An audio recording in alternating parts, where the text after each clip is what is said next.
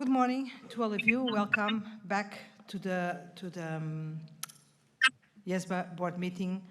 Thank you for joining timely. I hope that you all had a very good rest after the long, though productive day yesterday, and that you are ready for another long day. Good morning to all of you. Welcome back with a very substantial agenda that we have ahead of us. Meeting. Today is really the Sustainability Day. We will spend our day on the two sustainability work streams proposals and issues for discussion. In the morning, we will discuss the work of work stream 1 on independence, ethics independence standards for sustainability assurance. And in the afternoon, we will go into the work stream 2 topics on ethics and independence standards for sustainability reporting. This is the agenda for today, and I very much hope that the board is able to be as active and contributive as you were yesterday. I was really amazed and happy for the level of contribution and participation yesterday. I think that the context helps. I think that we are all inspired by this wonderful place where we are meeting.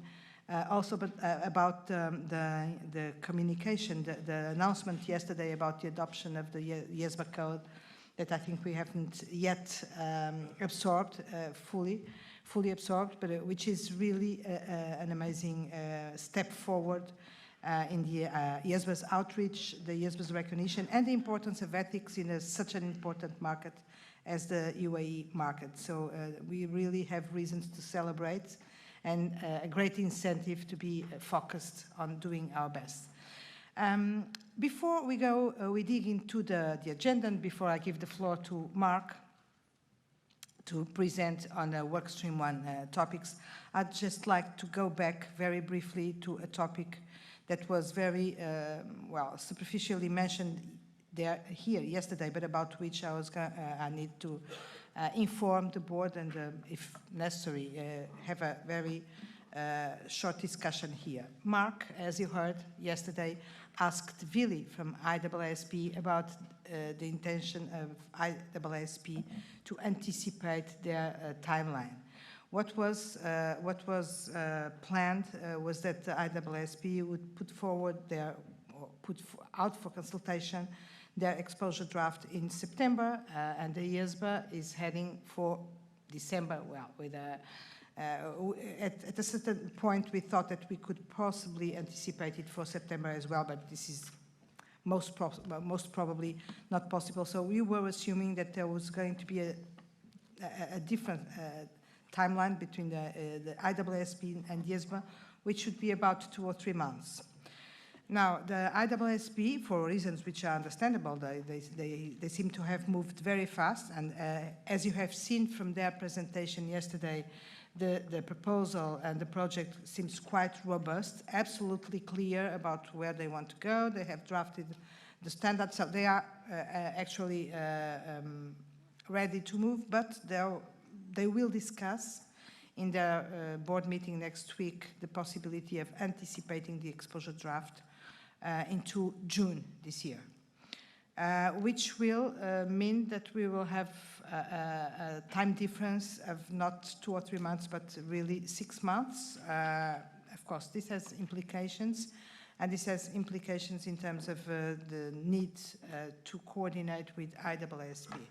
This is something that we and IESB as well, we consider to be critical, that our stakeholders have been underlying and highlighting very frequently that there is a critical need that both projects are coordinated and that there are no gaps, no contradictions, no difficulties for the users of both standards to navigate them.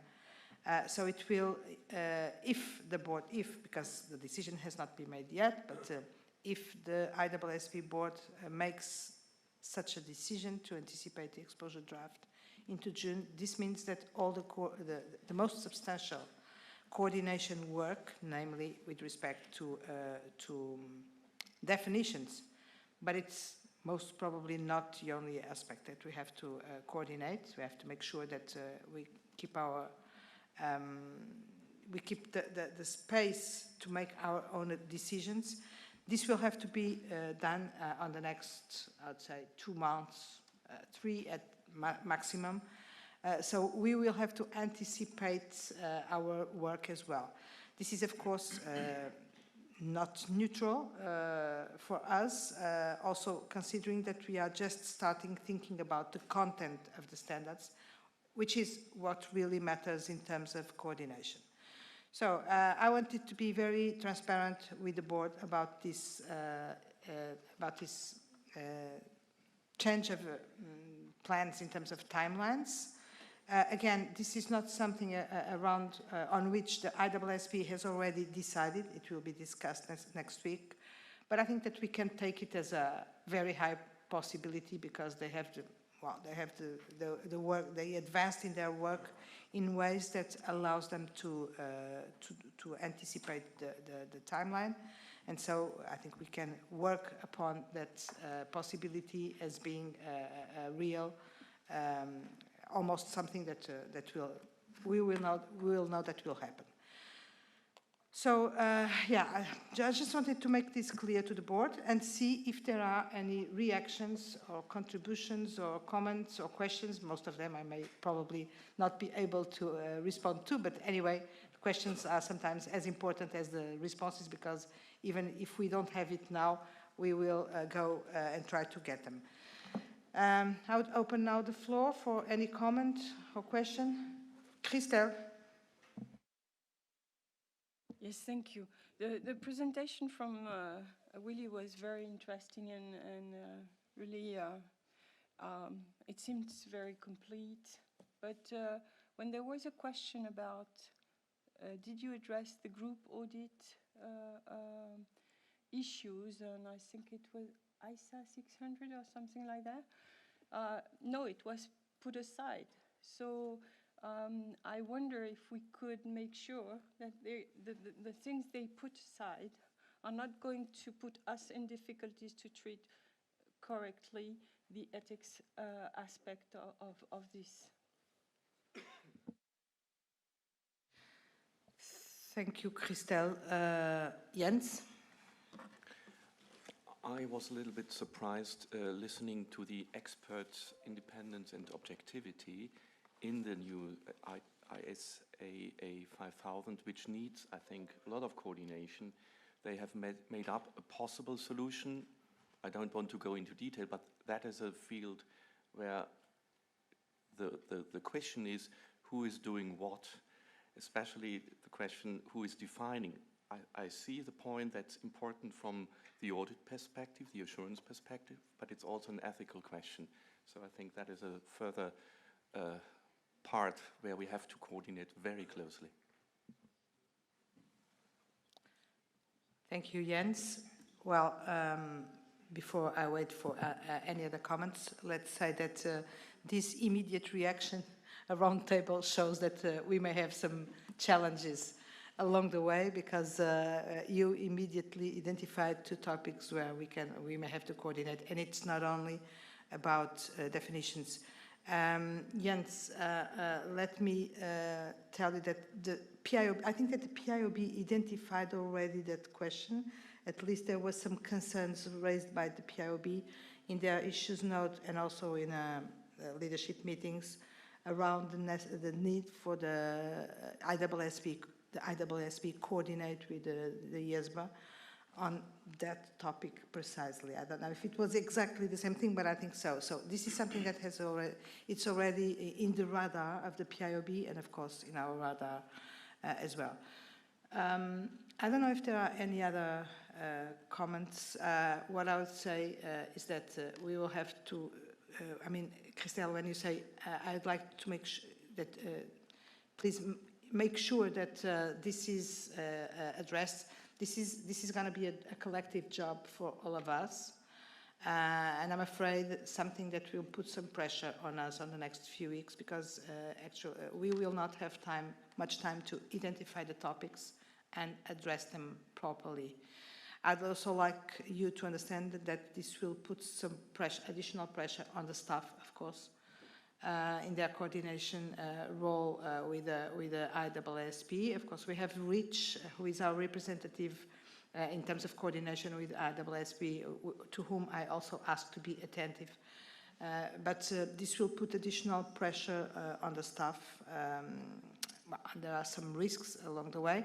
So your contributions in that respect, please keep that in mind. Of course, you will be informed about final decisions from the IESB, because, as I said, it's not, it has not been yet decided nor publicly announced.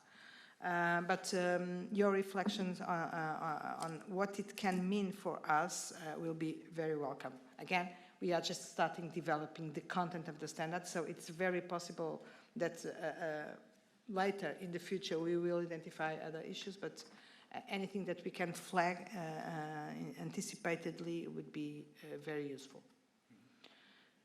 Ken, do you want to add something? Yeah, just a couple of quick reactions to Christel's and Jens's comments. First of all, in relation to group engagements, we have indeed raised this matter with them. What they've indicated, meaning the IESBA team, is that in their draft standard, they have a number of provisions that refers to the use of others, the use of the work of others. So that is an area that we should look at within work stream, I would say within work stream 1, because that is addressing more the independence side of things. And in fact, maybe Mark will raise this question later in the session today relative to that work stream. With regard to the use of experts, that is a very good question, Jens, because our stakeholders might indeed raise this question. Which board is the right or the appropriate board to be addressing the ethical considerations related to the use of experts and potentially the independent side of things? So as we proceed on the use of experts project, I would ask the task force to really look at how the IESBA has or is proposing to deal with the matter of experts in their draft ISSA 5000 standard. So definitely two important areas for coordination. Thank you, Ken. Any other comment? Okay, so let's keep this under our attention and see how it goes and what it will mean. The risk that we can take is to come up with something on both sides which does not seem coordinated, and try as much as possible to avoid any external perception that these two boards are working separately. This is the opposite of what we have been telling the world, and of what we have been doing, by the way. There has been very close coordination at staff level with the weekly meetings and etc. between the two boards, and also at chairs level.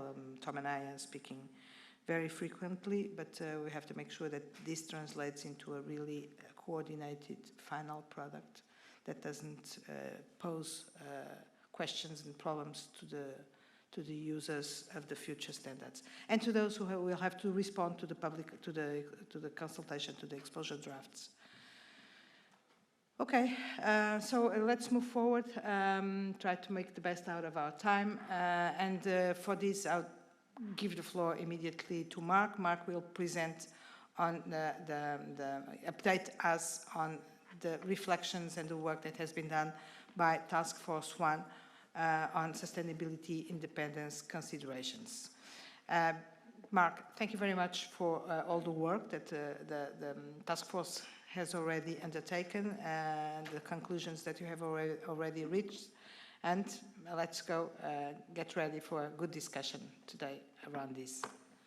The floor is yours. Thank you.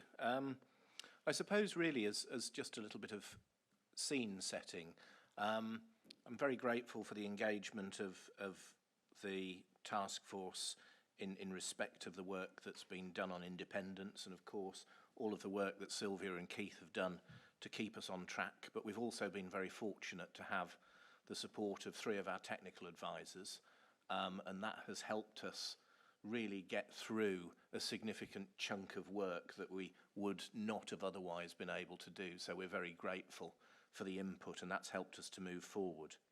I think the other thing that it's helpful for the board to bear in mind as we have these discussions is that when we meet again in June, we will need to have the text of standards to do a read-through.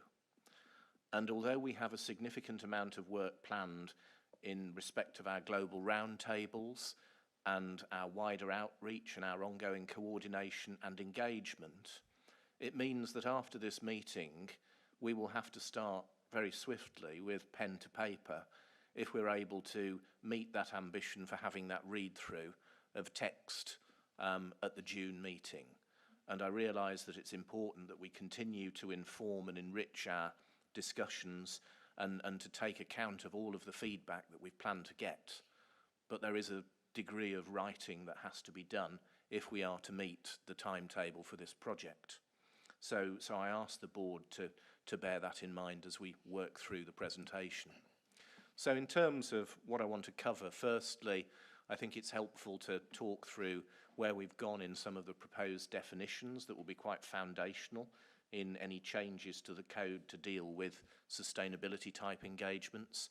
So a definition for an assurance engagement, the assurance team and the assurance client. And I think I sort of pause at that point and reflect on what Vili said yesterday. So the IESBA has developed its standard to support the provision of sustainability assurance engagements that will result in a limited or reasonable assurance opinion. And I think one of the interesting things for the board to discuss this morning will be whether the focus of our work is assurance engagements or assurance engagements and certification engagements, because they're very different things. And I think, you know, there is something to learn from the alignment that we have with the IESBA. There's also independence considerations, in particular the relationship that the provider of sustainability assurance will have with their client, and also what should we do in respect of the provision of non-audit services. Where the provider is the auditor, of course, we've got a well-established framework. What happens in terms of other providers? They may not actually provide other services, or they may be part of a larger corporate network, and we need to think about how to best deal with that if we are to have that consistent and that equivalent approach. So what have we done? Well, we met in January.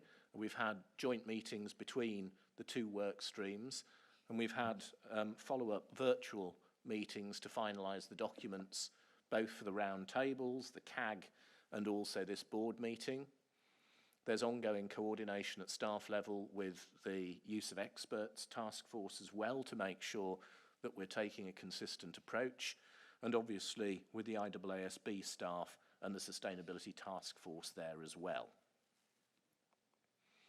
In terms of the sort of first question, the sustainability assurance engagement, we need to make sure that the proposed definition, which is there in the blue box on the left, is in line with the assurance engagement definition in the code, and also with where the IESBA are proposing to go in the draft IESA 500. Now, I suppose the question that begs, based on Vili's presentation yesterday, is whether that definition should change. So it says, to obtain sufficient appropriate evidence in order to express a limited or reasonable assurance conclusion. And I think that's probably one of the things that the board will need to give due consideration to and provide direction. We're also very aware of the fact that sustainability assurance engagements cover a diverse range of engagements. And those engagements have different intended users and they have different information. So the thing is, what is our focus? And I think one of the things is that we've, from the outset, taken the position that sustainability information is of heightened public interest, and therefore the bar that we should measure against are the higher standards in Part 4A, the more stringent requirements that apply in the audit of financial statements. So it would be helpful to get the board's views about whether that is still the position that we wish to take. In terms of the scope of the standard for sustainability assurance, obviously you heard yesterday about research carried out both by IFAC and by the task force to better understand the landscape that we're proposing to develop standards for, and to think about how we deal with the development of new standards to apply to engagements of heightened public interest. These two boxes are quite important, and I think that they were discussed at length really by the CAG, and it did spark off quite a spirited discussion. So one of the things that the CAG recognised, I think, is that we are taking on a very large and challenging project. And I suppose the challenge is, if you're prioritising what needs to be done and where your high standards apply, what criteria could you use? And these two boxes offer that. So firstly, the high bar that we talk about in 4A applies where assurance is being provided on sustainability information reported in accordance with a general purpose reporting framework. So very much aligned to the IESB's ISSA 500. So, you know, very, very consistent there. But I think the other marker is reflecting the very significant diversity of different types of information and different engagements. The high bar applies where sustainability information is widely available to the public and other stakeholders, very much looking at it from a public interest perspective. All that information is specifically used for decision taking. So I think that's a way of trying to narrow down the criteria in a way that allows us to take a decision about how to best prioritise what we need to tackle early and, you know, potentially what things can follow later. We propose that any changes to the code and any new material would specify the scope in its introduction. And with respect to other engagements that weren't caught by the criteria in these two bullets, then we would propose that PAs would apply the provisions for other assurance engagements in Part 4B. Obviously, it's for the board to decide whether this is something that is revised in due course. One of the things that is on our agenda for discussion this afternoon is how we deal with the PI definition as currently drafted within the code itself, and obviously recently revised as a result of a significant amount of work by the board. So we'll talk about this afternoon, but with an opening position of we use the definition of a PI as is in the code, but of course with the flexibility for jurisdictions to think about adding in other entities where appropriate. And one of the questions again that the task force will be considering is, are there criteria that we could help develop that would help identify other entities that jurisdictions might want to bring within the PI definition? And of course we should remember yesterday when we heard from our hosts here in Abu Dhabi about the adoption of the code, one of the things that they had thought about was the expansion of the PI definition in respect of particular needs in their jurisdiction. So if I can take a sort of first pause, I'll hand back to you, Gabriella, and ask really for board input on views on the proposals regarding the definition of a sustainability assurance engagement in the context of the code, bearing in mind what we heard from Vili yesterday, and also the scope for the ethics and independence standards for sustainability assurance engagements. And it would be extremely helpful to the task force as a whole if board members were also able to consider and give their views on whether or not it is right to delineate between an assurance engagement providing either limited or reasonable assurance and a certification engagement, which of course does not deliver the same type of assurance conclusion. So if I can pause there and perhaps ask Gabriella if you'd open it up to board members. Sure, Mark. Thank you very much for this part of the presentation, and I really think that it's time to break to separate the questions.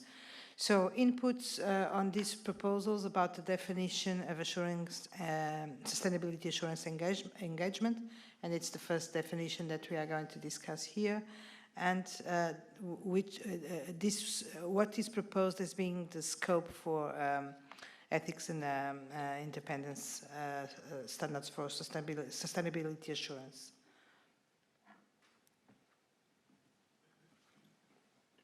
Andy. Thank you, Chair.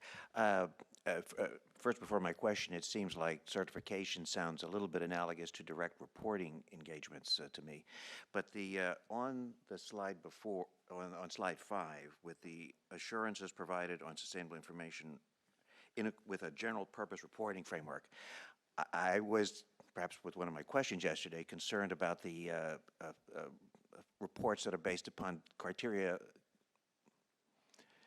developed by the reporting entity itself. And that seems like that's a playground for mischief on an ethical perspective, both in terms of the professional accountant being involved with the development, perhaps, of those criteria, and whether or not they could therefore not be independent with regard to their statement, or just whether or not there are other threats to due care, et cetera, with regard to self-directed. So general purpose reporting framework, I don't know if the task force has on its radar this issue of self-developed criteria, because I find that a bigger concern as opposed to a financial statement audit where at least the criteria come from someone and we know what, and it's hard enough to figure out if you comply with those criteria, but when you develop your own criteria, that just seems to be an ethical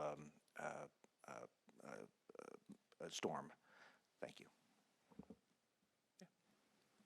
Thank you, Andy. Mark. Yeah, thank you, Andy. And it is something that is very much on the radar. And I think, again, it was quite helpful to listen to Vili's presentation yesterday, where the draft ISSA standard contains a requirement in there for the practitioner or the provider to consider whether or not the framework that's being reported against and the criteria that are being used are reasonable.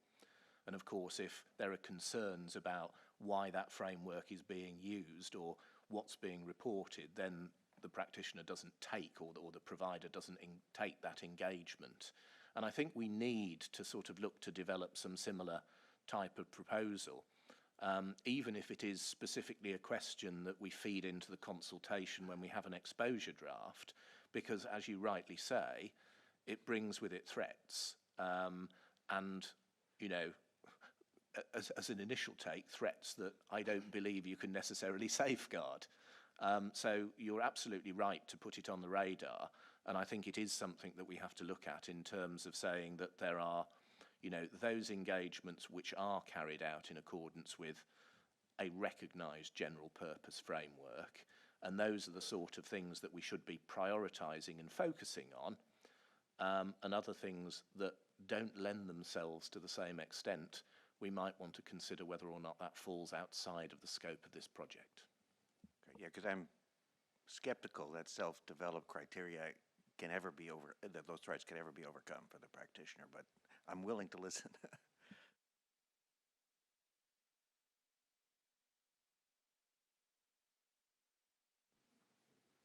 Thank you. Vanya.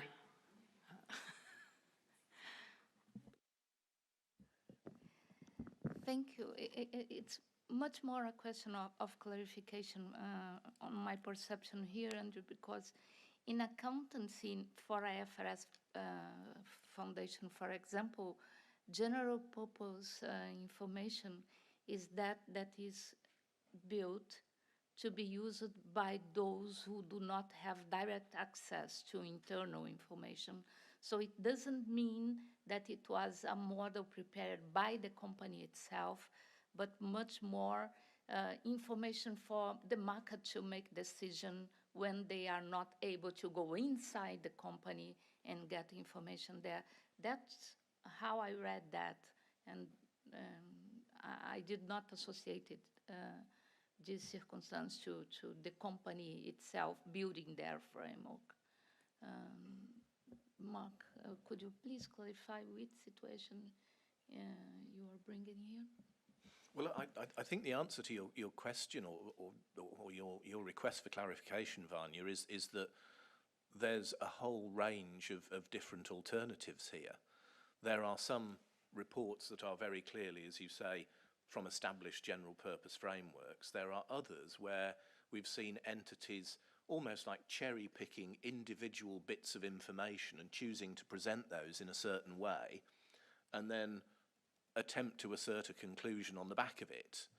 So, you know, I think what we're looking at is a very sort of diverse range of different options, and what we're saying is that there are a slice of these options that are carried out to an appropriate standard in accordance with a recognised framework, and those sort of engagements lend themselves to that reasonable assurance conclusion or limited assurance conclusion. But where there are other things that are just individual pieces of information that don't necessarily come together in a framework, it is far more difficult. And that's some of the things that are dropping out of the pieces of research that we've looked at. Like David's presentation yesterday was extraordinarily helpful, although of course David's presentation was predicated on things that he'd picked out where ISAE 3000 and other recognised frameworks for providing assurance had been used. We have to recognise there are things that sit outside of those boxes, and we need to think quite quickly about how we deal with those.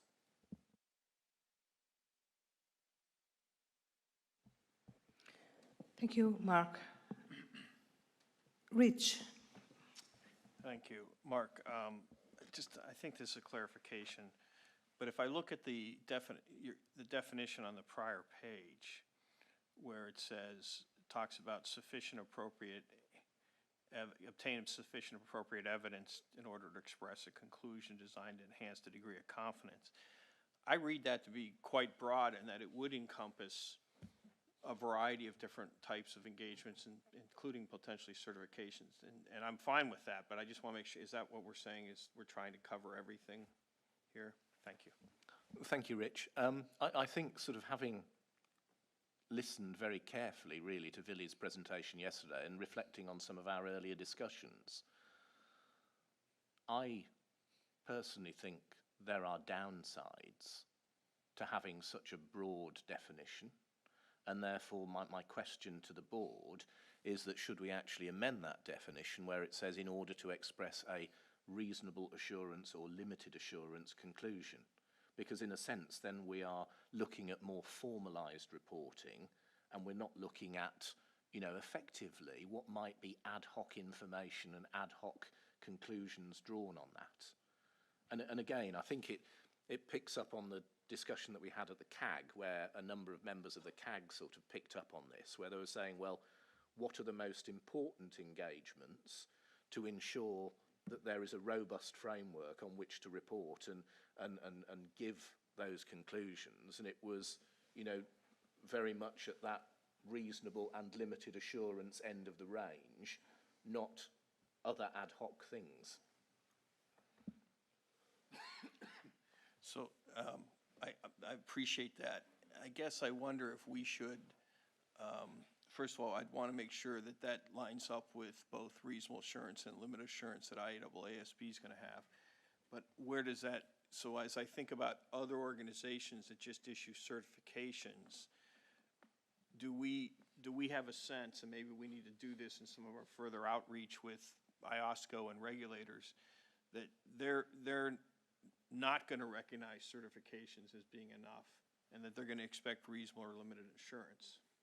So not to respond to, but just something we might want to think about as we develop and collaborate with those constituent stakeholders. That's a good point and an important topic. Thank you. And this is really an important discussion. So I think I would encourage the board members to step in and share their views or questions. And there are some questions which are sometimes more important than the responses. So don't be shy. This is really an important moment where we are defining the scope of these standards. So listening to you would be very important. But Ken. Please. Yeah, I'll just come in very quickly in reaction to what Rich and Mark just referred to in relation to certifications, but I do have other comments which I'll come on to later on. But I think it's important for the board, everybody around the board table here, to understand what we perceive to be the difference between assurance and certification. Because I'm not sure everybody is on the same page necessarily, because when we refer to certification, many people will read certification to be an assurance, that there is, we certify, subject matter information is in accordance with whatever criteria. And to all intents and purposes, that is assurance. But what do we mean to be the difference between assurance and certification? Because until we articulate that difference, I'm not sure really everybody is kind of understanding where we're going in terms of trying to make a differentiation between the two concepts. Thanks, Ken. That's a helpful question, and I think the sort of question back for board colleagues is that is the difference that we choose to recognise one where, on one hand, you have a report to provide assurance on that is prepared using a general purpose reporting framework, and a report that has been prepared on information that has been developed to meet certain criteria.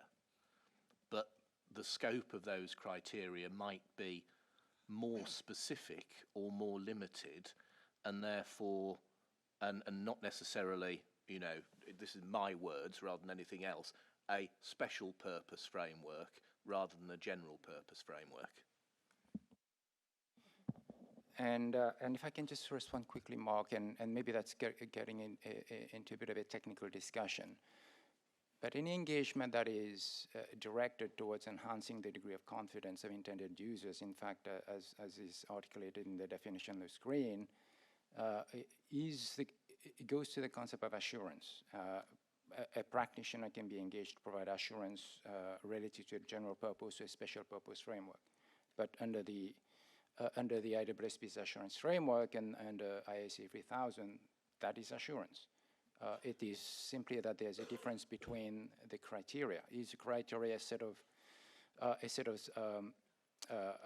special purpose criteria that is, to Andy's point, self-directed, self-designed by the entity, to which the auditor is called upon under the assurance standard of IESBA to evaluate the suitability of such criteria, or is it a general purpose framework?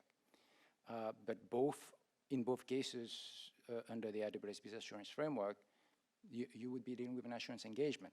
So I think it can be quite nuanced, and I think we have to make sure that everybody kind of understands what we're trying to get to in terms of that differentiation. And again, I think probably the other consideration I'd add to that, Ken, is that from a public interest perspective, we are concerned by information that is being used by intended users. Do those intended users appreciate the difference between an assurance engagement, indeed an assurance engagement that gives a limited or reasonable assurance conclusion, and one which is a conclusion on a more limited subset of criteria, be it from an external reporting framework designed by a certification provider, or, as Andy said, a reporting framework that has been designed by the entity itself. And I think one of the sort of significant risks here, and this is why the public trust is really important, is that we have to be very careful not to encourage public trust in things that don't necessarily deserve that trust. And I think that's, a really helpful prompt that Andy gave us earlier about, we can clearly recognise where trust is warranted or should be deserved, and we can clearly recognise circumstances where it isn't. We've got a large grey area in the middle, and obviously with previous experience on the tax planning work, Jens is our expert on grey areas in the middle, so we'll be looking to him to help now. But that is really what lies at the heart of this consideration.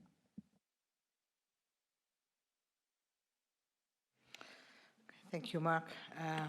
Interesting discussion, and I think that what you said about being important not to try to get confidence or trust on things which are not trustable, it's something that it's easy to agree here around the table, so sometimes we can agree very easily.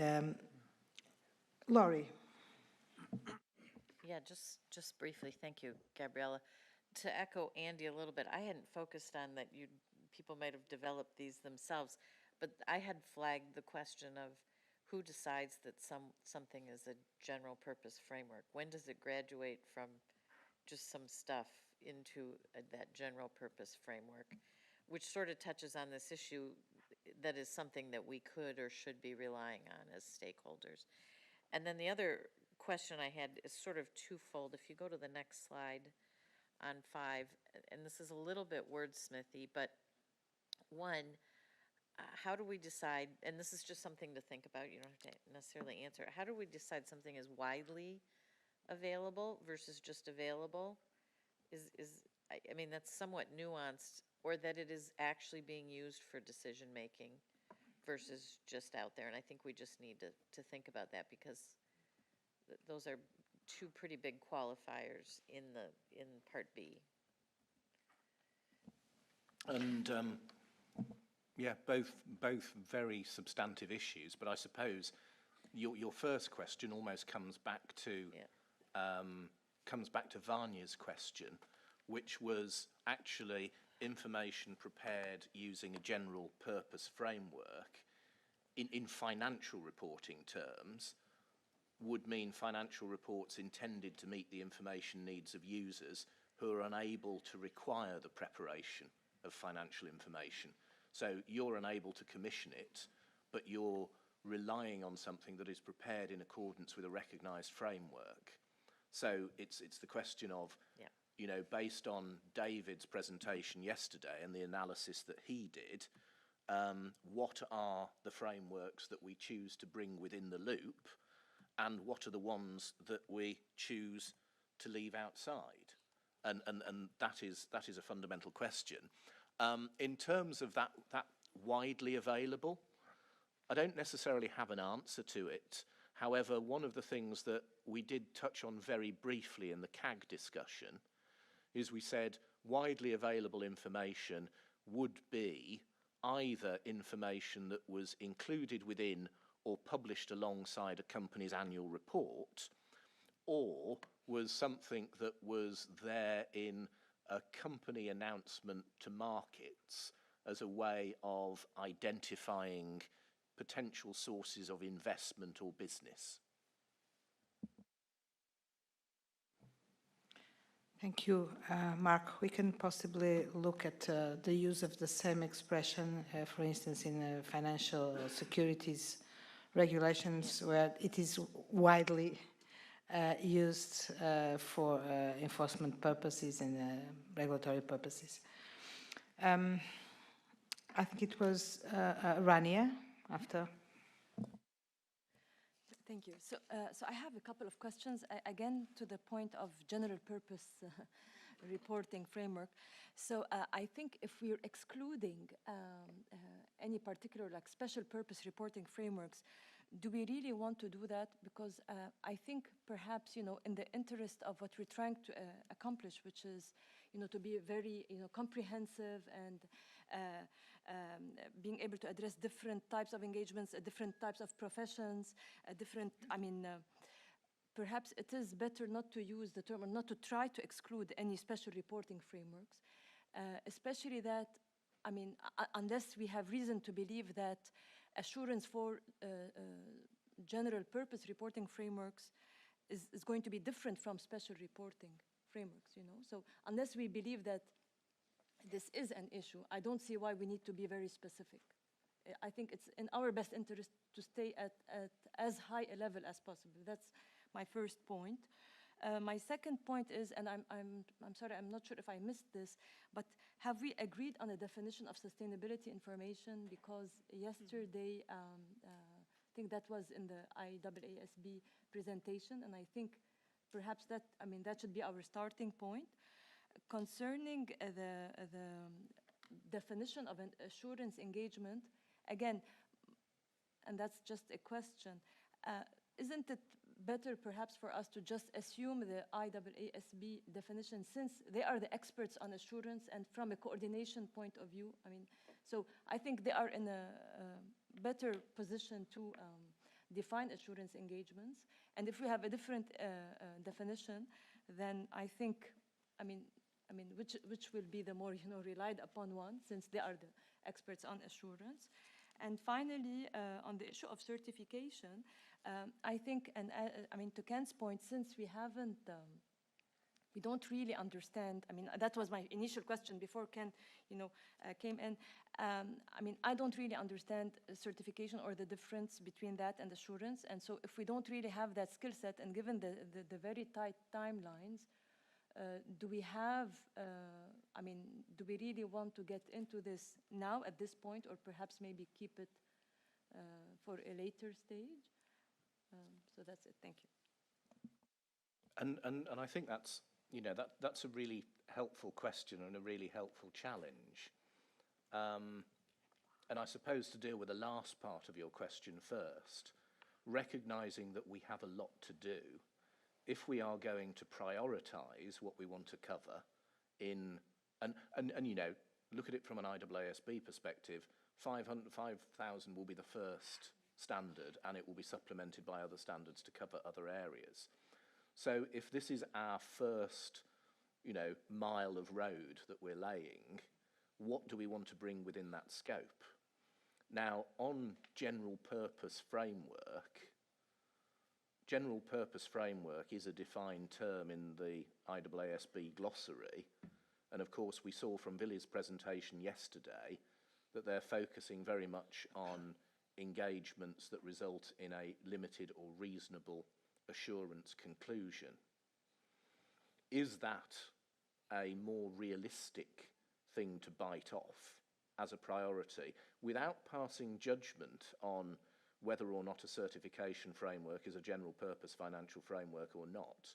In a sense, the IEESB have already done that, not within the scope of 5,000, but they did it 20 years ago within the development of the glossary.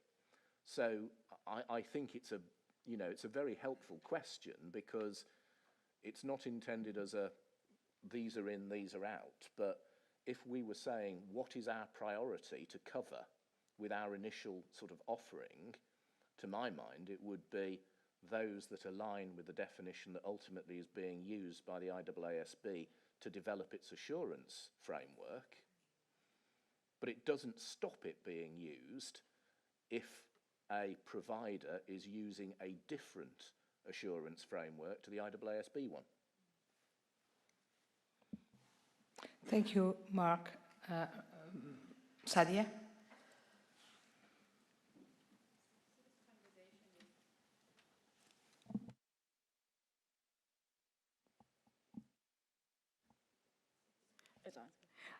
So this conversation is the foundation, and it's probably the most important aspect. And if we get this right, it will be smooth sailing, I think.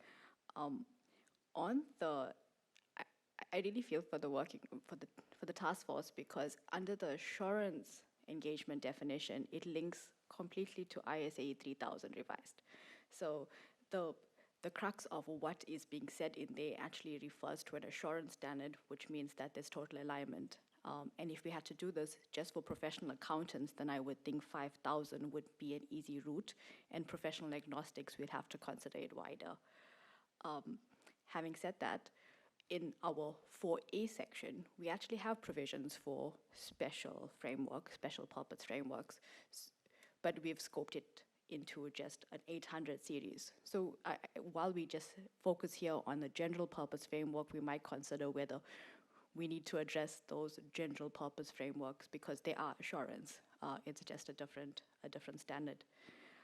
On the assurance and certification, being from an audit background, this leaves me uncomfortable, because professional accountants aren't allowed to use the word certify because it implies assurance but doesn't tell you what type of assurance. So I would tread carefully, and I would think that that would be a guidance material, that if a non-professional accountant was using it, Does it imply insurance? They'll have to make a judgment, and if yes, then they're within this sustainability assurance engagement. That's it.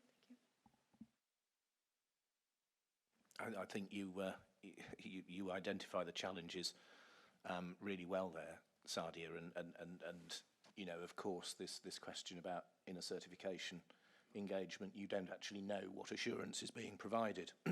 And that takes me back to my sort of earlier comment that one of the things we have to be very careful about in developing our standards is that we are taking steps to underpin public trust as a matter of public interest where that is warranted. And the other thing I think that we have to consider is back to that question of prioritisation. So if you remember back to when the working group started work, there was a suggestion very initially that there would be work to update 4A, and then there would be a further project in future to update 4B. And that was a recognition that you couldn't boil the ocean and do everything at once. You had to carve out what you wanted to do, go forward with it, and return later on for a second bite. And I suppose what I'm asking the board for is, what do you want to be the first bite, and what's on the list for the subsequent bites? Thank you, Mark. Christelle. Yes, building up on these remarks, I was wondering, there is a clarity in the CSRD in Europe asking for limited or reasonable assurance in the future. So it's somehow the regulator who is defining the type of assurance he expected on defined items. Now, from the point of view of the public interest, for sure, there is a need for better consideration for ethics and independence issues, even on other type of assurance. But I recognize that if it's incompatible with the time frame that we are in, we should prioritize. And by the way, the certifications are now done, okay, by PAs and by non-PAs. And so this hopefully will not be in a worse shape after ISA 5000 and our code is updated. And we can, by any material, say that this should be also reference for preparation of other type of reported information that is not subject to assurance or for certification, etc. To help get to best practice. Sorry, Christelle, can you clarify?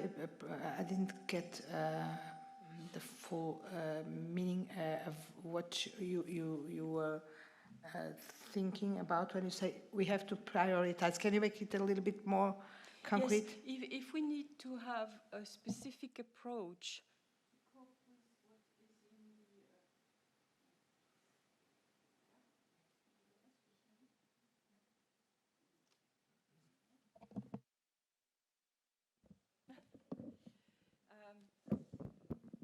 If we need to be perfectly aligned with the scope of what IESBA is doing, then we have to focus the way Mark is proposing. If we take public interest in mind, there is a need for general increase in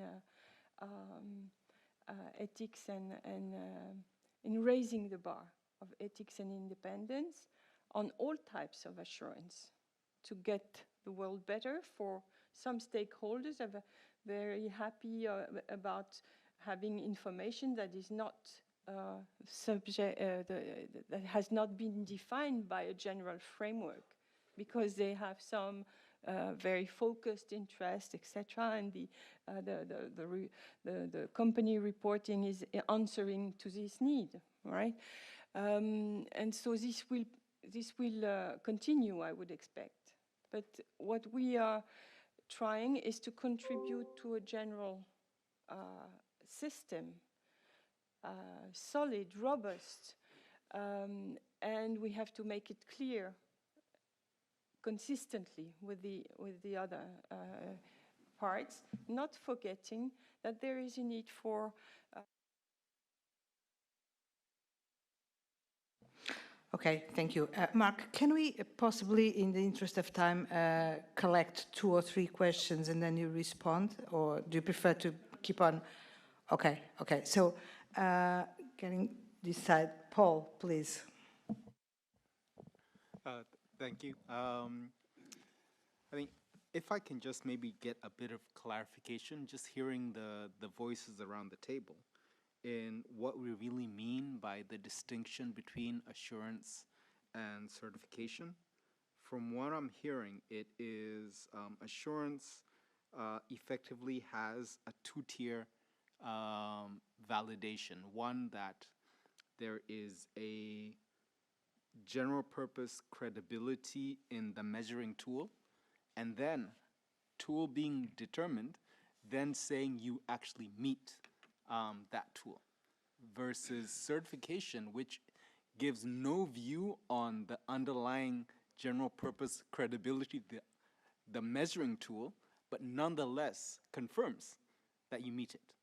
So in terms of our mandate and purpose around ethics and independence, as IESBA, we'd add value in kind of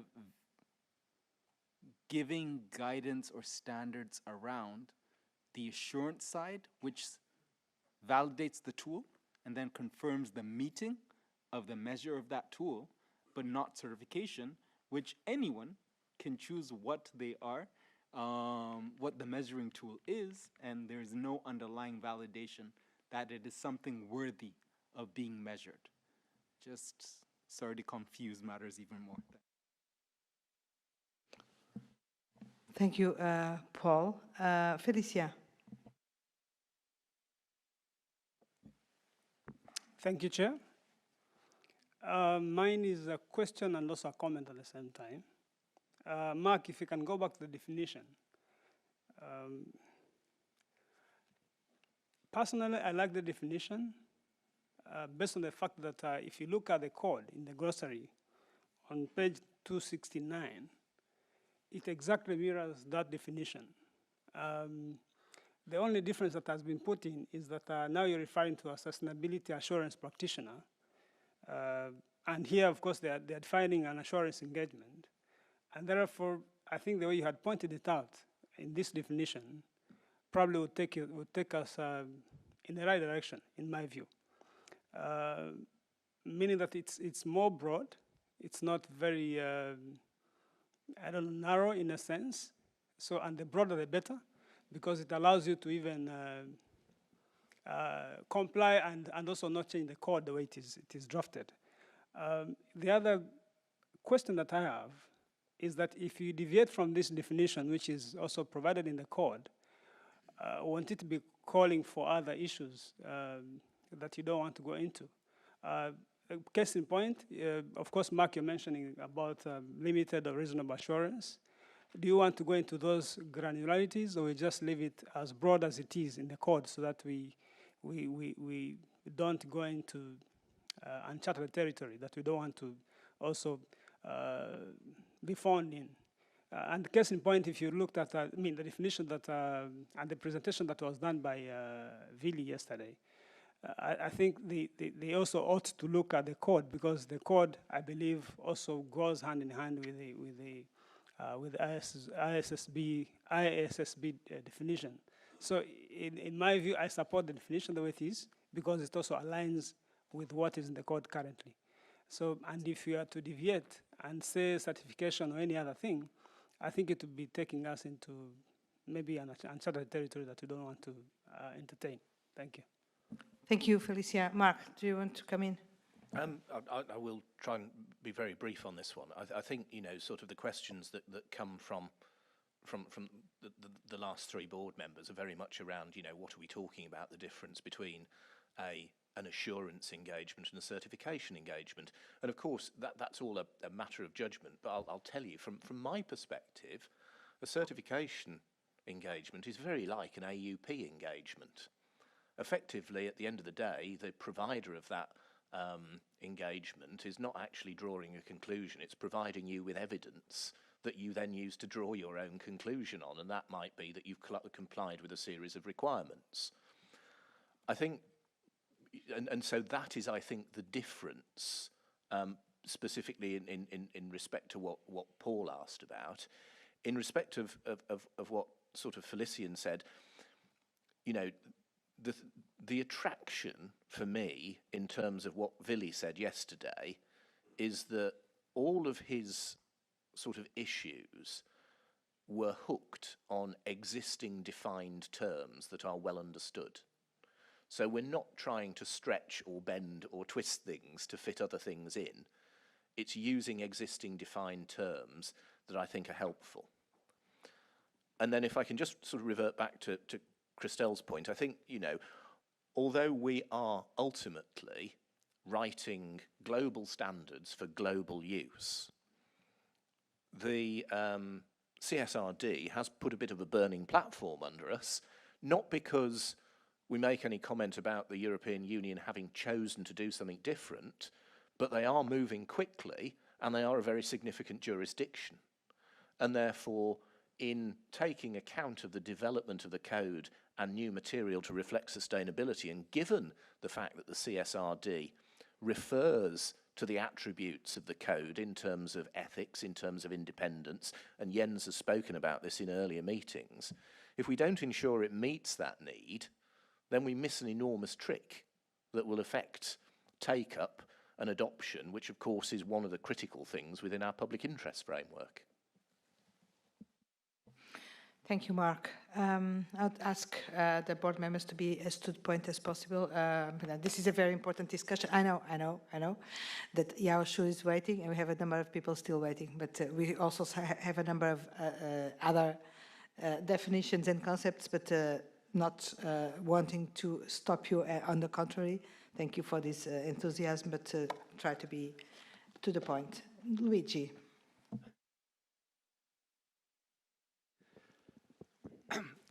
I was thinking that using the same definition as written now into the code probably is not necessarily the correct approach. Basically, we decided to apply more stringent rules and higher bar to certain assurance engagements, and basically we are treating them as we are applying now for audit engagements, so with an uplift which is pretty significant. And consistently with this decision, we need to be ready to change definition and approach, basically. So continuing, I don't think that we should continue defining this type of assurance engagement in the same way. We should change even the definition and the approach. And as today, we are basically considering assurance and certification, or certain certification, like the same, and we are applying the same ethical rules, basically. Following our decision to apply the same rule we are applying for an audit, I think that we should define this eligible assurance engagement in another way. And I like, even probably we need some more detail. I like the definition in the presentation in order to try to differentiate them. And they should be differentiated because certification means everything, basically. There could be a wide range of outcomes, even something that it is not an assurance per se, like certain agreed upon procedures or certain reports that are not assurance.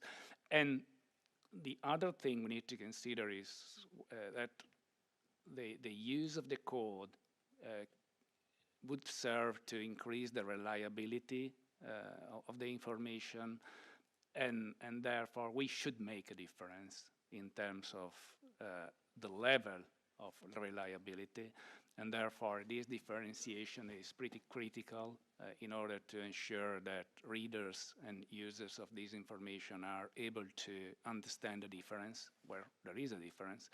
So in my view, I don't know which would be the final definition we need to use. This is a work that the task force should do, but should be different. And we should keep very separated the two things, but because they are different. Thank you, Luigi. I'm going to take the other comments as a whole, Mark, if you don't mind, okay? So, Jens, please. I try to be very brief.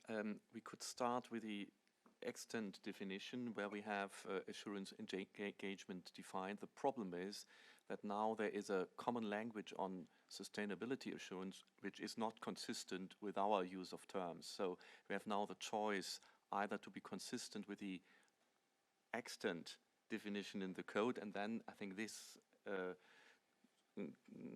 definition is very close to that, and underneath we have then to differentiate the different types where 4A in our terminology is relevant and other is relevant. Or we are starting to make a narrow scope what is sustainability assurance, which is different from the extent code.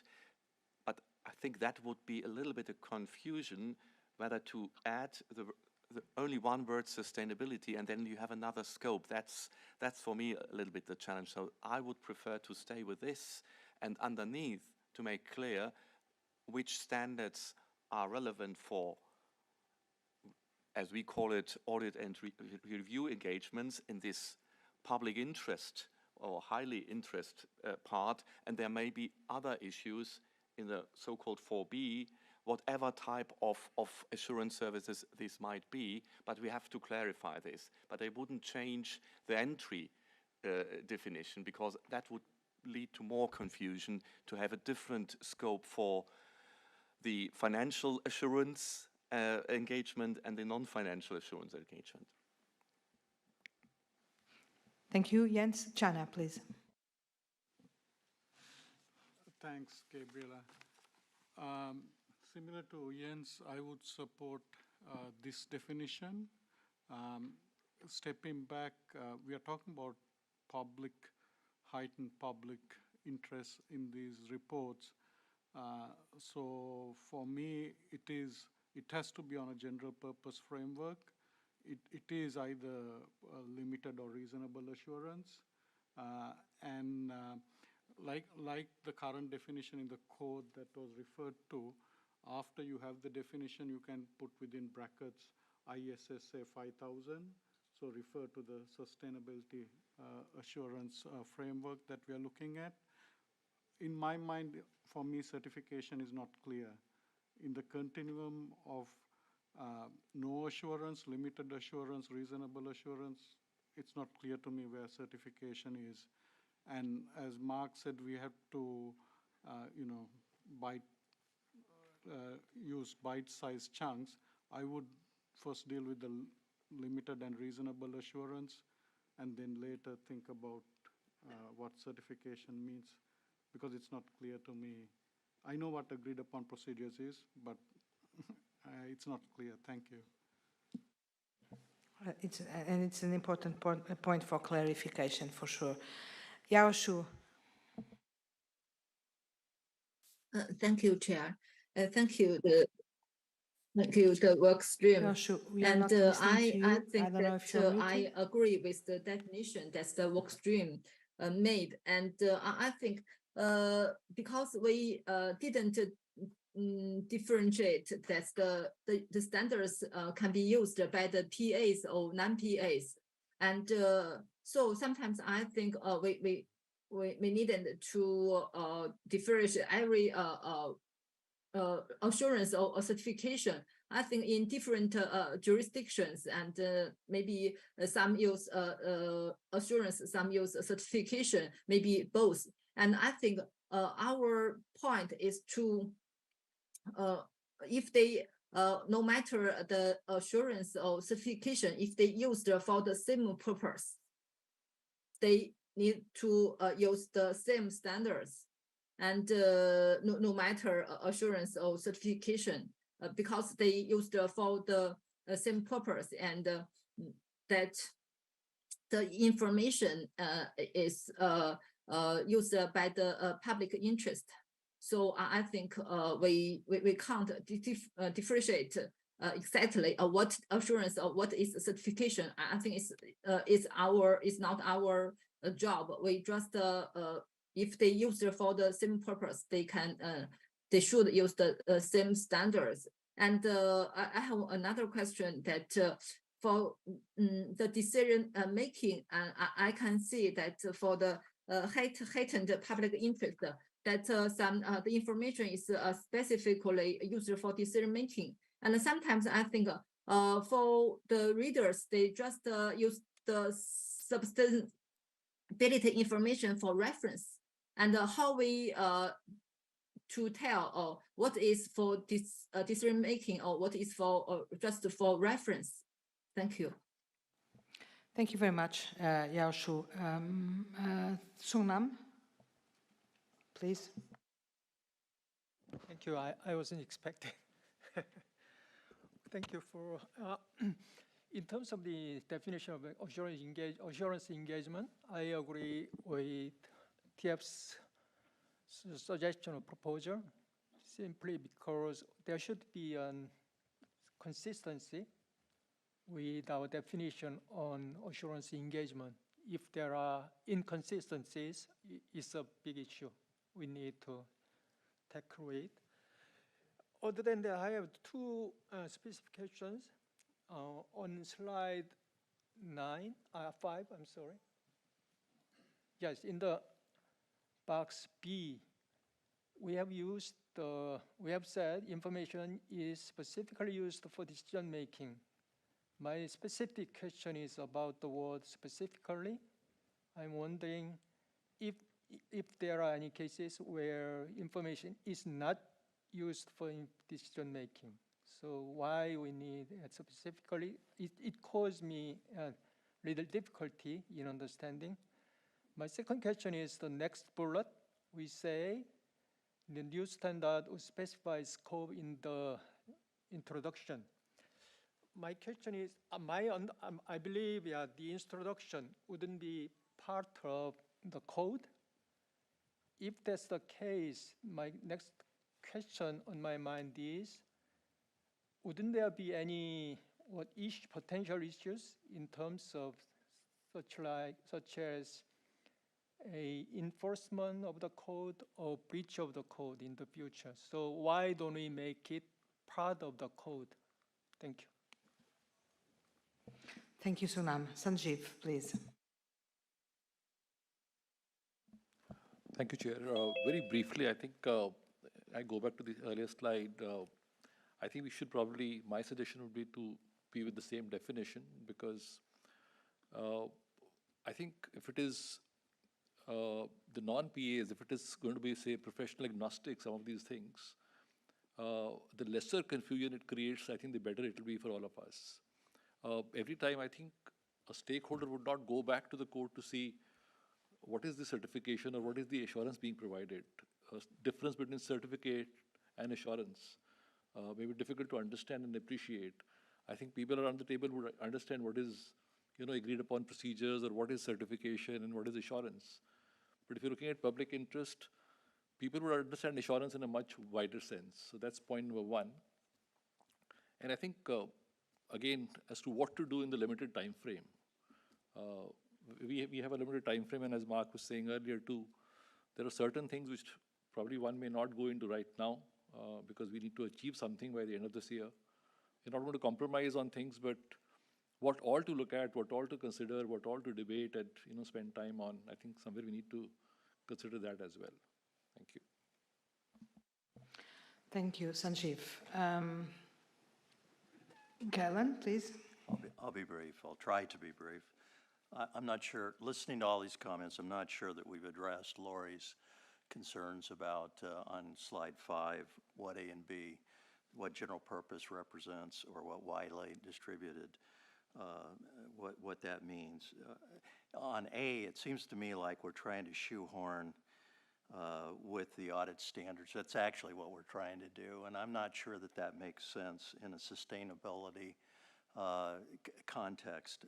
If these definitions are coming from the IESBA definitions, which talk about fair presentation, I guess my question to the board is fair presentation and sustainability, is that equivalent to what it means in financial reporting? I'm not sure that it does, and I don't have the answer. On the widely distributed, the reference again would be to the annual report, which is defined in the ICES. And the annual report can mean one thing if the entity is regulated and it's specified what goes into it. Outside regulated entities, it could be virtually anything. So therefore, I go back to Lori's question. Do we really know what widely available? And then, of course, Sunam raised that question about specifically used in decision making. This is a great conversation, and I don't know that we've come to any kind of conclusion, though. Yeah, and this is a great conversation, and this is a great question that you made, even if you said that you don't have the answer, because the question about whether some concepts, approaches, definitions make sense in both areas, financial information and sustainability information, I think this is a question that we should have as an underlying for all the discussions and decisions that we make. Because sometimes trying to be consistent with what we have and what already exists may translate into an inconsistency since we are speaking about two different things. I'm not saying that this is the case, but just raising the importance of the question that you made, and that should guide us somehow as we navigate these complexities. Ken, finally, before I give back the floor back to Mark. Thank you, Gabriela. Yeah, this is a very critical discussion, I do believe, because the specification of the scope will determine which engagements are in or out, so to speak, in terms of how we're envisioning the use of the independent standards that are equivalent to those that are in Part 4A. I think there are two essential questions that the board needs to consider and be able to respond to. One is, do we need to differentiate between assurance and certification? And if you could flip to the previous slide, Sylvia.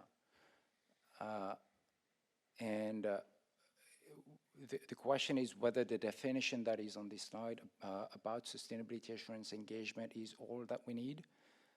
And any engagement that meets the elements of this definition would essentially be scoped in as an assurance engagement to which independent standards would apply. With regard to the general purpose framework, I do believe the board should define the concept of a general purpose framework. The IESBA doesn't have this issue because in its project to develop IESBA 5000, it is going with the general concept of criteria. And criteria essentially are speaking to the framework, the reporting framework that is being used. But if we are going to hook the scope to the concept of the general purpose reporting framework, much as we have done, or at least IESBA has done in relation to the standards of audit for financial reporting, we have to look carefully at the definition of a general purpose framework in the IESBA standards. And that goes, this point goes to Galen's remark earlier, which is, are general purpose frameworks only about fair presentation of the information? And the answer is no. Because under the IESBA's definition of a general purpose reporting framework, you can have two types of frameworks, essentially. The first one is a fair presentation framework, and the second one is a compliance framework. I think we all understand what a fair presentation framework is, because essentially that's what IFRS and generally accepted accounting principles will speak to.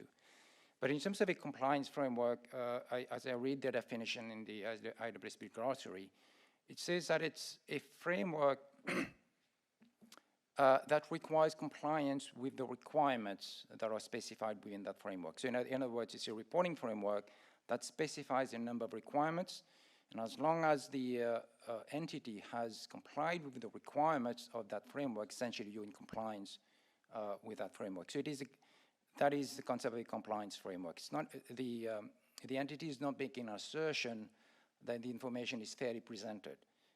All the entity is doing is asserting essentially compliance with all the requirements in the framework.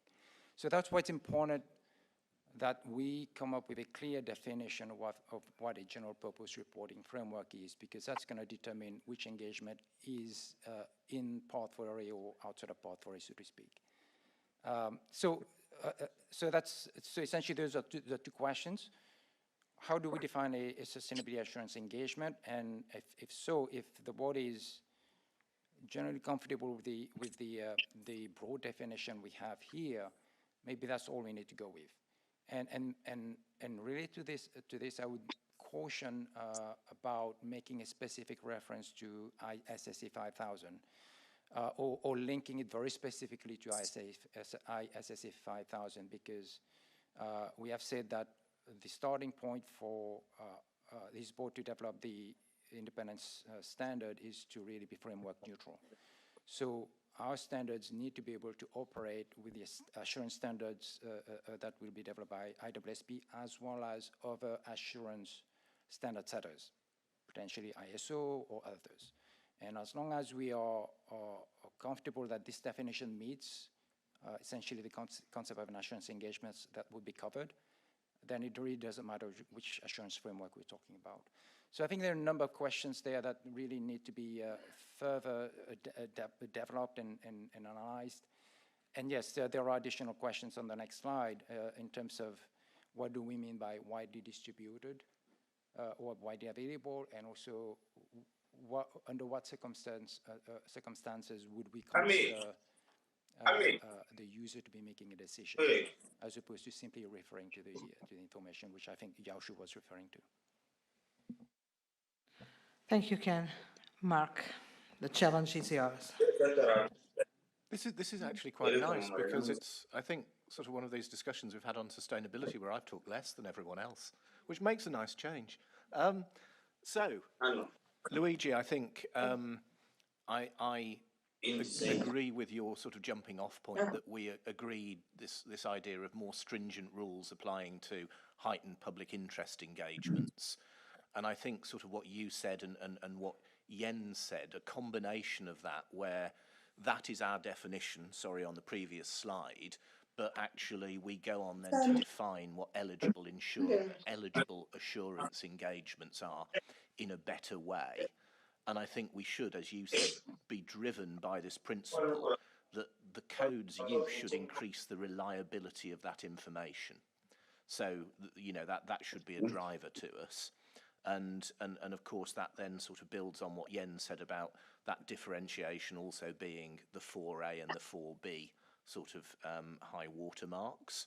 I agree with what you said, Channa. In particular, I share your concern that what we're doing is we're trying to identify a high bar, and I don't believe certification is that high bar. I believe there's a gulf between certification and assurance frameworks, and I don't necessarily know whether that difference is well understood by the consumers of information, and therefore we have to be really careful in what we do. I note Yaoshu's agreement with the definition, but the need to maintain flexibility for jurisdictions. And obviously, I think in doing that, and again, it picks up on Channa's point, we need to make sure we mitigate the risk that we're not in a situation where people are claiming more assurance is being provided than really is. And of course, that calls back to sort of fundamental questions in the code about not being associated with misleading information, which would be a sort of real concern if if there was a suggestion that a higher level of assurance was being provided than is in fact the case. And of course, the other point that Yao Shu made about the need to define more, the information for decision making and other things, we would of course need to develop defined terms along with some of the things that we've already talked about. Sung Nam, the question you raised about, firstly, a need to define what information for decision making is, so we'd have to do that. And the question you raised about, the scope, how it would work, I think what we think is it would work in the way that Parts 4A and Part 4B do now, where there is a scoping piece in each of those sections. Sanjeev supported the definition, raised the issue of professionally agnostic. And I think, in recognising prioritisation in limited time, not putting words in your mouth, but the way I sort of liked to read it is that if we are creating something that gives higher standards, we can have a professionally agnostic framework, but some people are going to have to acknowledge the fact that they've got to step up and work to a higher level if they want to play in that professionally agnostic space that we've developed. It's not a case that we're lowering our standards, it's we're providing a high bar which anyone who wants to work to that high bar can do so. So I think that is really important. I take the steer on the need to prioritise. I think, Galen, your challenge over what do we mean by a general purpose reporting framework, need to define that. Your question about fair presentation in the context of an audit of financial statements, it is about an audit of financial statements in that context, but of course, in sustainability, if you look at CSRD and you look at the direction of travel, which perhaps is suggested by the consultation the SEC put out on its proposed rule changes, that would straddle both. And it returns to the excellent point that Rania made yesterday, which is we're not just talking about narrative information, we're talking about the intersection of narrative and financial reporting. And we need to recognise that narrative reporting has a knock-on impact on financial reporting. And we need to stop thinking about this as two separate lines. It's a package of decision-useful information that is informed by both.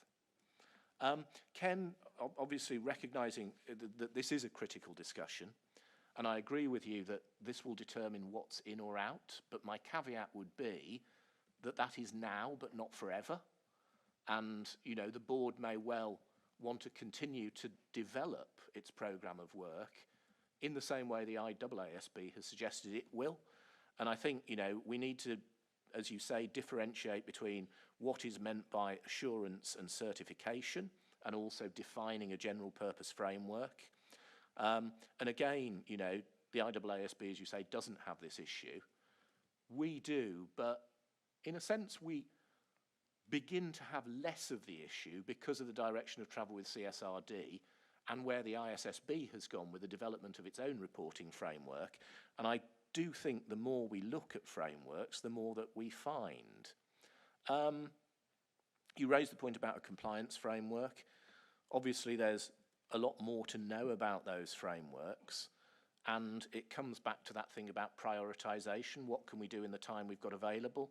It may be that the task force on further discussion wants to advise the board that we scope out those, not forever, but just in terms of getting an exposure draft that can be developed and, refined by the board in order to meet that sort of December timetable.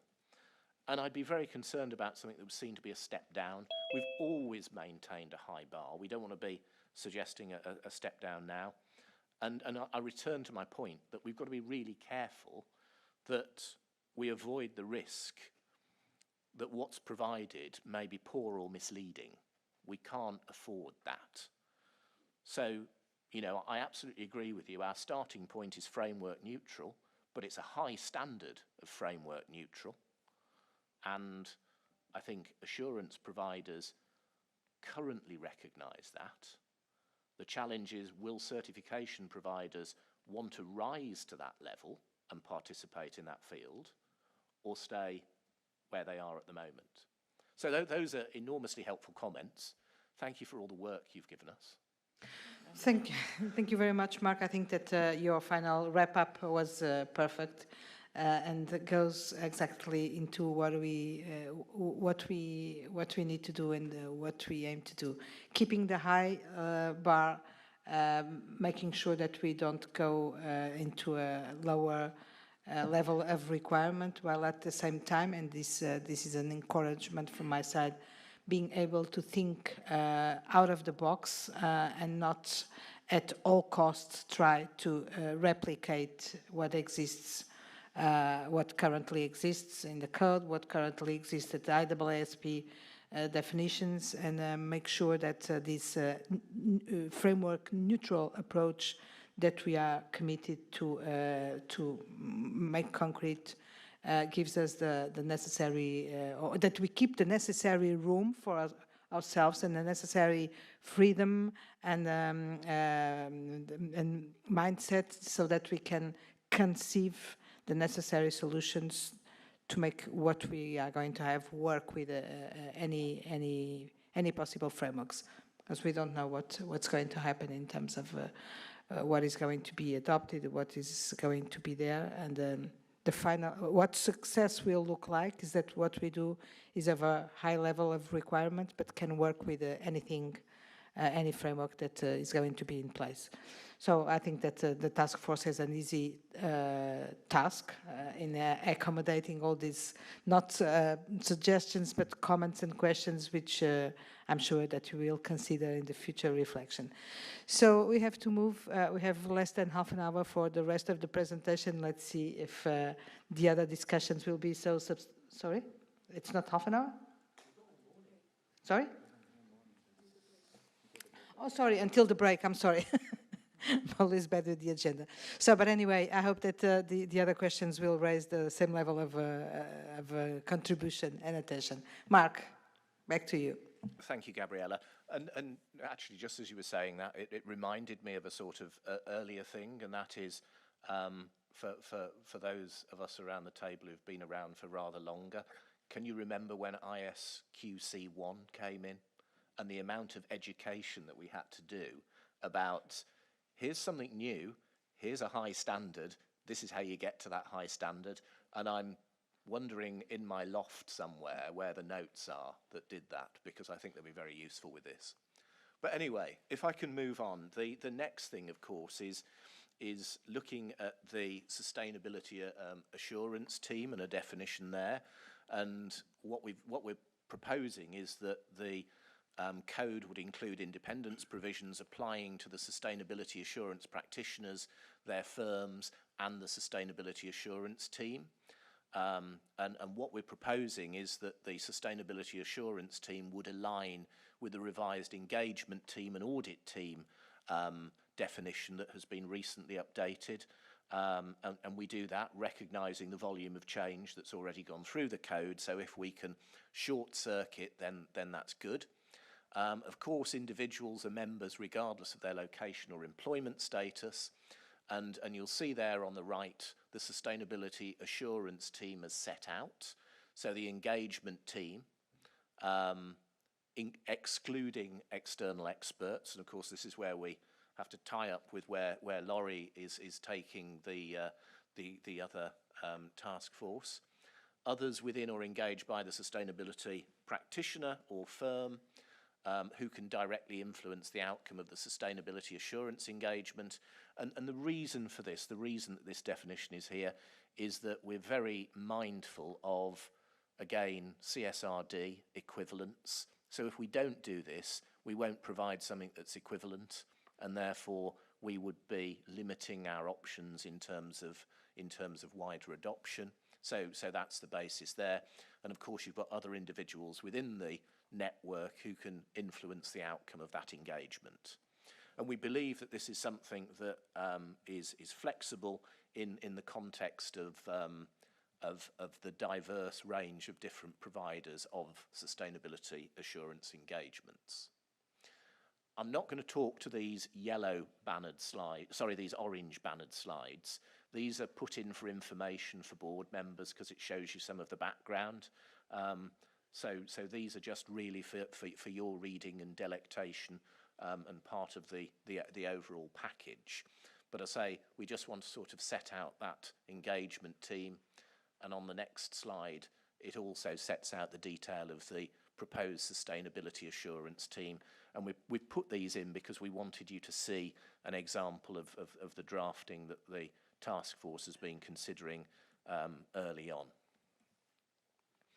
Given the interest yesterday and given Christelle's question earlier, there's an issue, of course, over the sustainability assurance team in the context of a group reporting engagement. And obviously we continue to coordinate between the IESBA and IESBA, and as Vili said yesterday, they're not intending to specifically address group reporting issues in the context of these engagements. But in a sense, we're using the recent changes to the code dealing with the group context, which we believe will also apply in these circumstances. And we believe that this gives us a foundation for dealing with the sustainability assurance team and how independence considerations would be dealt with in the context of a group engagement. If I move on, a definition also of sustainability assurance client.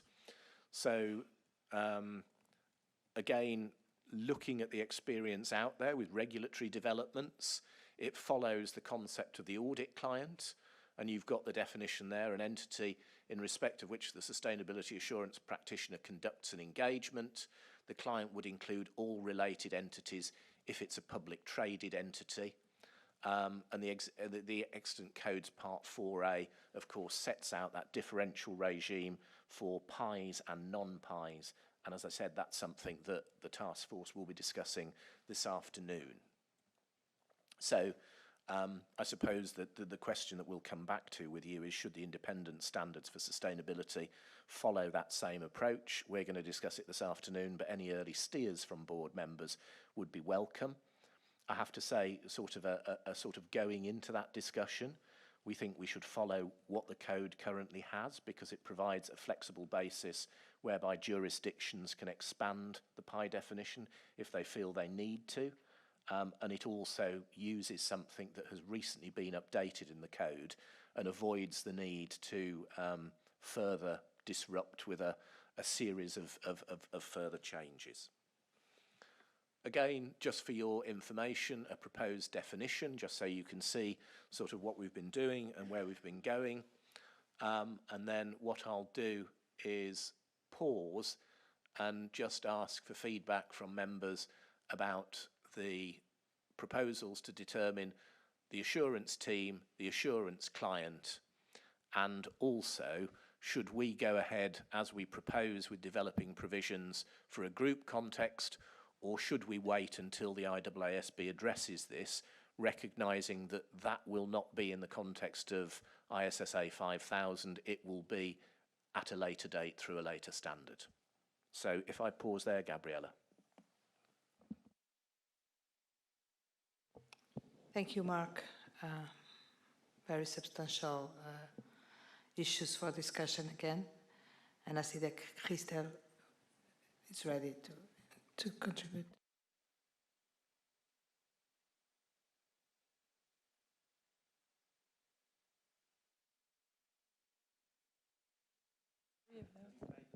Yeah, it seems. So the number is not a question of quality. I raised the element yesterday with Mark. We have here a notion of a network firm, of a network. And we have to address the fact that other organizations are not partnerships, not easy to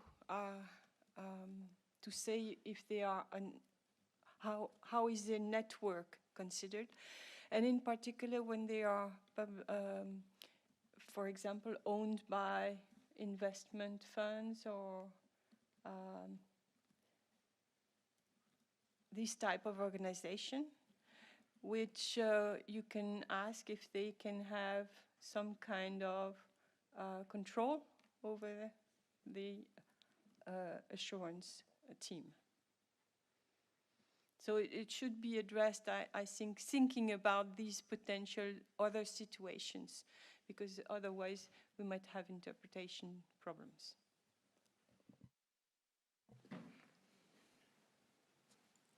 Thank you. And Christelle and I did briefly sort of touch on this yesterday, and I suppose the challenge for us is that when we look at non-PA providers, some of them will have an obvious corporate structure, and that will lend itself very easily to this model.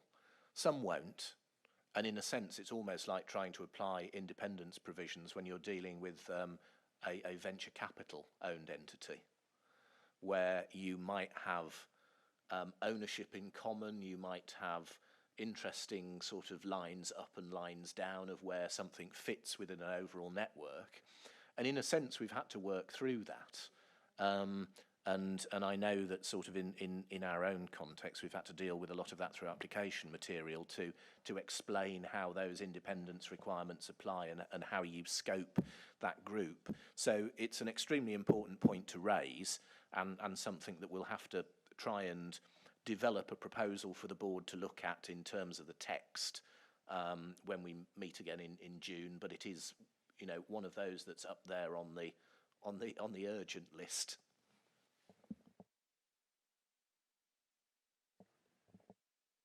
Yeah, just to as a follow-on to Mark's comments, I think that maybe there might be two issues there, if I may just suggest. One is how do we envision the concept of a network as described in the code applying the context of sustainability assurance? Because there might be, let's say, the non-traditional assurance providers outside of the accounting profession that are actually quite involved in providing those types of assurance engagement. So that is one question. How do we see the concept of a network applying to those other service providers, let's say? And the second one is the definition of a firm that is providing the assurance engagement. Under the code, the firm is not only the entity that which employs the assurance team members, let's say, or is engaging the assurance team, but it also includes the entity that might own the entity that is providing the assurance services. So I think we need to look at this carefully. And Christelle, as you say, there might be assurance providers out there in the market that are actually owned by, you know, private equity, venture capital, etc. And those might potentially fall within the definition of a firm. Right. Thank you, Ken. Rich, please. Yeah, Ken, you make some very good points, and I'd make an observation on the one.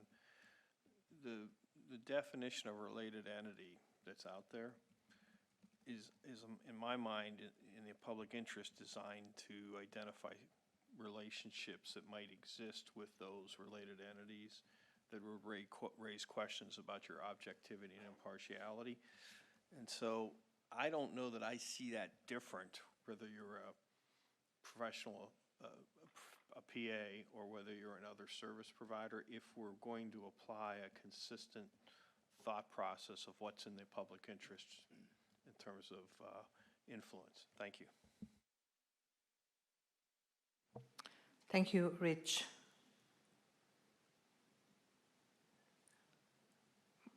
Sadia, please. I was just checking if I could change the subject a bit. So I agree with the definition of sustainable assurance team. It makes sense because you've explained to us how we are aligning with Part 4A. I think we must just remind people that there's an embedded definition there of engagement team. In groups, I would support postponing this year to a later date because just like the IESBA has spent a lot of time on group engagements, we've also spent a lot of time on the definition of group engagements. But coordination and sustainability is a bit different.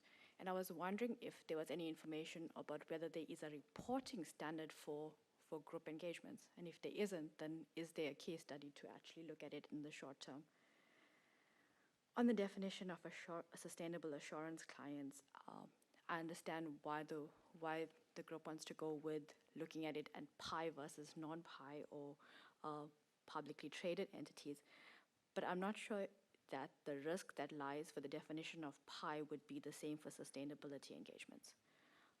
And that's maybe something that you want to consider as a question in the roundtables or information from a reference group. Because if I think about it, my jurisdiction, just because you're a PI doesn't mean you have a heightened public interest on your sustainability. It should have a different realm. Thank you. Thank you, Sadia. Mark. Thank you. So I mentioned Christelle's point. I think to sort of cover Ken and Rich in one, I sort of agree with you, Rich, in terms of that definition and linking to the public interest thing about allowing you to identify potential conflicts and the need to be consistent. I do think that Ken identifies the complexity in some of these providers, and it's very much like Christelle's point about you can end up with a provider that has a significant venture capital owner who has interests in potentially a lot of other entities that are going to be assured by that provider. And it's a case of navigating a way through, and as Rich said, making sure that what you've not got is something that's going to undermine your independence and objectivity to be able to do that. And I think one of the things that, again, that the task force will need to discuss, and you know, it's again drawing on the experience of the tax planning work, that there will be some that obviously fit, there will be some that obviously don't fit, and there will be a grey pool in the middle that we need to develop an approach to help provide that clarity. So I think that that's going to be a thing, and you know, we will have to make sure that in determining how these requirements apply, we're looking up the line and down the line, particularly where you've got these VC sort of type ownership arrangements. Useful context from Sadia around the sort of group requirement and the alignment there. Like, the interesting thing for us that we need to find a little bit more about is what's going to happen in jurisdictions about their mandating sustainability reporting. So we've already seen in Europe, which again is furthest ahead, the CSRD will apply to around 50,000 entities. And one of the things to look at is, will the reporting requirement be at the consolidated group level, or will it be at entity level where an entity triggers a certain criteria? And that's one of the things that we'll have to sort of look at. But I don't really have a concern about our ability to write something that would be able to cover both of those scenarios and have a flexible approach to recognise whatever jurisdictions chose to do. So I think that is, you know, that is how we go. And you know, in terms of Ken's question, network applying to sustainability engagements, the challenge for us is just that degree of diversity, because we've seen some quite specialist boutique providers. We've seen some global operators with hundreds of thousands of employees and presences in dozens of countries. And in a sense, it's sort of the challenge we face in audit at the moment, where we have a scale that goes from the largest 4 global firms to the provision of services by very much smaller firms. But we'll just have to be careful to loop those in. Thank you. Thank you, Mark. I think that, and this is just a suggestion, you will probably have to look into a criteria more than a close definition, criteria that works to capture what is relevant when we speak about the network and how much the network is relevant for some purposes. I think that what is relevant there is not the legal structure or the formal or institutional complex structure, but the interests within that structure and the economic interests that different entities may have. So something around this, but I think that if you get a criteria, then it will capture whatever format is, and it can possibly overcome this difficulty of what is a network for with respect to financial information, or what is a network with respect to sustainability providers. I don't know. It's just food for thought. So I think that we don't have any other. Sorry, Sunam. Yes, thank you. I need a clarification. On page slide 11, there is we have question is raised about pi and non-pi, so applying a different independence regime. We already have made a decision that sustainability assurance engagement should be underpinned by the same high quality standard that apply to final statement audit. So I'm keen to know why we need to discuss this issue, why is what accept or considering an exception. That's my question. Thank you. Thank you. The honest answer to that would be because we haven't discussed it yet, and it may well be that the conclusion is that we agree that it is that the task force will propose to the board that all sustainability engagements fall within the higher PI the arrangements that would apply to a PI, but to sort of suggest that would be to presuppose a discussion that we've yet to have. So maybe one of the things that we might do is that's slated for our discussion later today, and I'll provide an update to the board when we give an update later this week of where we've subsequently got to. And on your criteria point, Gabriella, I'm really pleased that the next time the task force meets will be in Lisbon, so you can join our drafting group and help. Thank you for the kind invitation.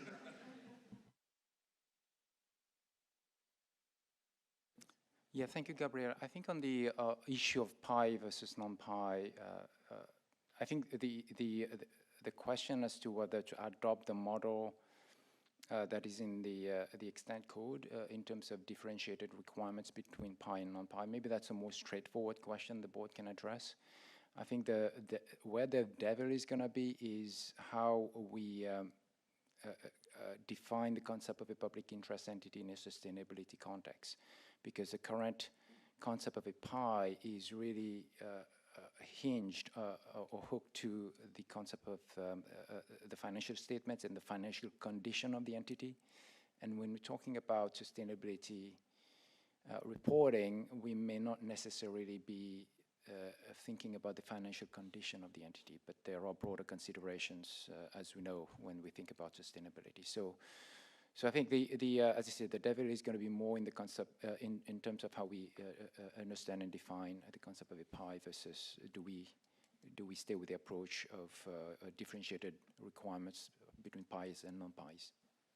I think that's a really helpful steer for us, Ken, and one of the things that we're trying to get a broader understanding of is that, again, how will jurisdictions determine who does sustainability reporting and who does not? So, as we've already said, within the context of the EU, there are size criteria, but those are different to the PI criteria. It may be that we see in other jurisdictions the reporting requirement will align more closely to the PI definition.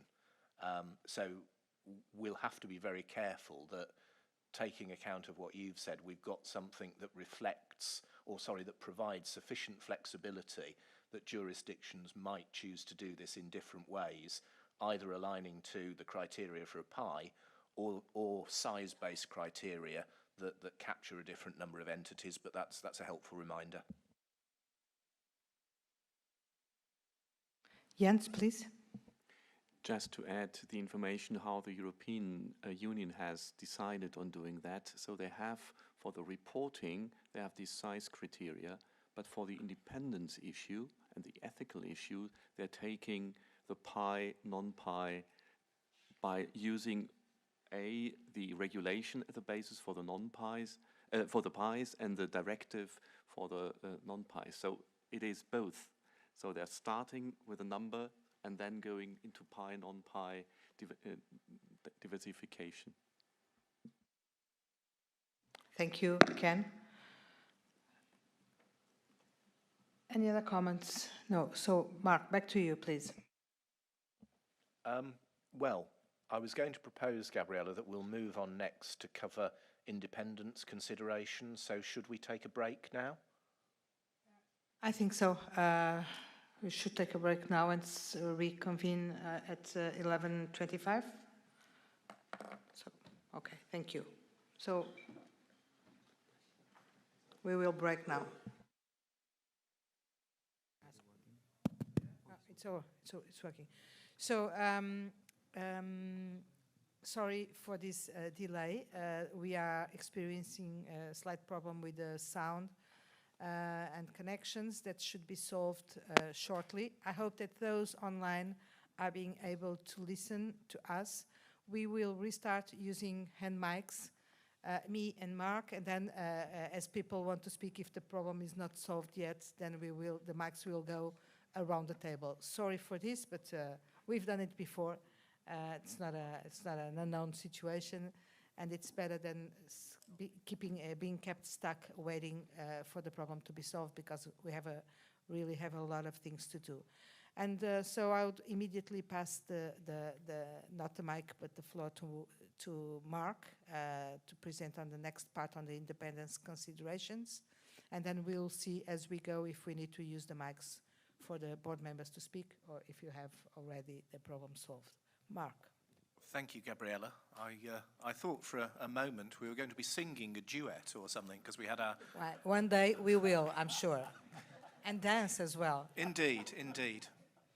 But enough for the after discussion sort of meeting. Now, right, so I want to move on now to just cover independence considerations, to share with you where the task force has gone. So in a sense, firstly, really to share with you our jumping off point is that the providers of sustainability assurance, as we've said before, a very diverse group. They range from large global operators to comparatively small boutique providers that operate in one jurisdiction. As a rule of thumb, the large multidisciplinary operators tend to provide a wide range of other consultancy services. So, you know, we looked firstly at how we should basically deal in our standard a requirement for sustainability assurance practitioners or firms and their network firms to be independent of the sustainability assurance client. So what we've done is we've actually thought about the threats that might arise in respect of these types of engagements, particularly where it's performed by a non-PA, so these more diverse operators. And what we've thought about is where are the threats to the fundamental principles to independence in Part 4A, and do those align with and cross over to sustainability assurance engagements? And then, of course, are there any further scenarios that we also need to think about in revising the code to recognise this more diverse sort of group of providers? So in terms of the terminology that we've used, obviously at the moment the terminology in Part 4A is specific for accounting firms and for the audit of financial statements and review engagements.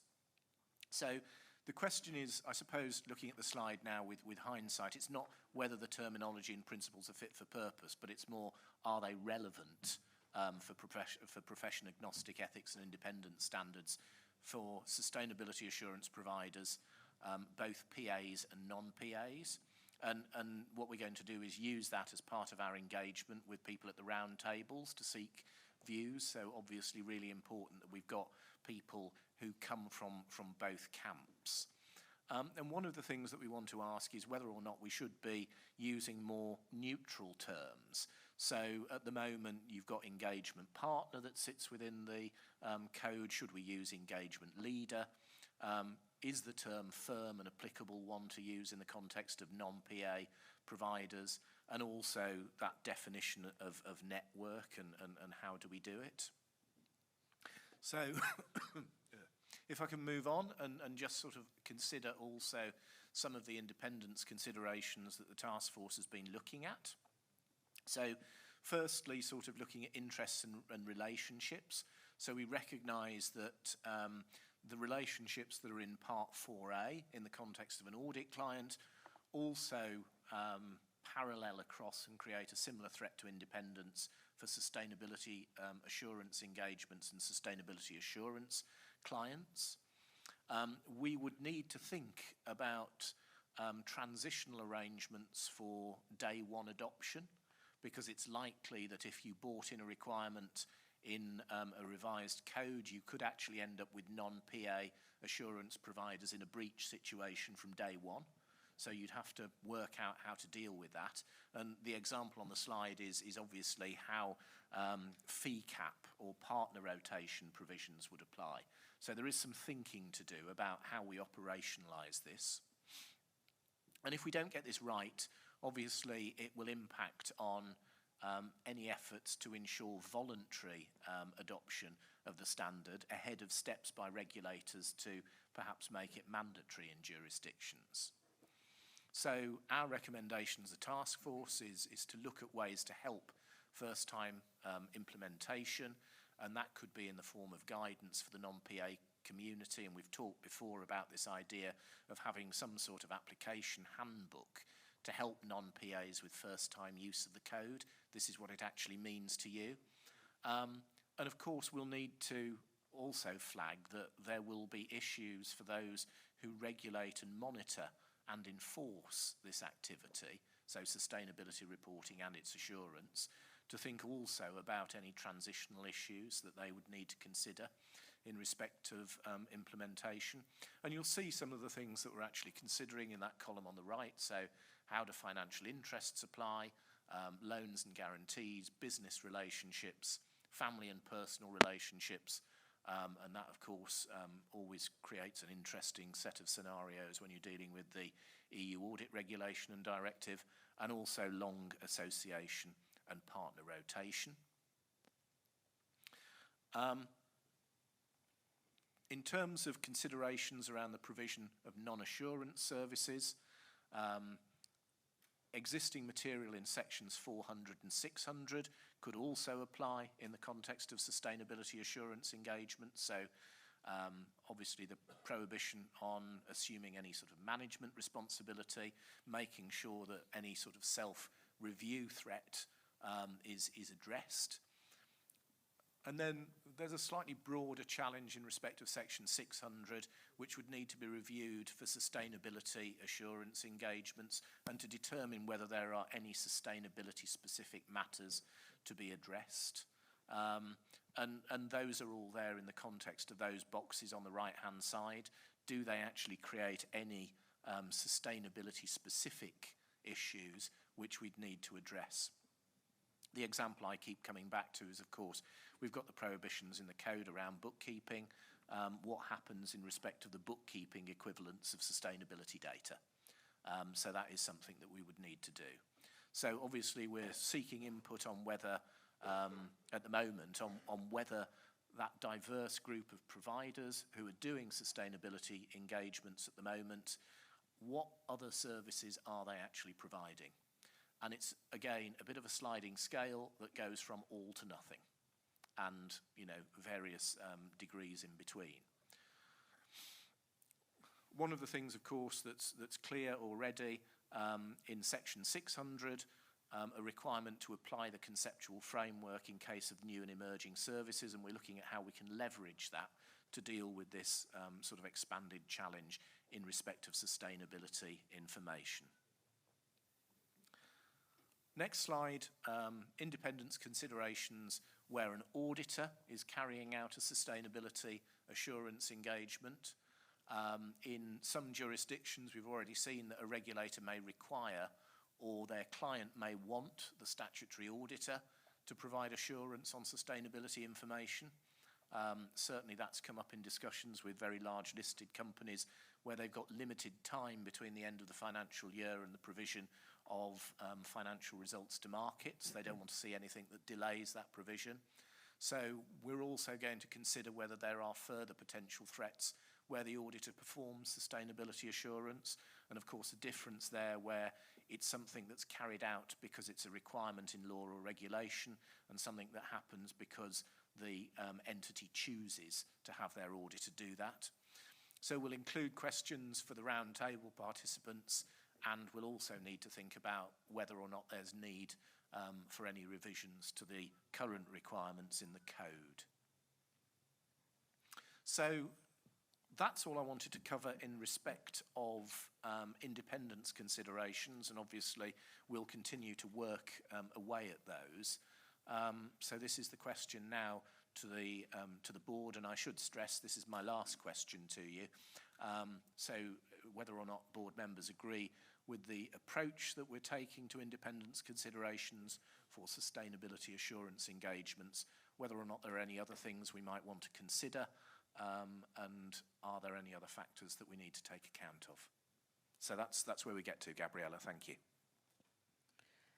Thank you very much, Mark. I don't know if we are already in a position to use the other mics. It seems not yet. So, thank you, Mark. This is indeed going into the substance of this project, and the part of the project where there will be possibly very substantial discussions.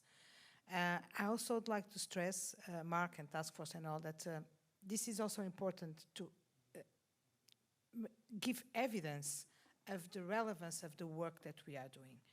Because sometimes, namely as we go into different areas and work with different stakeholders, the perception of what we are going to do, of what means ethics in this space, it's not completely clear for many of the stakeholders. And so the sooner we start giving evidence that these kind of questions that Mark has just presented will be relevant from day one of the application of the IESBA standards, or whatever standards may be.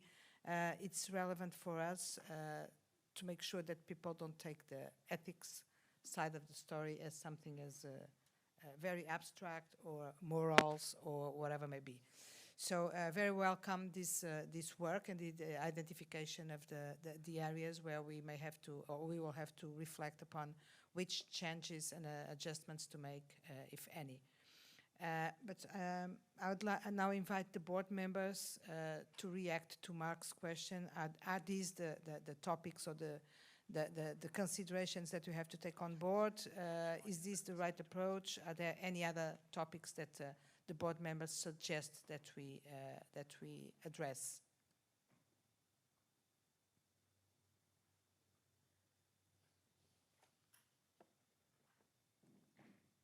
Yes, Ken, please. Yeah, thank you, Gabrielle. I'll start first, and I would encourage all board members, in fact, to come in with any insights, questions, perspectives that will help inform the task force's thinking as it really starts to dig into those considerations and questions. But my question really was in relation to the matter of first-time implementation. That's on slide 16. I don't know if somebody could move to slide 16.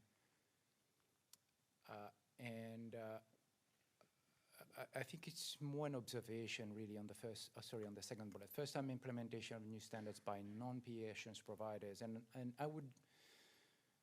I guess my observation is really, would that question only be focused on the non-PAs as opposed to also the PAs? Because when we think about sustainability assurance, we shouldn't assume that's always been, insofar as the PAs are concerned, it's always been the audit team that will or would have carried out the sustainability assurance engagements.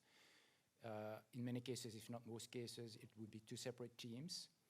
And in relation to the team that is performing the sustainability assurance engagement, it might be a team that's well separated from the audit team. And therefore, many of the questions that will concern first-time implementation, for example, maybe not necessarily the fee cap, and maybe there's something that needs to be done there, but at least in relation to partner rotation, that I could see this question applying equally to the PA context. So again, it's just an observation that we have to think carefully about how we scope those considerations and questions. I think the challenge for us, Ken, is to make sure that we identify these and pick them all up rather than miss any. So as you say, like rotation requirements could be a particular issue, particularly in a smaller, more boutique provider. And I think in those smaller boutique providers as well, you've got an issue about the proportion of fee income that can be earned from one client? What do we need to do in terms of a glide path that avoids creating a lot of potential breach situations that would then perhaps put people off adoption of the code? So that's sort of the, one of the things that we need to do with with colleagues on the board and in the task force and with the round tables, is really make sure that we capture all of these and don't miss any. Yes, and thinking, for instance, about the provision of non-assurance services, it is mentioned somewhere that generally the bigger providers also provide consultancy services and this kind of services. And I think that this is not necessarily only the biggest providers, because if we think about very small providers who came into this space, took the opportunity of a completely unregulated space and are providing consultancy services, education services many times, and also trying to step in or already stepping in the assurance space. I think that we have all kinds of examples and situations that we have to address, of course, in a high-level way and not going into the individual details, but taking all those situations on board and see what's the best approach. Christelle? No, Vanya, sorry, I can't see well. Thank you. Just to add some more, because this market for the audit firms will be at the very beginning. So those who are prepared to verify sustainability information will be just a few. So we have the risk of concentration of service when one specialist being the one that will look at everything. And so it's difficult somewhat.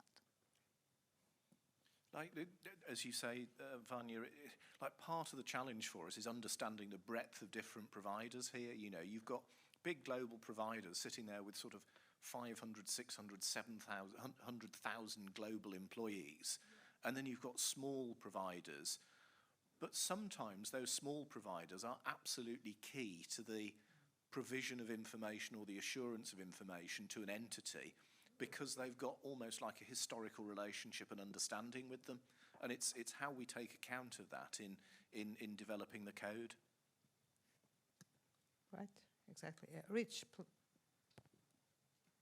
Yeah, this is maybe one of those other areas that I don't know that I have any answers to, but I was struck, Mark, when you mentioned the fact that some of the regulatory frameworks consider things differently when they are required by law and regulation than when they're not. I think this is a space where the market demand may result in a lot more requests or expectations for information to be provided and then assurance provided on that. And I think about where I've seen the asset management world going, and even companies having to evaluate whether their investments and their benefit plans are appropriately sensitive to ESG issues, for example. And I don't know that those things are in laws and regulations yet, but I do think the marketplace is expecting disclosure and thus probably assurance. So thank you. And if I try and give you a practical example on that, Rich, we expect in a UK context for government to require certain entities to report on sustainability. We already do TCFD, but it goes further. There is no mandatory requirement for assurance of that information. So if the audit committee chooses to commission assurance, it has to be accommodated within the 70% non-audit services fee cap if they ask their statutory auditor. If it's required by law or regulation, it gives you an automatic exemption to the cap.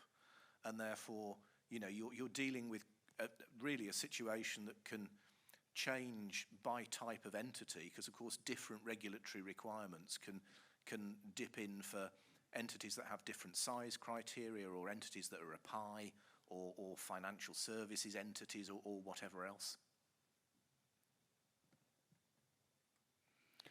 Thank you, Mark.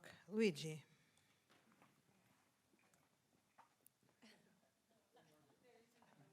I'm not carrying my phone. I'm not getting my step count.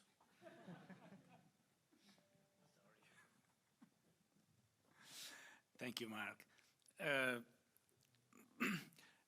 I was quite interested in your presentation with reference to the transition in order to avoid unintended consequences.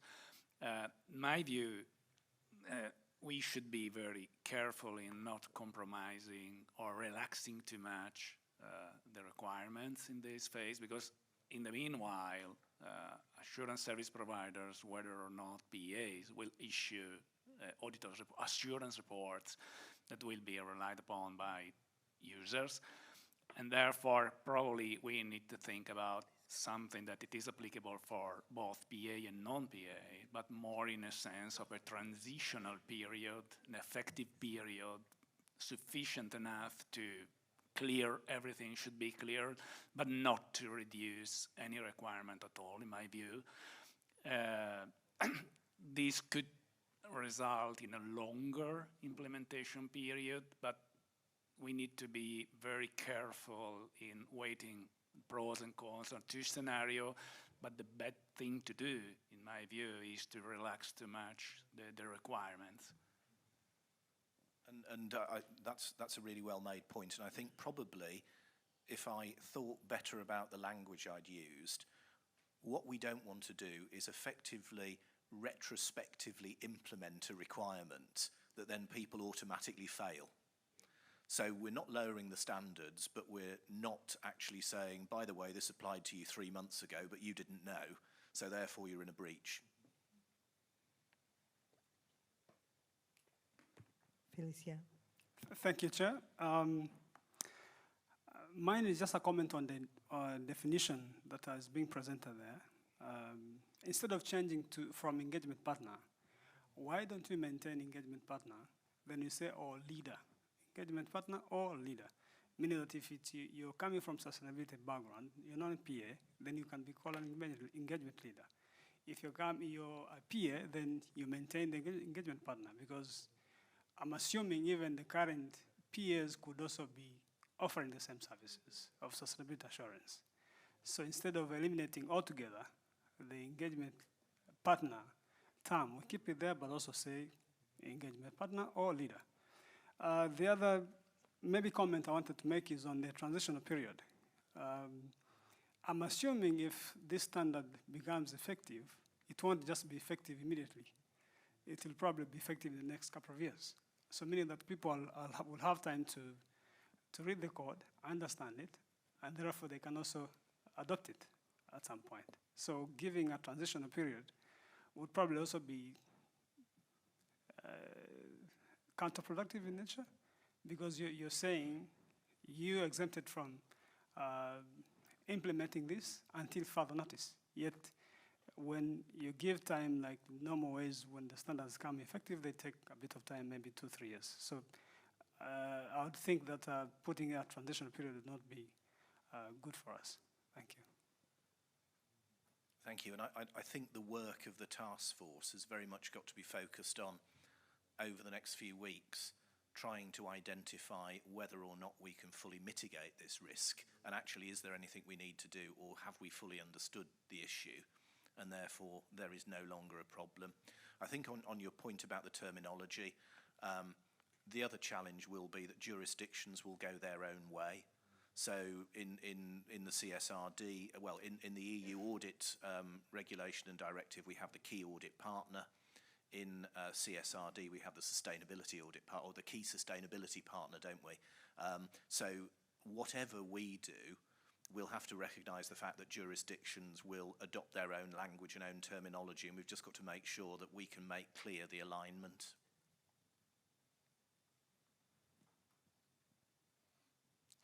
Thank you. I'm just enjoying you walking around, passing out the mic. It's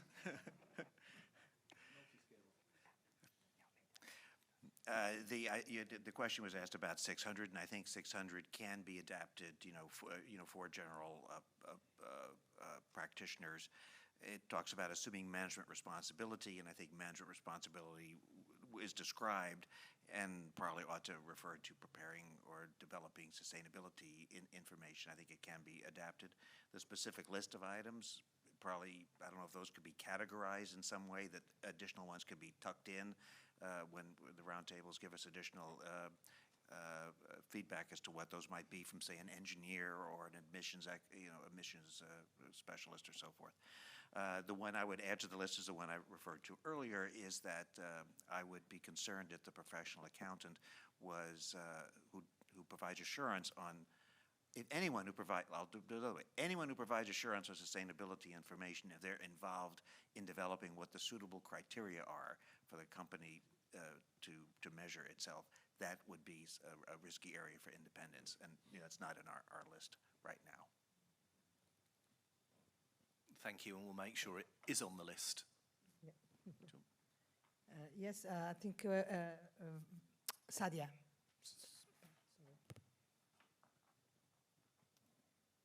Thank you. Having Mark so near, I will be very kind.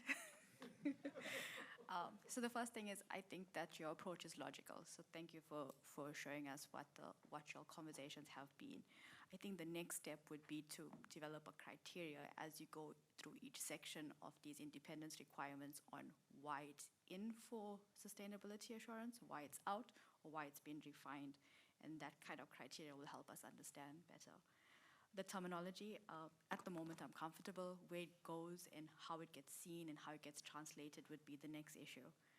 The effective date versus transitional provisions are an interesting one. And I think it's because of the nuances in the code. There's cooling off periods and there's cooling in periods. And we have to be very careful because it's probably not going to be a one size fits all. You're going to have to identify which sections have different considerations. But it will be important to understand. For a professional accountant, I think it's actually a transitional between Part 4B to 4A. And that's something that we're going to have to play around with on how they move their thinking or their considerations, because if it's a repetitive engagement, then they'll have both considerations to go through. Thank you. Thank you, and I think one of the challenges as well with the 4A, 4B, or 4B, 4A transition is recognising that in some of the frameworks at the moment, the scope is going to expand significantly, and therefore the work is going to expand significantly with seeing what sort of impact that then has on some of these independence considerations. If you allow me, Mark, just to make a comment with respect to Sadia's intervention, I think that your point on developing criteria and go through the different sections and understanding why it is in or out the same or different for sustainability is something that it's a very important point, and that we should pick it up for the whole work. This is exactly the methodology that I think we can't avoid, which is for each decision or reflection that we undertake, make sure that we test the content and the substance of the solution against the concrete area where we are working for, the reasons, the risks, and the objectives. And so thank you for that point. I have some things to say about implementation, but I'll leave it for later. So, Galen. Thank you, Mark. So my comments are not related at all to transition, because I think those have been raised and I think they're very appropriate. You know, as Sadia was talking about, the cooling in and cooling out. But moving back to 16 and page 17, or slide 17, you know, business relationships are going to have to be looked at, I think, a little bit differently, because some of these providers might have investments or an interest in affiliates that are providing services to the entity, and then you get into self-review. So I think that'll be interesting. The family and personal relationships on 16. You know, in the financial side, we're looking at financial reporting oversight. You'll have, and I think Andy was getting into this, if you have sustainability oversight in any fashion, that's going to come into play too. And then on 17, we had that, what is it, 8 different boxes here. I think virtually everything applies, including bookkeeping. If you have somebody that's in sustainability that's trying to provide bookkeeping services on the financial side, there's a crossover issue, in other words. So crossover going both directions is going to raise some concern, I think, almost everything else on here, legal, litigation, and so forth, if it impacts either financial or sustainability, I think the existing code is very relevant, and I wouldn't think any of that stuff would drop out. And I think that's very much the starting point, Galen, to reflect on the fact that the code is very comprehensive and provides a strong framework, and it's just a case of being able to test sustainability engagements against that framework to make sure that it's all covered. It's a question of whether or not there's anything we need to add to make sure that it's all caught. Thank you, Mark. Ken? Thank you, Gabrielle. I suppose I have a question as to what might be the board's approach with regard to setting the effective date. And what I have in mind is what is going to come into effect in the EU in particular.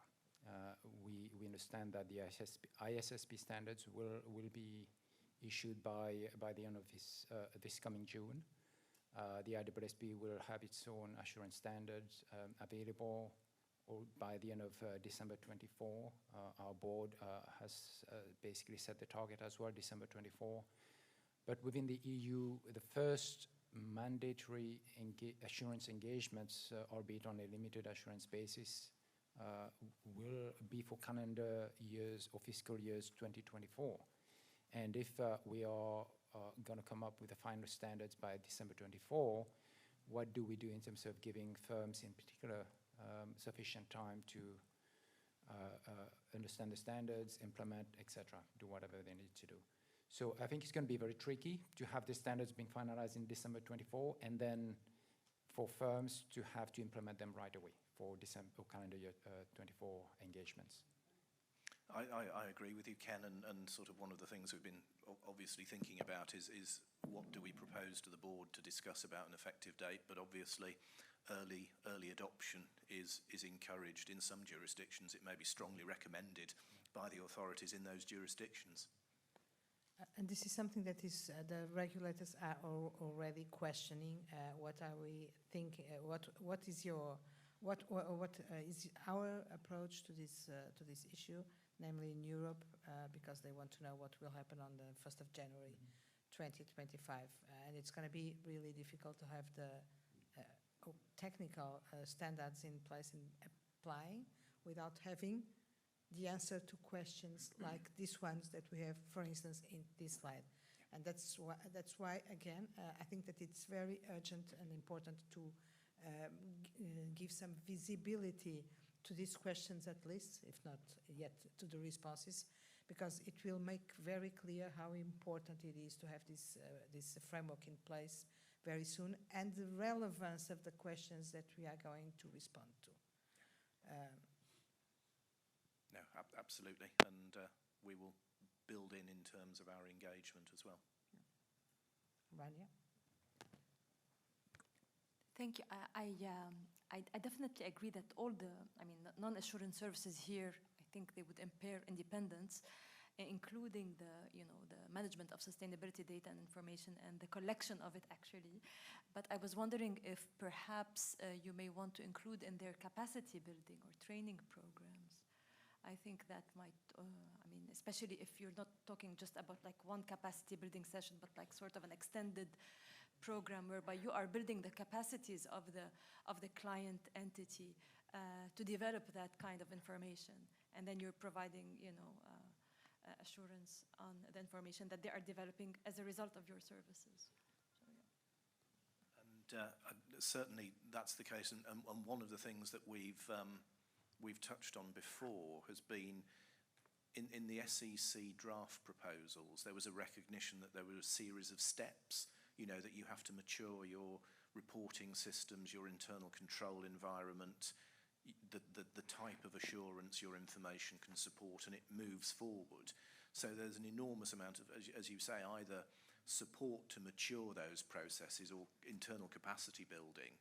And we would need to think about that because, in terms of fee dependence that you might have on that particular entity as a result, or the fact that you might be involved in, developing underlying reporting systems that you might then rely on when carrying out a sustainability engagement. So we'll have to factor all of those in as well. Like, these are the ones from the code as it stands, and the question is, do we have to add in more building blocks that are specifically addressing a sustainability issue? Okay, thank you, Mark. I don't see anyone else wanting to speak, so I'd suggest that you go straight to the, yeah. There's no next slide. We're done. Yeah, we're done, we're done. Okay, so we are done ahead of schedule, but I'd just ask the board members if on top of everything that has been said on the many specific questions and issues, if there are any thoughts that you'd like to share more philosophically or more insightfully about how the approach to be taken with respect to these questions related with independence. It's really, again, it's really a critical topic that will raise a lot of questions. The last question about whether the auditor can also provide sustainability assurance services, etc. I think it's going to be raised many times, and we will be requested to provide substance and the fundamentals or justification for the question, the answers that we may have, given all the discussion that was that happened 1 year ago, namely in Europe, where it was considered to simply prohibit the auditor from providing sustainability services. So the floor is still open, if you allow, Mark, for any other comment that the members in a more free way may want to convey at this stage.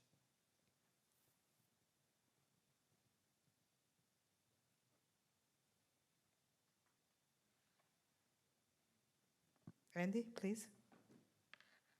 Sorry. I've got my phone this time.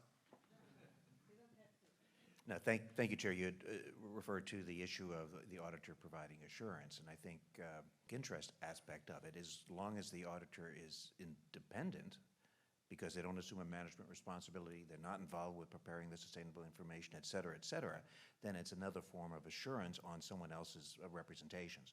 So I don't have an issue with that, but we need to button up some of these non-sustainability things about being intimately involved with the criteria or the preparation.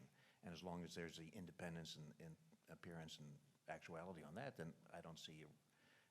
I think the public will be well served to have the auditor provide that assurance, the financial statement auditor. So this is a first answer to this question, but I'm sure that the question will be raised and that we will have to be prepared to answer in an appropriate way. Yeah. You are probably right, but most probably. But given all the discussions that happen around that topic, this is one of those which will raise a lot of discussion. Also because it will be one of those topics where professional accountants and non-professional accountants will most probably have very different approaches, and that will create some tension. So the earlier we start thinking about the substance of the response, the best.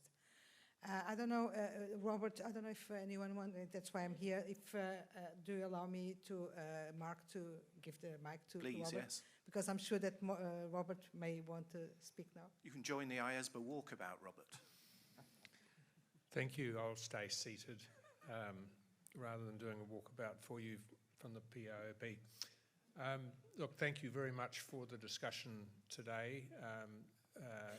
I'm very comfortable with the direction of the travel that the board has taken this morning, very clearly responsive to the public interest thinking and a wide range of comments which will be helpful to the task force.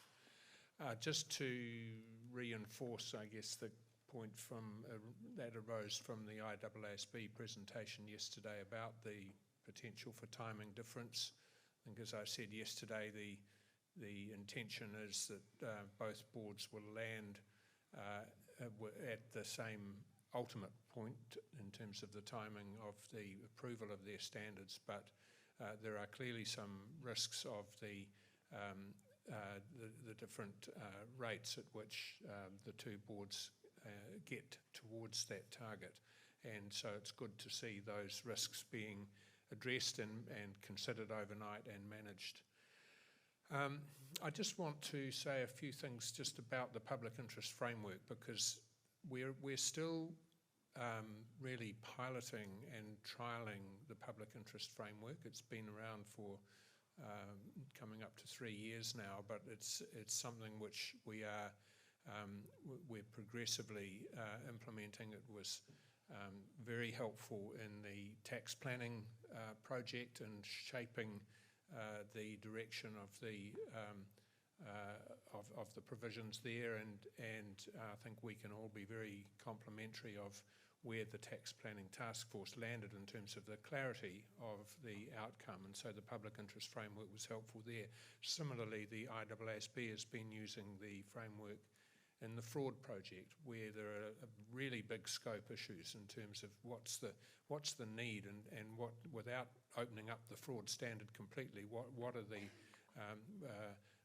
the competing interests that need to be balanced as between the needs of users and regulators on the one hand, and the concerns that the profession has on the other about additional work effort and competency and all of those things. And again, the public interest framework has been very helpful in doing that. So I just want to urge the use of that. So the framework talks of understanding for whom the standard is developed. In this case, it's users and professionals, of course, and it also talks of the need to identify what the interests are that are being served. And it speaks of promoting consistent practice and behaviours by practitioners across jurisdictions, and I guess we can add here across functions or different types of assurance activity. So consistency and certainty, and it's an emerging area. So we're trying to meet user expectations. We're being clear about the high bar. We're wanting to avoid causing confusion, and I think it's very important to be mindful of expectation gaps, especially around the loose use of the term assurance out there. In the world that I operate in, people talk about assurance very loosely without understanding that audit and certification are very different exercises, but people will still call them assurance. So there's a real expectation gap issue there. What the framework does then is it drives you into a principles-based approach to understand those distinctions. It also acknowledges the importance of judgment by the boards, balancing the competing interests. I was intrigued by the discussion about AUP this morning. I was involved in the development of as a national standard setter, involved in input into the development of the AUP revised standard a couple of years ago, and of course that does not get classified, although it's an IESBA standard, it's not involved assurance work, and it doesn't require independence. And so if we are thinking about a large firm, an accounting firm which would use the AUP standard for a range of activities, including possibly in the sustainability area, as well as providing audit services, we don't want to end up in a situation where there are different independence requirements involved there. And I'm sure the task force is aware of that. But the but is that with taking that as an example, it's very important for the board to challenge that thinking. That may be intuitive thinking.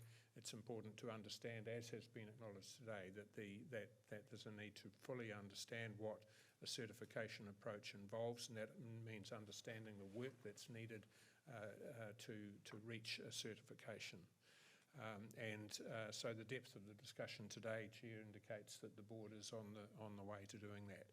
And then the public interest framework then goes into the process. So it talks about assessing the public interest responsiveness of the new standard, by considering the qualitative characteristics, identifying the various perspectives and needs of the groups involved with the legitimate interests, defining the desired goal that would allow the standard to best to serve users' needs, identifying criteria to assess the responsiveness to the defined goal, weighing the input from different groups, and then assessing the contribution of the standard to meeting ultimately the needs of users and landing very clearly at that point. Now, the PIOB is going to need to certify the eventual standard, and we're in the process at the moment of working out what that actually means. I think so. There's a little bit of irony there, isn't there? But the certification will take account of the public interest responsiveness of the standard, both in terms of the substance and in terms of the due process, according to these public interest framework criteria. And I think what I would just say, Chair, is that this board is undertaking this activity in public. It's accountable for the work. It needs to ensure transparency. And so what is important, I think, is that these judgments involved with the competing factors and applying the qualitative characteristics are visible in the determinations that the task force will eventually bring back to the board in June. And that visibility is very important from a transparency and accountability point of view. I'm sure you'll do that, but I just urge again that I think in your very first slide in the common issues presentation yesterday, it referred to the qualitative characteristics of the framework, and it's so it's now a matter of just ensuring that there's the visibility of how the board has applied those. So that was very much the case in both discussions today. I think the depth of discussion was very encouraging, and so I congratulate the board on the work that it's done, and gosh, a lot of work to do in a very short period of time, and wish you well for that. Thank you.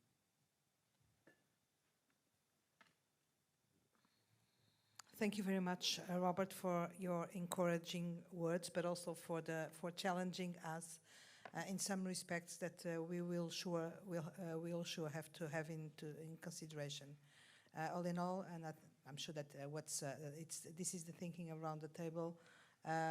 This challenge that you are mentioning should be the most relevant thing that we should have in mind while moving forward with these standards.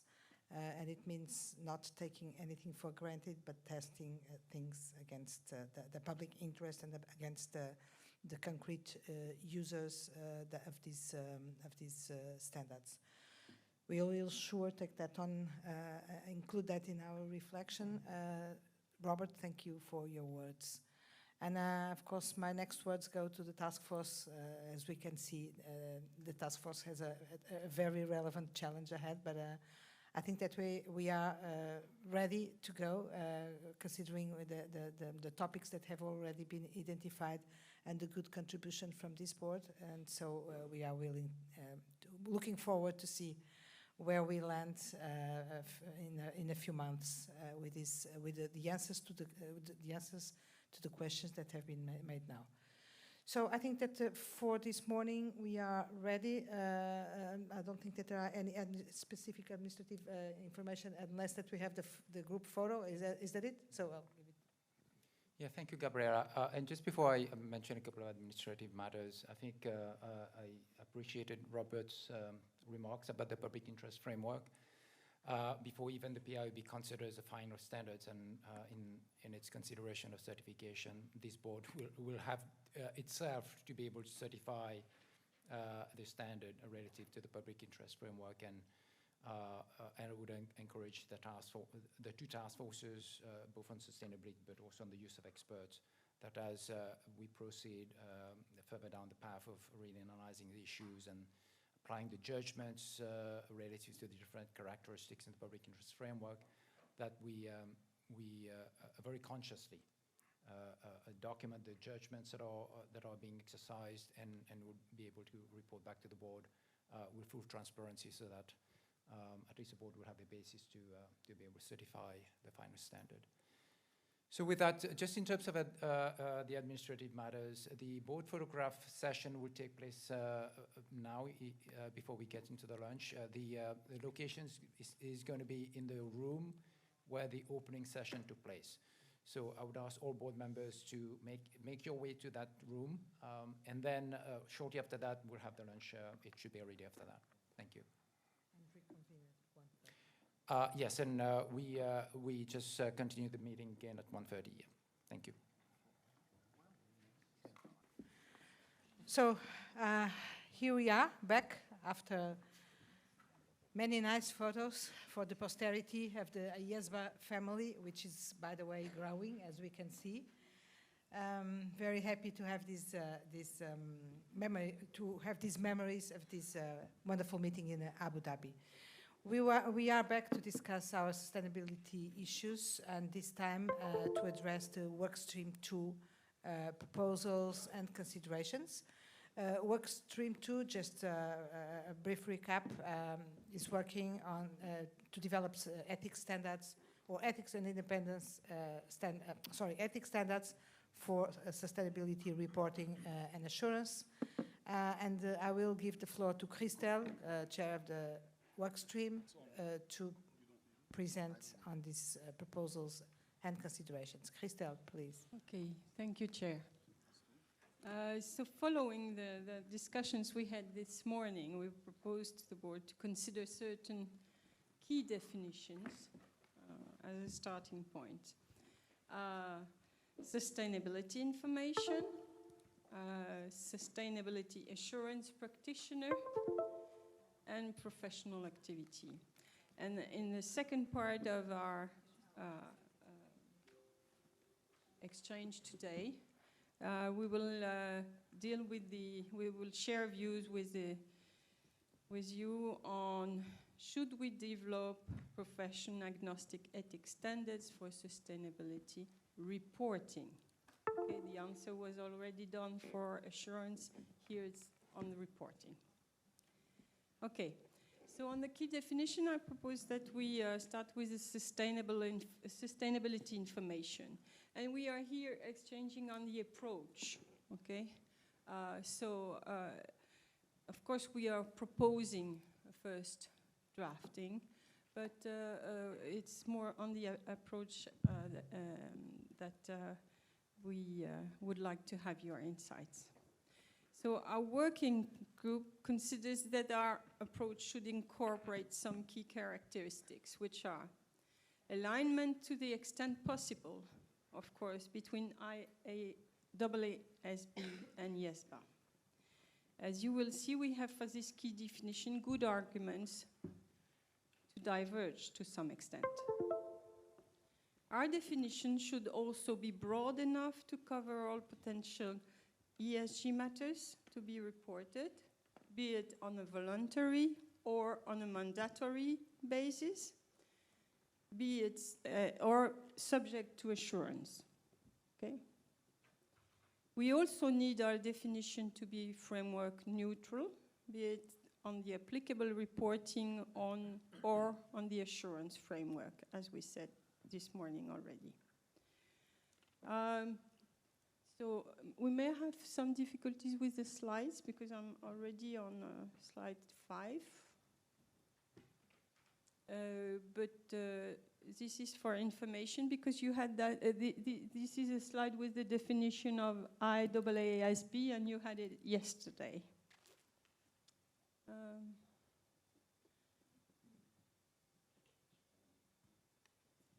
Yes, thank you. Yeah.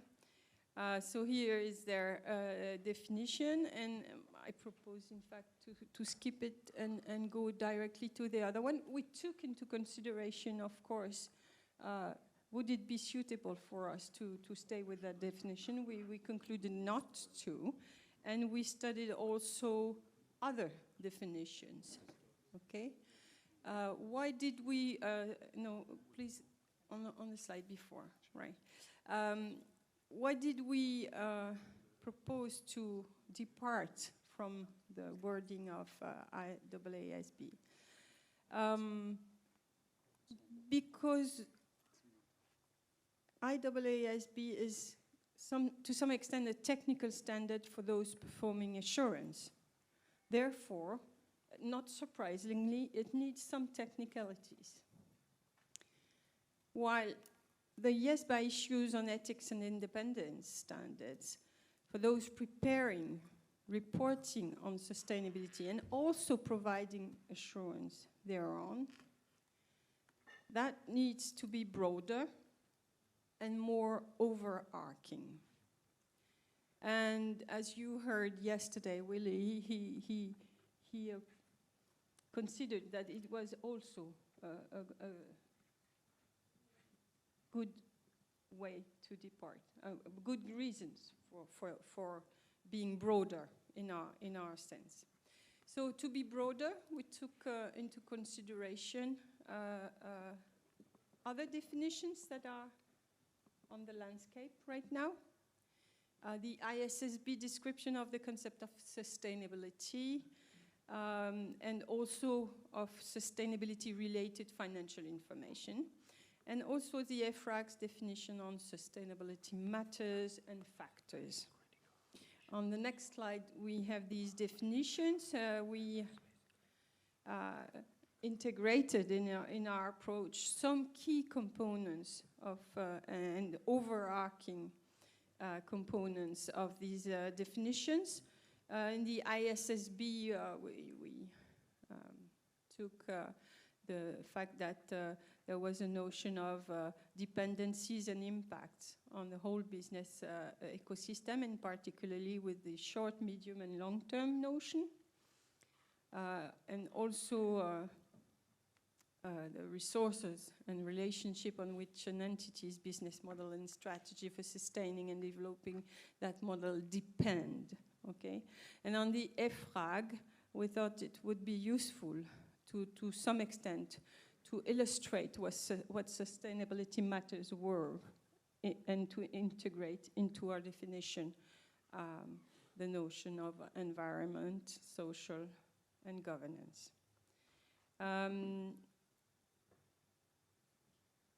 The EFRAG's draft definition was used as our starting point. Since it's broader and not linked also to a specific perspective relating to single versus double materiality, for example. We are on the next slide. Yes, thank you. So we integrated the broad reference to the typical ESG factors, but without examples, so that the definition can be kept all-encompassing. We make reference to the historical information as well as forward-looking information, was important notion for us. We keep it framework neutral, notably in regards the single and double materiality aspects. We take the IESBA reference over the short, medium, and long term, and we added reference to jurisdiction specificities.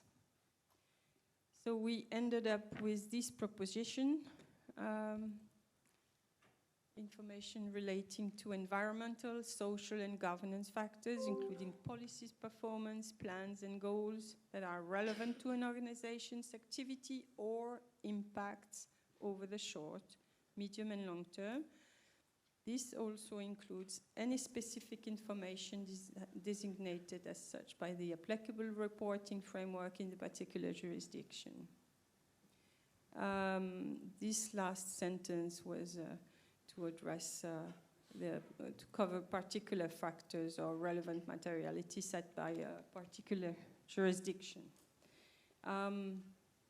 So before asking the board's input on our proposed approach and our draft definition, I think it's well-purposed to share the CAG's comments, which were numerous. They were very interested by this important notion.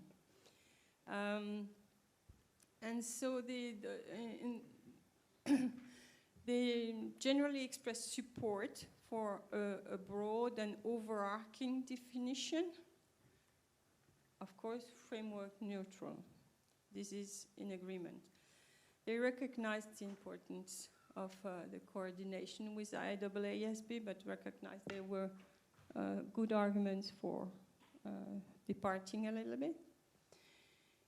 They had queried about the fact that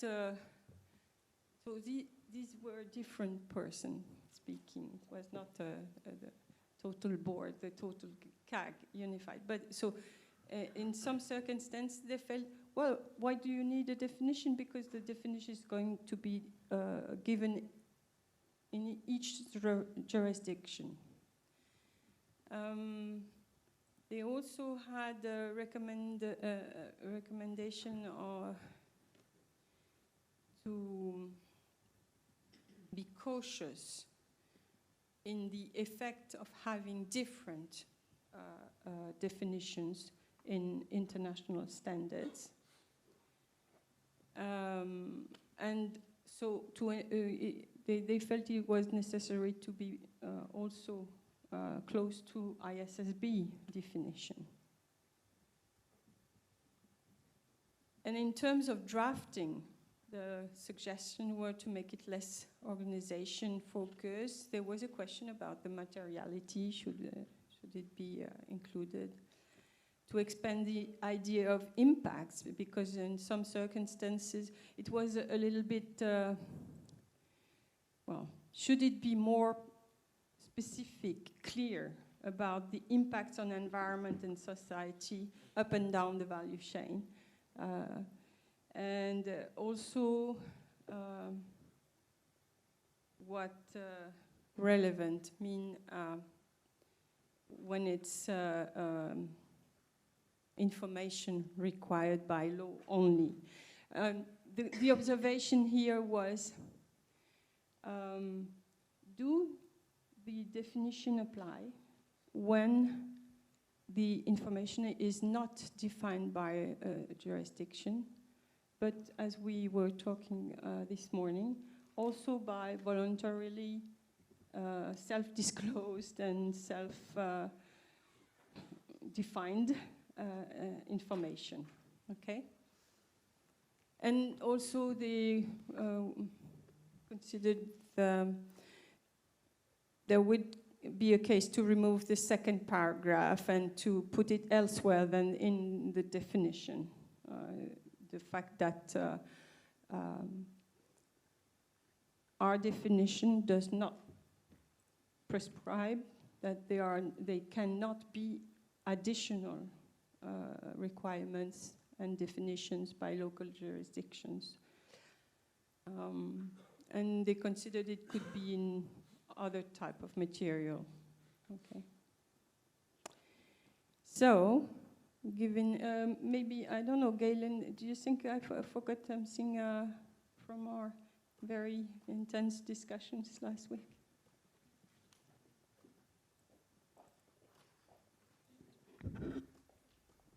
Thank you.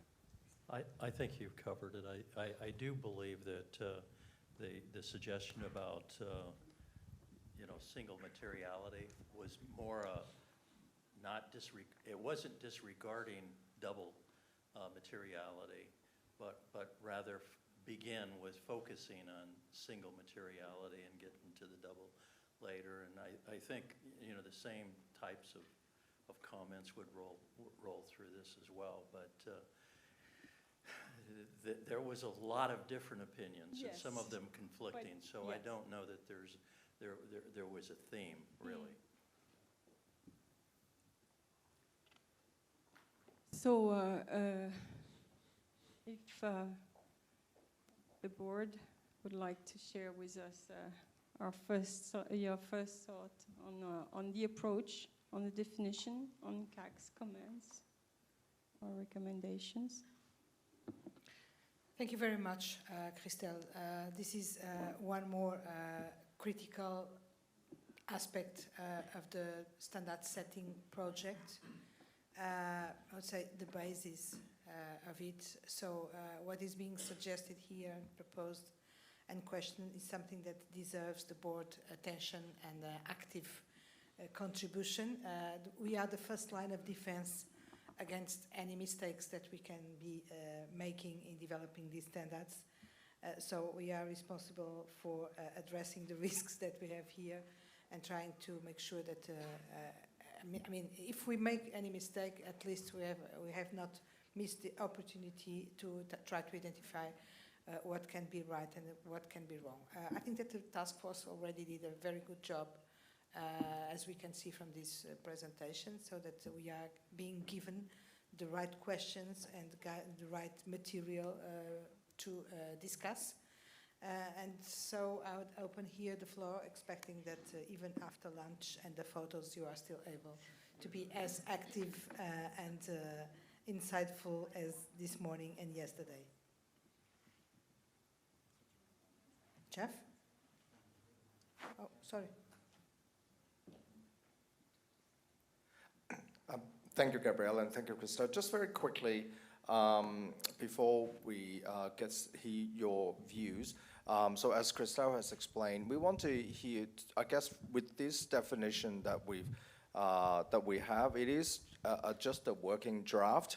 So we are keen to hear two aspects, but more particularly the approach that Workstream 2 is taking in developing this definition of sustainability information, particularly the fact that, as you have heard yesterday and just now, IESBA has a different approach to us in terms of their definition or the draft definition of sustainability information that might be going out for exposure.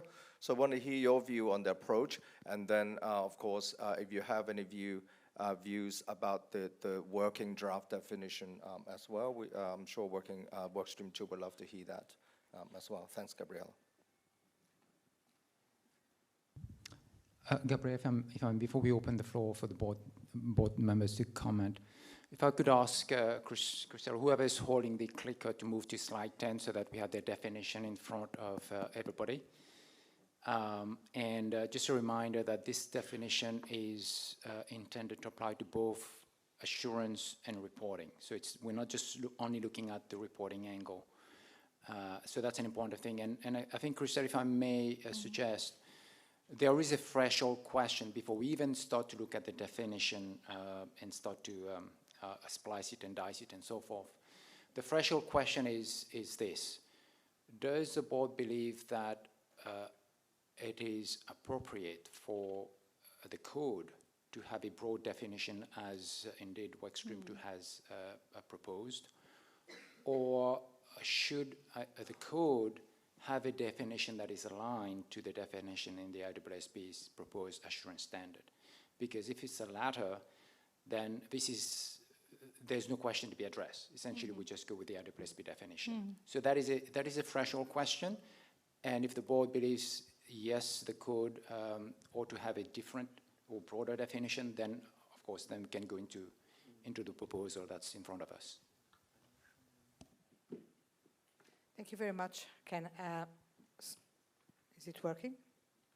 Yeah.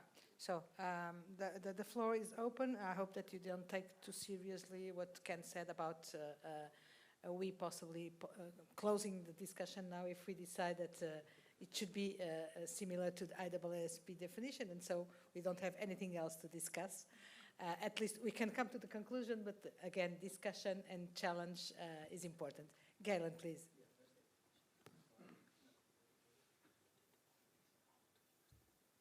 Yeah, just going back to Christelle's question, what did the CAG say? And I said there wasn't any consensus. However, the second paragraph here in this definition, there was a consensus, and I think it was felt that we don't have anything against the paragraph other than we don't believe it should be in the definition. Move it somewhere else. Thank you. Thank you, Galen. Rania, I think you were the first. Yes, thank you. So I don't think we should have another definition because if we're essentially talking about the same thing, and remember that our audience today is not just professional accountants, it's a much broader audience. So I believe we can all agree that we're talking about the same information. And so I don't see how we can justify, and we are supposedly coordinating on these efforts, so I don't see how we can justify not agreeing on the basic thing, which is a definition. So I think we should stick with the IESB definition.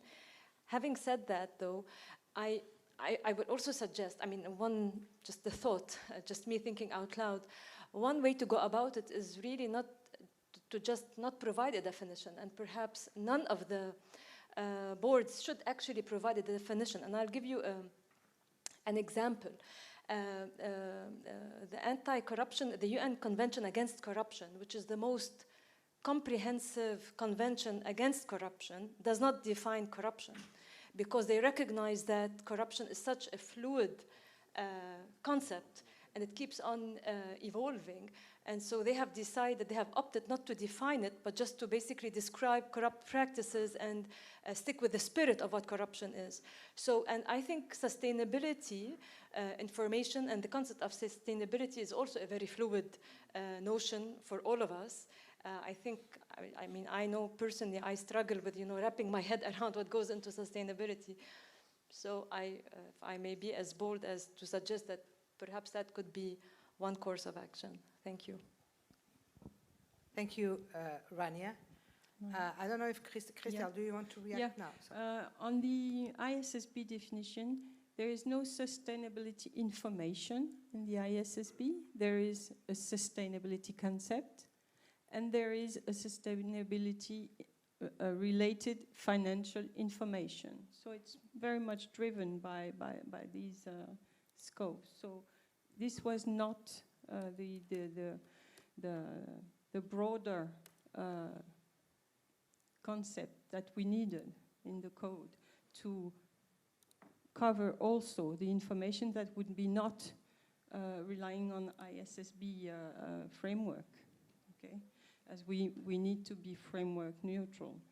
And the EFRAG definition was a little bit too much, deriving in some details about human rights and anti-corruptions, etc., where we didn't want to go, to keep it sufficient.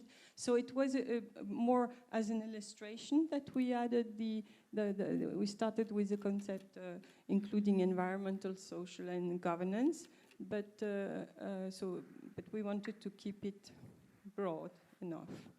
So I think we also have arguments not to stick to the IESB because they don't have a definition for sustainability information, but something narrower. Thank you, Rania and Christel. I would just add, looking at the IESB definition, that it relates to something that is already in their FRED. It's the same, the equivalent of subject matter information in other IESB assurance standards. As we move towards a vision according to which our standards should be framework neutral, it's relative, I would say, let's keep our minds open and see what comes out from the discussion. But I would say that it would be difficult to have a framework neutral approach and at the same time having as a basis a definition which relates to a very technical concept and definition within the specific IESB context. But this is just another element for thinking. Mark, please. Thank you. I suppose my jumping off point is very similar to Rania in that we shouldn't be developing our own definition, but the problem is I don't necessarily think the IESB definition is a particularly helpful one. So it sort of means that we're sort of forced a bit to sort of diverge from what they have. And I think when I look at the other sort of definitions that the working group has considered, in a sense, IESB has one. I agree that it's focused on sustainability-related financial information, and EFRAG has one. And I don't think either of those are particularly satisfactory either, because the IESBA one is focused on enterprise value, and the EFRAG one is almost far too prescriptive. So I think where you've got to is a bit like, if I think sort of about the concept of something in a European directive where it's minimum harmonisation rather than maximum harmonisation in a regulation. And I think what you've done is probably quite a neat minimum harmonisation to create something that potentially works for the code and avoids the downsides of the other definitions that are already circulating around there. That said, I think, you know, both for the roundtables and ultimately for any sort of consultation on exposure draft, it's quite a useful question. And it does go to show the difficulty of having the IASB, moving forward at a quicker pace than we are, because some of these things could actually be better aligned in a way that would be helpful to both boards. So I think as a jumping off point, where you are is probably a good compromise in developing something that is helpful to framing things in the context of the code. Thank you. Thank you, Mark. Christelle, I don't know if you want to react immediately or if you want to collect one or two questions more. How do you want to? No, I fully agree with what how Okay. Mark Okay, good. said it. That's So it's okay. This okay. this is what we meant when we issue this broader definition. Yeah, and again, reverting to the vision that we should have a framework neutral regime and therefore a framework neutral concept. It was raised in another slide. I think it was one of the comments of the CAG that we could possibly work a little bit on the extension of the impact idea. I'm not saying that we have to say so. I'm just raising the attention of the board to this kind of matters, because it is specifically related with how much we can develop a framework neutral concept or definition. If we want to cover both enterprise value and double materiality, then we have to make sure that it works well and that it shows that he appears as covering all those situations and leaves no doubts about it. I think the two sort of set of notions that I think we are going to work on is the fact that it should be clear on what we mean with impact, okay? And the second one was about, what was it? The second one was about, that specificity that we are evoking. We are going to work on that.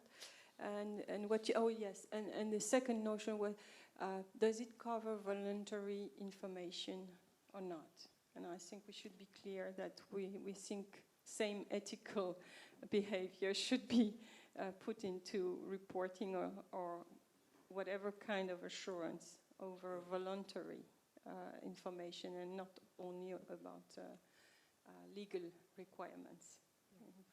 That's also an important element about which the board can give opinion. I think you have already showed the way, some ways, but let's listen. Luigi, please. Thank you. I have no particular objections in defining or using our own definition if we believe it is more comprehensive or more precise. What it is not clear to me, well, probably because we are at the beginning of this journey, is the impact of this definition. If I can compare this definition with the traditional one, I see a difference between financial information and financial statement. They are completely different. And the subject matter of the assurance work of an auditor is the financial statement, not the financial information per se. And it seems to me very similar here, because we are defining the element of let's say, a more complex and articulated information that should be subject to assurance. So as a general comment, I'm fine with probably, well, there could be some wording to work with, but if we consider these an element, an elementary piece of the more general information that should be subject to assurance, I'm fine. The point is that if we just remain at this level, we will end into an environment difficult to manage, like certification, special purpose information, whatever we discussed this morning. So in my view, there should be a next level in order to identify what is the purpose of the assurance, and therefore which are the ethical rules applicable, not just to the element, but to the, let's say, to the entire set of information that are subject to assurance. Thank you, Luigi. Christelle, I don't know if you want to respond, but I'll just remind that with everything that you said is makes sense. I was just wondering if while this definition will have to serve not only assurance but also reporting, if something like the subject information works for reporting, because the subject information is the reporting itself.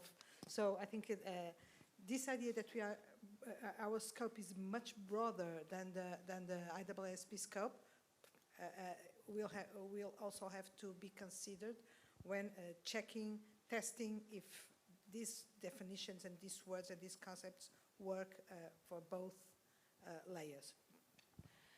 Christelle, shall I give you the floor, or do you want to collect the questions? No, I understand Luci's comment, but I think you agree that we might have a broad definition, but please you make this restriction to assurance subject matter. And which, yeah, I think Gabriela answered well, that we are dealing also with this concept in the reporting part, and it should be clear that we expect that the issuers are dealing this in an ethical manner. But we'll make sure that we are clear, and it's at the frontier or in the common world of work stream 1 and 2, and we will work on that, to be clear.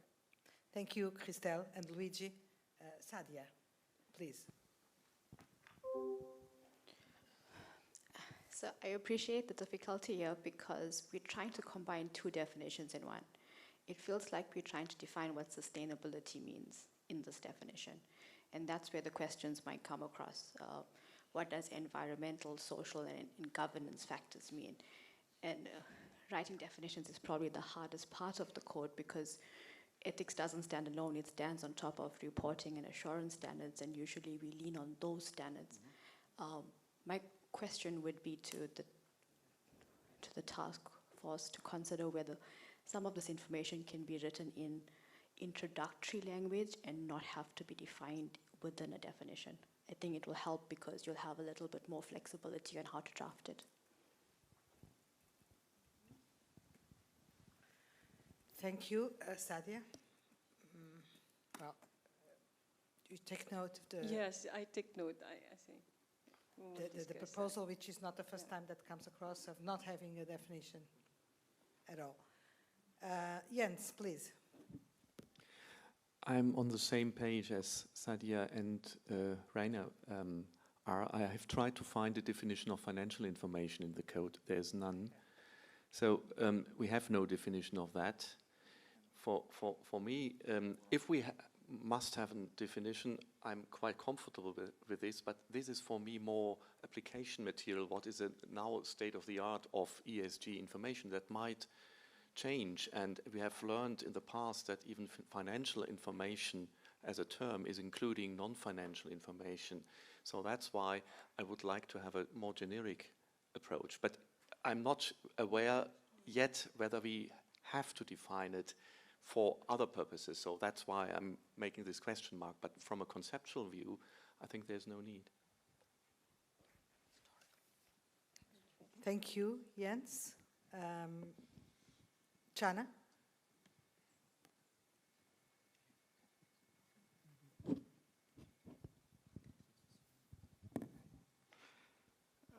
Thanks, Gabriela.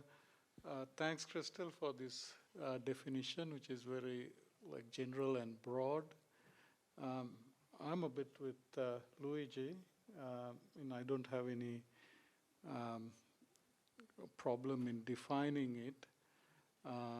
And I think ESG, I mean, a lot of people are using it, and it's generally well understood.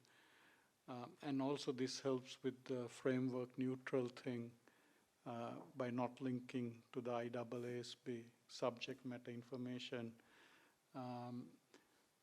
I mean, Galen made the point that the second paragraph is an issue. I mean, another way to link back to the IESB is to have a third paragraph which says, in the context of assurance engagements, it means that, and then link to the IEESB definition if we need to.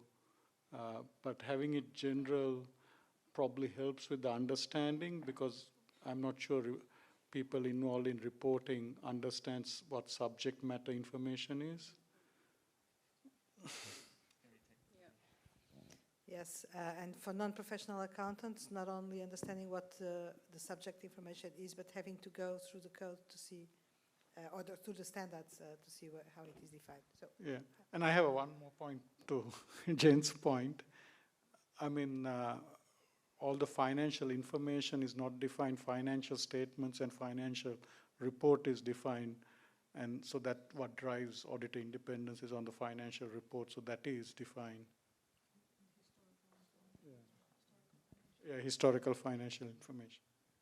Thanks, Martha. Okay. Well, thank you. So we have diverse inputs.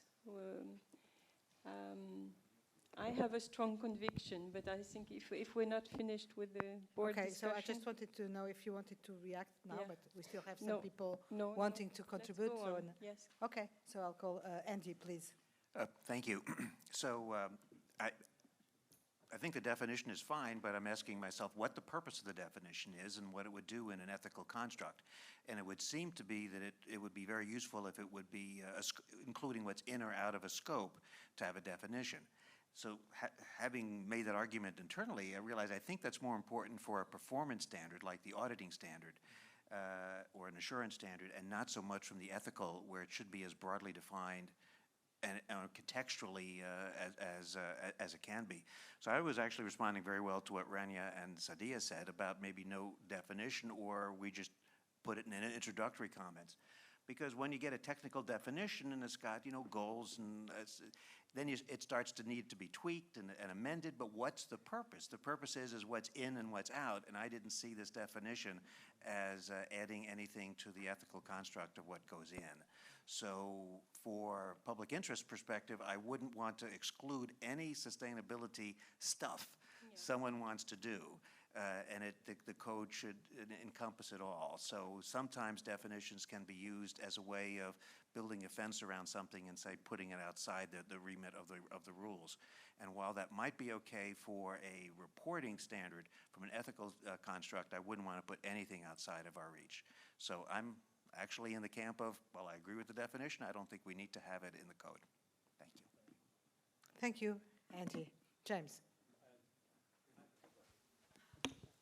Sorry, it's a two-hand comment, meaning I just want to support what has been expressed here, and I'd phrase it, and our litmus test is there any requirement or rule as we develop the standard where a definition is needed in order for that requirement to be effective? So it's a scoping question and it's a technical execution question so that our requirements can operate. And I'm not sure, we haven't seen them, but if your requirements require a scoped definition to operate effectively, then we need a definition. If we don't, then let's go an easier route that's being offered. Thanks. Thank you, James. And finally, I think Vania, do I see right? I like the definition very much that you presented because I think it solves the problems in connection to the other ones. It does not have the concentration on the financial aspects and values that ISSB has, or the excess in details that IFRAG has, and also brings the concept of generating value over time. I also like the second paragraph that the CAG did not, because it works very well with the building block concept that ISSB is proposing, that IFAC endorses, and also does EO School. So I think it is good. But yes, maybe it does not have to be inside the code, but in an introductory concept. I think that the important is for us to have the main aspects, that the main components that we are bringing to the notion of sustainability information. Yeah, I think I agree that the question of in and out is interesting. The question of for what purpose in the code, we should answer to that, so we will. I think what is important and what is different in the sustainability compared to the financial, that the financial world has been driven by these concepts and wording for dozens of years. And here in the sustainability, we already agree that some international standard setters or regional standard setters do not define it quite the same, do not ask for quite the same for the moment. And we also know that we want to address that the reporting is done in an ethical way, whatever the framework for the content is. So be it voluntary, required, well-defined, specific to the company, etc. Then, of course, I understand that the second row is, can we have an assurance, and what kind of assurance on what kind of information? And this is another subject. So I agree that we have to make sure that it is a key definition and why, and we will come back to the board on that point. We will do that and discuss that tonight. But I think to some extent it's important that we acknowledge that it's not a well-defined and concept, and that to this extent it is new and different from the financial world. Right. Thank you, Christelle. Felicia. Thank you, Chair. And forgive my ignorance when it comes to the definition, because I think it's good to define, but again, given what my colleagues have mentioned, it's probably better not to include it in the code.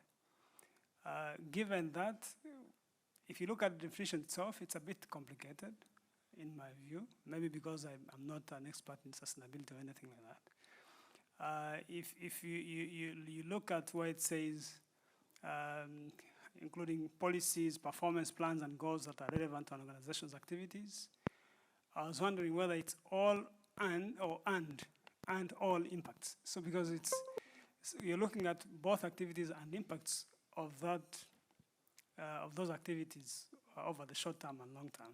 So it's a bit not easy, and therefore it can also lead to many controversial comments or maybe interpretations.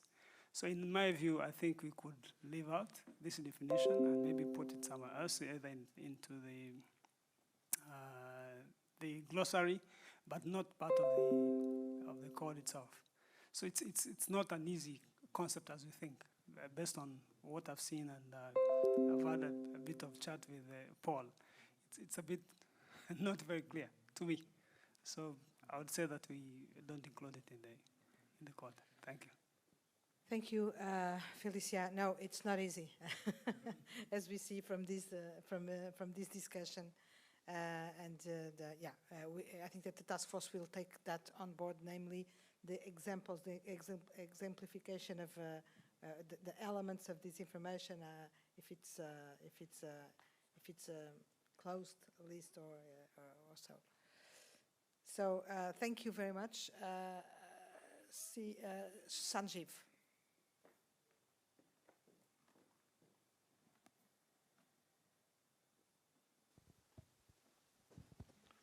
Thank you.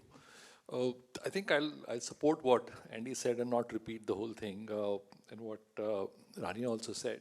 I'll just add one example to it. When we did our tax planning project, we did not define what tax planning is. We kind of explained what tax planning can be or what it includes. And that's where I think Sadia said that, look, instead of a definition, can we not explain it somewhere as to what sustainability information is, instead of defining it and kind of, again, what comes in or what remains outside? Because it is, I think it's going to be ever evolving. And obviously, what we'll define today is what is before us. Should we keep this open? Should we keep it as only as a descriptive as sustainability information includes, but not a definition? So that would be my suggestion too. Thank you, Sanjeev. Yao Shu, please.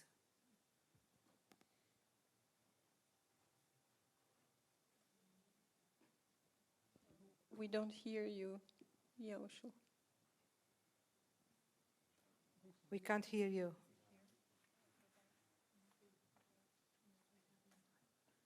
Yao Shu, if you don't mind, I'll go to Ken and then get back to you while we try to solve the problem, okay?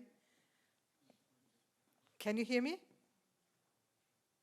Okay, so I'll give the floor to Ken while we try to solve the problem with the sound, because we can't hear you, okay? Thank you, Gabriela. Yes, hopefully the sound system will come back, but I have been listening to the discussion very carefully, and my suggestion to the board would be not to make a decision at this stage until after both work streams have had a chance to start to develop the provisions, because the reason I say this is because we have to be very cautious in not prejudging or foreclosing on what we might need to do eventually. Because if I were to, and maybe that's a response to James's challenge or question, are there any provisions or might there be any requirements that would require, that would call for a level of specificity that we would need to make sure that practitioners, assurance practitioners will be able to operationalize the requirements of provisions. So if I were to look at the non-assurance services provisions, and as we all appreciate, when it comes to sustainability assurance, many of the provisions concerning the provision of non-assurance services in an audit context ought also to apply in a sustainability assurance context. And a number of the NAS provisions in the code speak to the practitioners, or in the case of an audit, the auditor's consideration as to whether the outcome of the non-assurance service might have a material effect on the financial statements. And that is a very, very specific and very precise requirement. And if we don't have a definition, then it's going to be very difficult to operationalize that sort of requirement. In other words, it's how would the practitioner make an evaluation as to whether the outcome of the non-assurance service, whatever it might be, might have a material effect on the sustainability information. And if it is very broadly described, it's very loosely described, that's very difficult to apply on a consistent basis globally by both PAs and non-PAs. And I'll take another context as well, the concept of a public interest entity. workstream one will need to consider this very carefully. In the context of an audit of financial statements, the concept of a pie, as many of the board members will know, is very closely linked to financial statements, and financial statements is a concept that is defined in the code. It is very, very precise as to what we understand to be financial statements, and that term also is defined in the IESBA standards. And as we extend the concept of a pie to the sustainability context, we may need to take a parallel approach, if you will, in terms of how we then explain the meaning or define the concept of sustainability information, precisely to be able to circumscribe what we understand to be an entity of public interest in a sustainability context. So that's what I would caution the board. I mean, it seems appealing because of the challenges of defining the concept that we, if you will, we take the easy way out and not try to define it and just maybe describe it very generally, as in fact the IESBA is trying to do for its application material, apart from the technical definition. But I think in the context of independence in particular, we may need a level of specificity so that we can have requirements that can be very consistently applied and certainly understood. Thank you very much, Ken, for raising these very, not specific, but concrete aspects, and for the advice not to decide today. I don't think that we were going anyway to make a decision, but I think we have to keep that flexibility and that open mind on the next few times. Yao Shu, can you try again? We can't hear you, Yao Shu. The best that I can do, if we can't solve the problem, is ask you please to send me a message, a written message with the most essential of what you want to do. Is it okay? I'm sorry for this. Rich, please. Yeah, I'm somewhat in the same camp with Andy and Sanjeev, but I was going to say almost what Ken said is I don't think we should lock in right now. I do think we may, also to Ken's point, find that we need to get a little bit tighter as we look through the specifics of what we're going to what we're going to say about independence in particular as it relates to the aspects of the attestation or assurance work. So that's all I had. Thank you very much, Rich. Laurie. Thank you, Chair. So somewhat in line with Andy and others, I'm generally okay with it starting right now with this sort of broad definition, assuming that it'll tighten up. To Rich's point, I think over time, I very much agree with Ken's point that it's probably very early and it'll probably be at some point much further along where we decide this matter. I do know that in other areas we don't have definitions, but they're long-established areas, and one of the concerns I have is this being a newer area, and we've spoken about this earlier in the day. We need to provide better clarity, I think, to people. And when I was thinking about the public interest framework that we're measuring things against, things like clarity and conciseness, the ability for stakeholders to understand what is expected of them is easier in a long-established area of work than in the area of sustainability. So my main concern would be that since we're talking about applying the public interest framework, this would be a good one to go through and think about, are we thinking about all the angles on this before we decide where the balance weighs? Yeah, thank you, Laurie.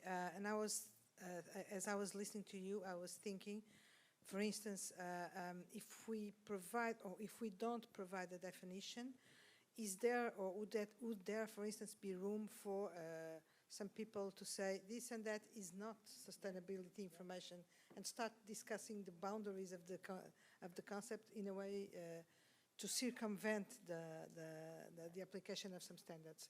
So this kind of risks should be taken on board. But I also agree that it's early days to close, make a decision here. Yaoshu, last try. It's not going to work. I would need 2 minutes to take the slides down. If that's okay. Sorry? I would need to take 2 minutes to take the slides down in order to reconnect her again. Okay. So, Yaoshu, you're going to stop for 2 minutes, and then you will be reconnected, and we will try to get you in, okay?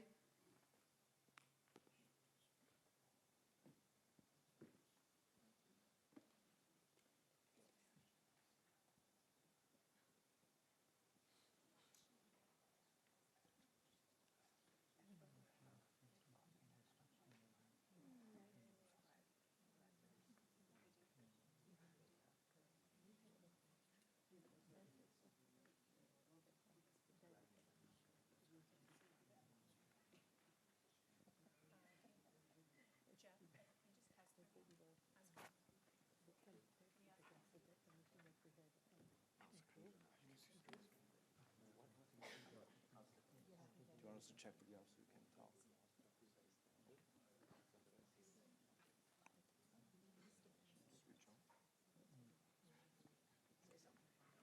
Check. Oh, sorry.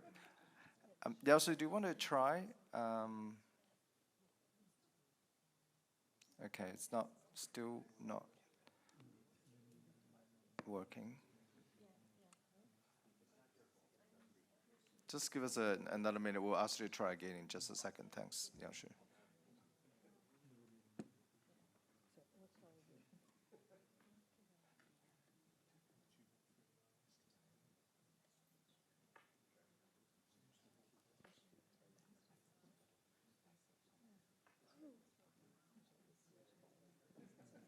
Yaoshu, I think it's better that instead of waiting for the problem to be solved, if you can type your comments in a very, very easy way and send it to me. Is it possible?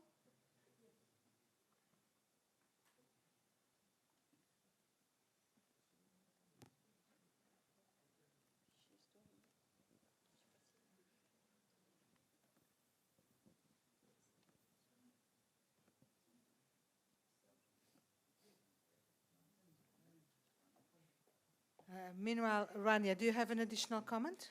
So please.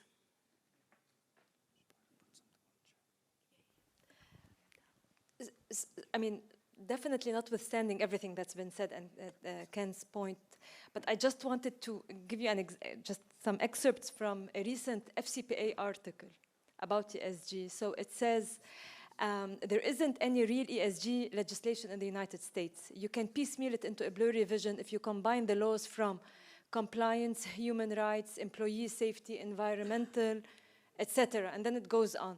And then just to be brief, it continues. One issue is that ESG has multiple meanings. And so all I'm saying is that, I mean, one way I understand that it's important to scope what we're dealing with, very important.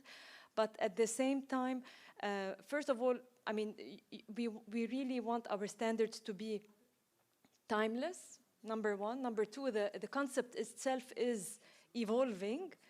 And I mean, you never know what it will continue to include or to exclude. What I would, suggest is that perhaps we can define it by reference to other sustainability frameworks. Let them deal with the definition. Like, for example, you may want to reference, for example, GRI or IESBA or whatever sustainability, whatever reporting framework, assurance framework, whatever it is, and just, you know, and in that case, as Andy was saying, because you are dealing with ethics, it doesn't have to be so technical. We're just saying that whenever something is dealing with what is called sustainability, these are the ethical requirements. I think that would be one way to go about it. Thank you, Rania. I think this all will be taken out for reflection by the task force. Personally, I think that making reference to a specific existing framework will prevent us from being framework neutral. And this is this wide and agile approach that we have to make sure that we keep. And I mean, we are not defining sustainability. We are defining sustainability information, which is a little bit different. But yeah, very much, a lot of food for thought. Vanya, please. Yes, Gabriela, thank you. I would just endorse what you just said, because ISSB is supposed to prepare the global standards for reporting sustainability, and they will be doing that not from scratch, but bringing what is better in this sense in the market. So for climate, they are bringing TCFD. For human rights, they might be bringing SHIFT. For biodiversity, it might be bringing GRI. And so for us to link to a specific one might cause problems in the future when the other frameworks are incorporated by ISSB. So I would not recommend that. Yeah, thank you, Vanya. And I'm thinking for an example, for instance, according to the European framework, tax duties and the compliance with tax, the tax activity of a company is subject to the corporate governance, the non-financial information report. So it's part of the sustainability information. In other jurisdictions or regions, this is not so, and it will probably never be like that. So this adaptable nature of the concept of the framework, it's more the framework, has to be kept alive. Ken, please. Yeah, thank you, Gabriel. And I just sort of had a thought in reaction to Rania's suggestion to consider, if you will, hooking a definition in the code to how the concept of sustainability information might be defined in the relevant reporting framework. And I wasn't thinking that you were suggesting, Rania, that we would go with, let's say, the definition in the ISSB standards or the definition in the GRI standard, but that you would essentially say in our definition that sustainability information well, it's in effect how it is defined in the relevant or in the applicable reporting framework. And therefore, we're not specifically defining it for purposes of the code, but insofar as the reporting framework has defined it, this is essentially the definition you work with in terms of applying the code. Yeah, and that has some appeal to me because it then makes it framework. It is framework neutral because we're not tying the definition in the code to a specific definition, but it leaves it to the reporting framework. What we would then need to do is think about what we should be doing in terms of those sustainability assurance engagements that we would shunt across to Part 4B. Because if we're dealing with the Part 4A equivalent standards, meaning the same level of standards as for audits, we would essentially go with the definition. But for those assurance engagements that would be outside the scope of the Part 4B equivalent standards, do we need a generic definition, if you will, of sustainability information? And maybe that's a question that the task force or the work stream can consider. Yeah. So I could say essentially a way that we could kind of think through it and see whether we can come up with an approach, a proposal. Thank you. Thank you very much. I don't know if Ashu, can you confirm that we don't have Wi-Fi internet? So, because I'm not receiving the emails as well. I don't know. Yeah, so we're having issues because there's another event in the building, and we think that might be what was causing the issue. Oh. Unfortunately for today, it's going to be... Okay, so I can't receive Yashu's email. Okay. Oh, you have it. Okay, okay. Okay, thank you, Sylvia. So apologies, in the meantime, we got comments from Yashu, and her comment, my comment is that if we use the same terminology with the IEESB, we need to use the same definition. The PAs will confuse if we use the same terminology, but with different scope. We can make some little change that make the PAs can tell. That's the comment we received from Yashu.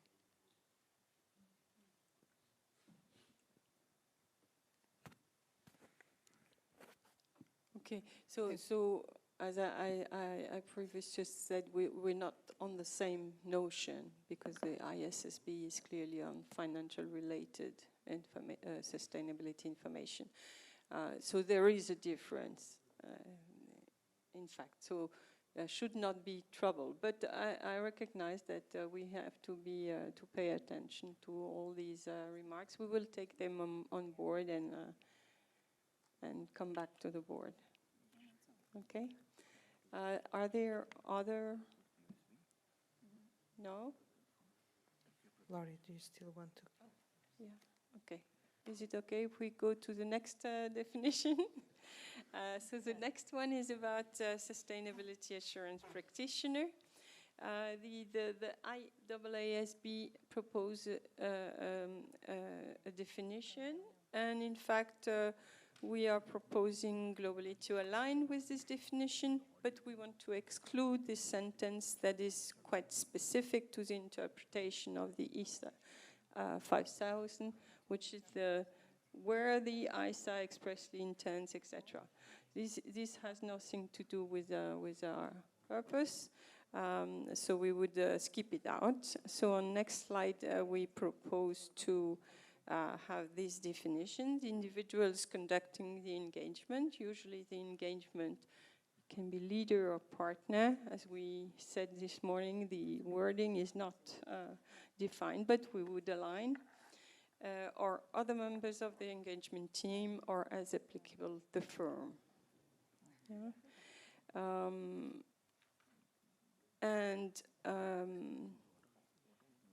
So depending on the fact that we have a fully integrated approach, or part 5 or standalone approach, we might, it's on next slide, please.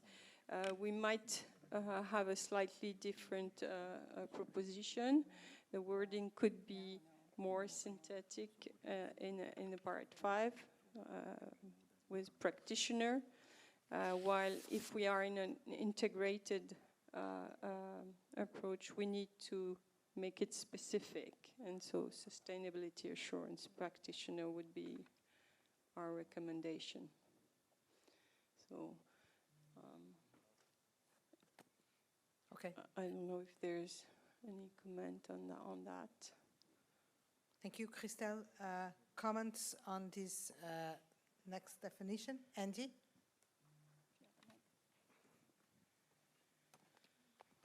Thank you, and thank you, Christelle. I'm not sure where to place it, so I think it goes here. I mean, I think this is very clinical in terms of defining what the person is that does the sustainability work, but from a blank ethical code construct, where does the concept of professional competence and due care and qualifications of the practitioner land? So when we look at the code from only applying to professional accountants, I think there are qualifications to be a professional accountant. And we don't define it because each member body defines it differently, but they're qualifications. So it seems that in terms of the practitioners, there ought to be somewhere where the threat of not being professionally competent or having due care, there's some sort of qualifications for the practitioner. So I don't know if that's something the task force has gotten into, because this is just an extremely clinical, it's not qualitative at all, is how I'm trying to describe it. Yeah. Maybe I'm being idiomatic, but it seems to me there ought to be some place within this project where we have some sort of qualitative aspect of who a qualified practitioner is. Okay, for sure we will see that, and I propose that we discuss this with the next definition, which is the professional activity, because there enters the question of skills. But I understand that for assurance practitioner, wherever in the code we have defined that for the financial assurance practitioner, we should also make it clear for the sustainability assurance practitioner that we have the same bar, same expectations. Okay, fair enough.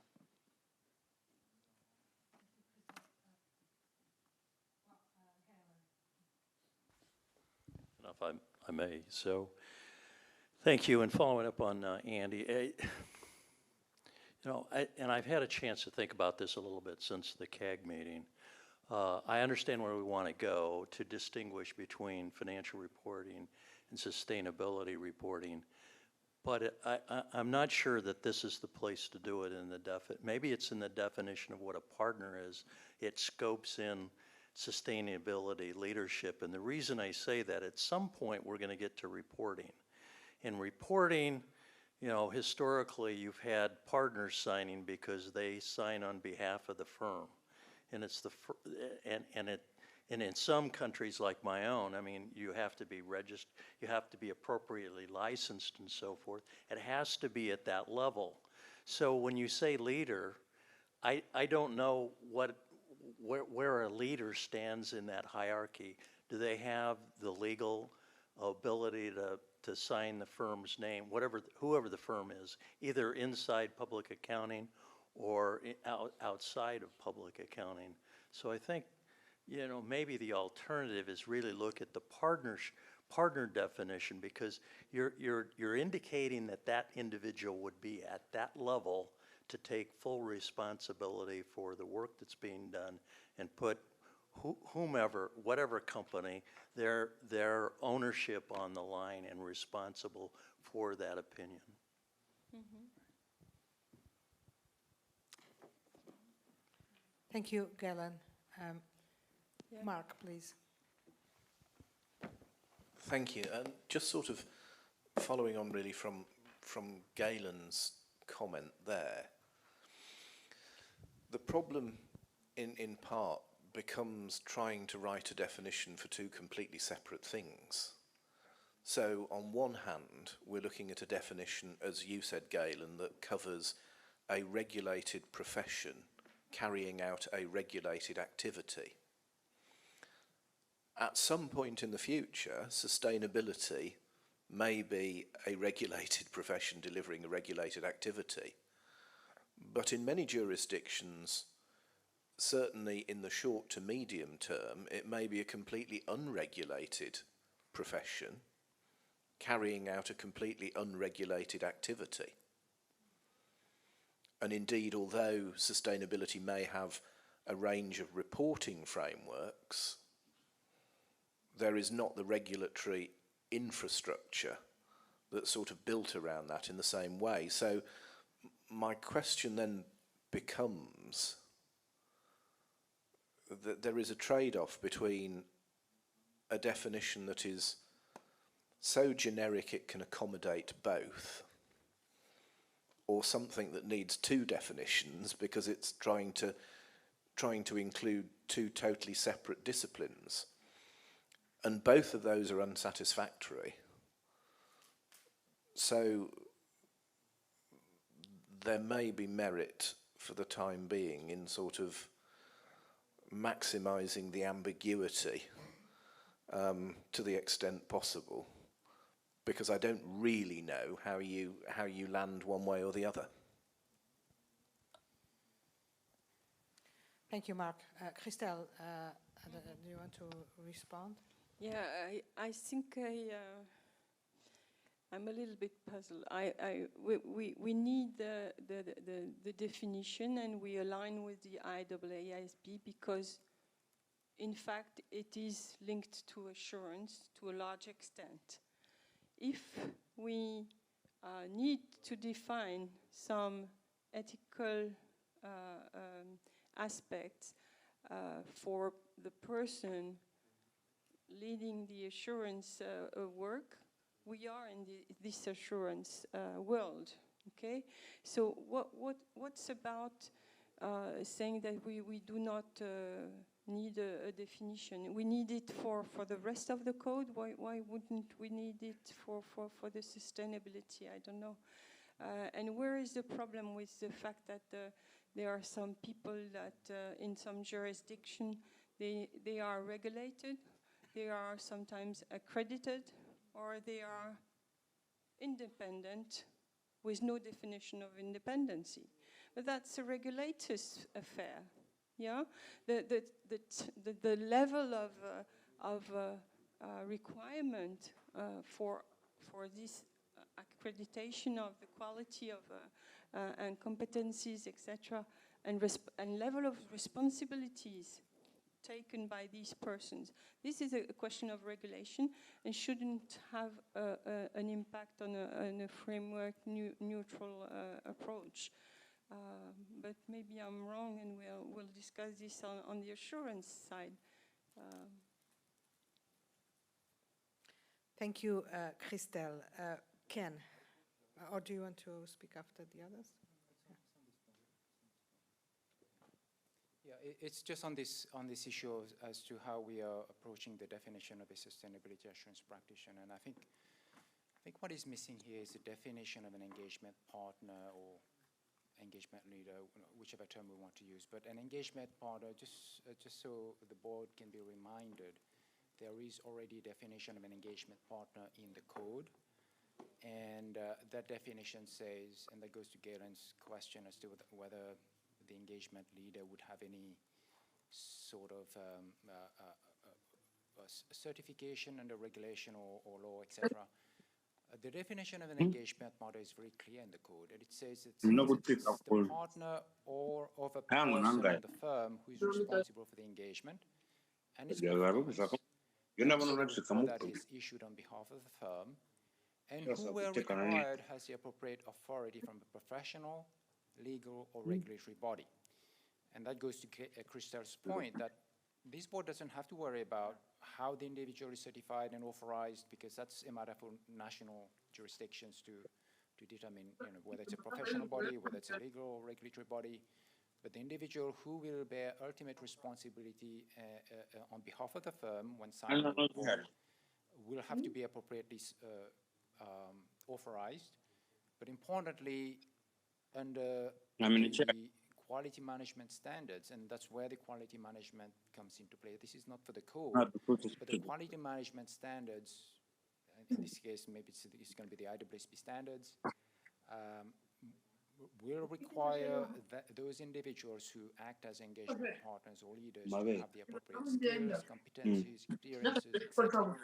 So I don't think we need necessarily to have to worry about how we make sure that the individual is suitably qualified, competent, and authorized to actually act in the role of an engagement partner or leader.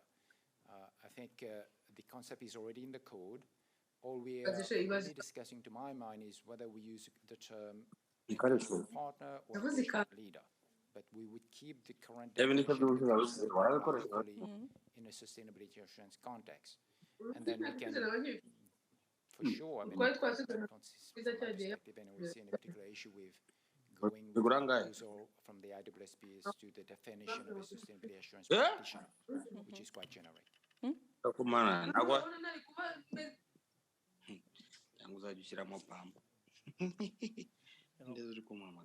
this on?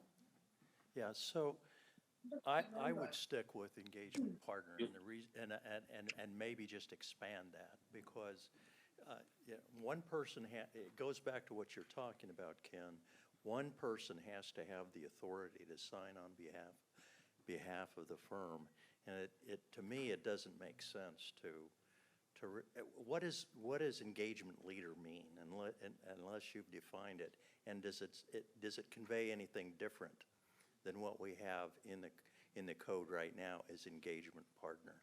And I get the idea that this is different, and so we will have non-practitioners outside the profession trying to understand what we mean by engagement partner, and that's just, I think, a leap that they have to make. Okay. Yeah, we want to address the fact that in most of the outside the firms, there is not a question of partnerships, or it might be marginal. At least on the biggest actors, they're not partners. They are leaders, senior executives, chief of whatever. And so, Shareholders. yeah, and so we need a generic term. That's, I agree. Now, what do we convey if we stay with the partner?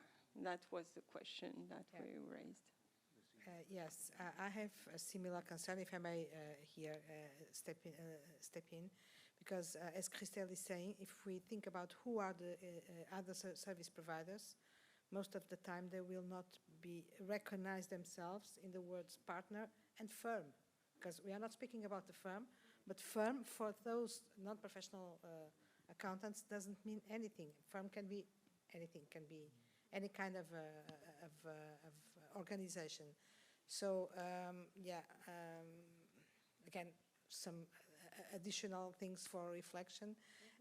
This is one of the moments where we have to put ourselves in the shoes of those who are part of totally different organizations with different structures, different constructs, etc., and see if it fits into. Not sure. Well, stop here. Let's see how it goes. Rania, Sadia. So I had a similar comment to what Ken was saying, and I would second looking at the definition of engagement partner and whether there's room to actually talk to a leader role in that definition and not within the definition of sustainability assurance practitioner. I think as much as we want to accommodate more people, we shouldn't confuse professional accountants that have been familiar with the term professional partner, engagement partner, and have to consider if there's an engagement leader, which might be something that they use within the firm. So we don't want to water down a definition that's already known. I do want to re-emphasize Andy's point, and that's the case of eligibility that we haven't discussed.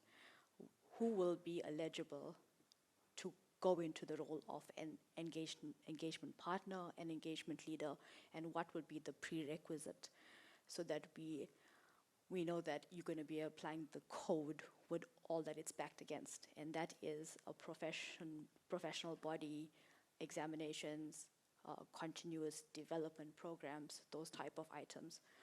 And I'm not saying it goes within the code, but it's probably a preamble or an introduction to how you could use the code.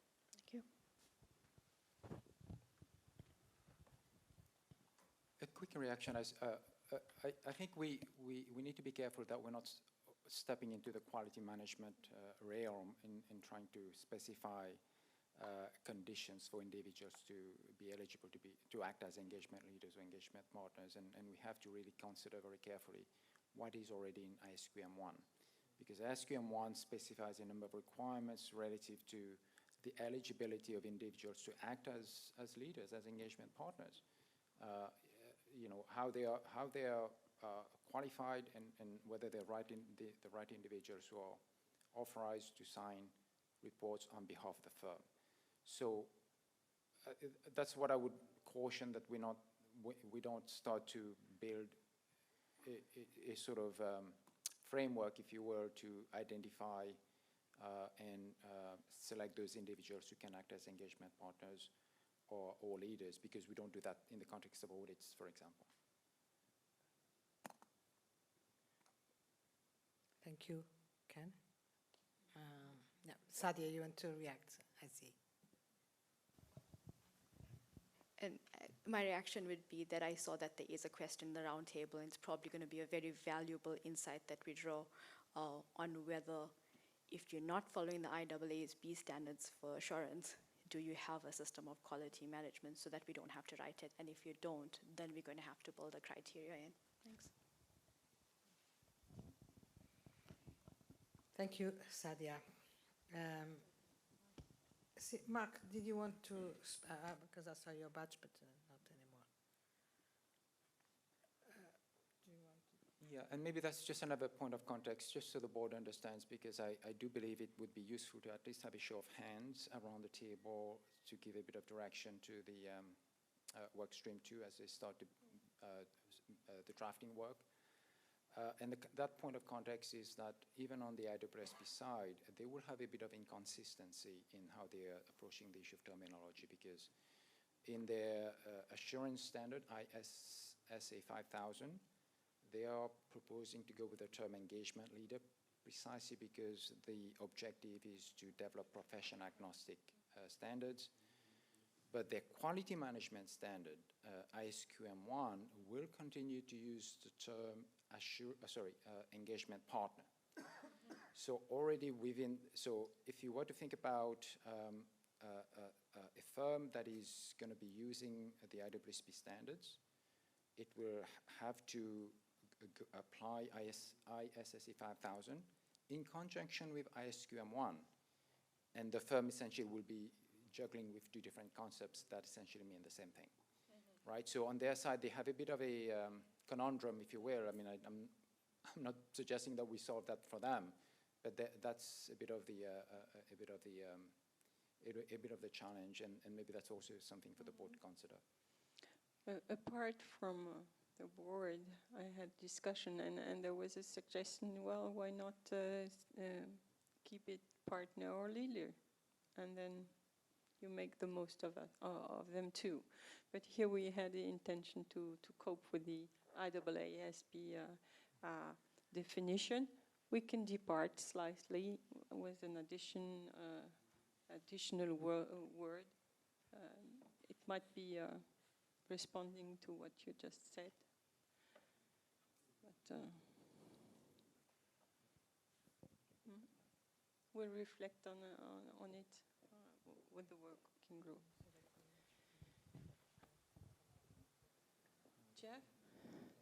Jeff wanted to. Sorry, just quickly. Just to remind the board, the definition or the concept of engagement leader and partner within the sustainability project is something that Workstream 1 will look at more closely. So really this definition that the Workstream 2 has is really just looking at the individuals that we want to capture, in terms of within the code. And I guess Andy's initial comment is kind of capture, well, who are these individuals and what qualifies them. So that's something that we will look at. Of course, the code, as others have mentioned, the term professional accountant is defined as a member of an IFAC member body, so that's easy. But in terms of a sustainability assurance practitioner, that's something that we will look at. But in terms of just the definition or the concept of engagement partner leader, what we're going to use, how we're going to coordinate with IESBA, I think Workstream 1 and more broadly the task will look at that, particularly after the roundtable and we hear some feedback. But yeah, I think I wouldn't. At this point, I mean, we've got some good feedback, but we'll take it from here, I think.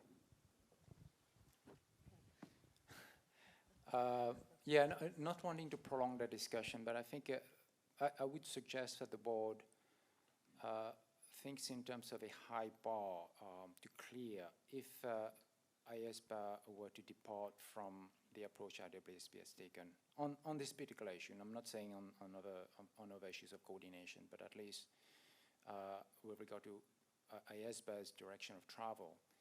If this board were to go with engagement partner and IESBA goes with engagement leader, already we would have a difference in terminology when we're referring to the same individual. And what is the basis or rationale for this board to go with a different term when the objective is to be fully coordinated between the two boards? So I think my challenge to this board is it has to be a high threshold to clear if this board is going to come up with a different term, and what is the basis for that. Otherwise, clearly we should be aligned in terms of terminology. Okay, so this is the challenge for this board now, but Mark.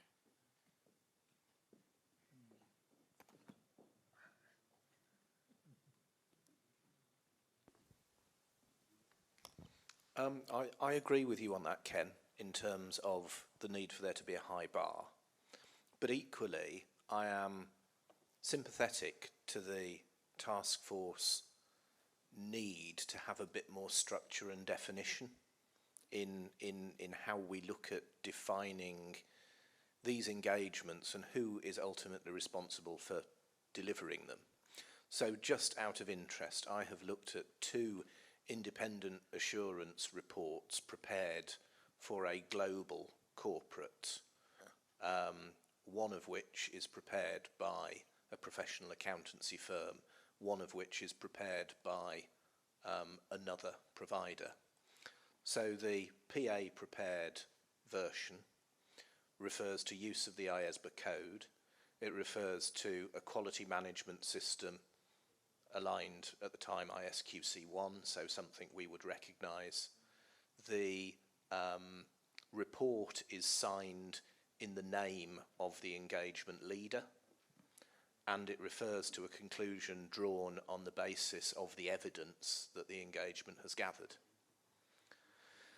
The other report, on slightly different subject matter in the same entity, talks about an independent assurance engagement. However, it refers to a mix of 5 different reporting criteria from different systems, 2 of which appear to be internally generated. It refers to a quality management standard that is not a standard, it's a certification. So it's difficult to see how that works. It refers to an independent report, yet talks about a code of ethics, but with no detail behind it, and then in the same sentence talks about a number of existing commercial relationships with the entity. So, on one hand, I'm really with you on the need not to depart from an established definition, and indeed David and I were just looking at the definition in the code for, you know, sort of for engagement partner in terms of the engagement and thinking, is this strong enough to do it? But I do have some sympathy for where Christelle has landed, which in one example lends itself really well to the existing definitions and ties it all in very strongly, but in another example would leave me extremely nervous that without a more belt and brace approach, you would run the risk of undermining one of the objectives that we talked about earlier, which is the purpose of what we're doing with the code is to underpin the reliability of the information and the ability to be able to underpin public trust in that information. So I don't have an answer to it, but I sort of have a bit of a caveat and a word of warning that we need to try and work out how to address, either through amending a definition or putting something around it, be it application material, as others have stated, or, you know, thinking more about the type of engagement that would meet the high bar to go through the scoping that we're looking to develop.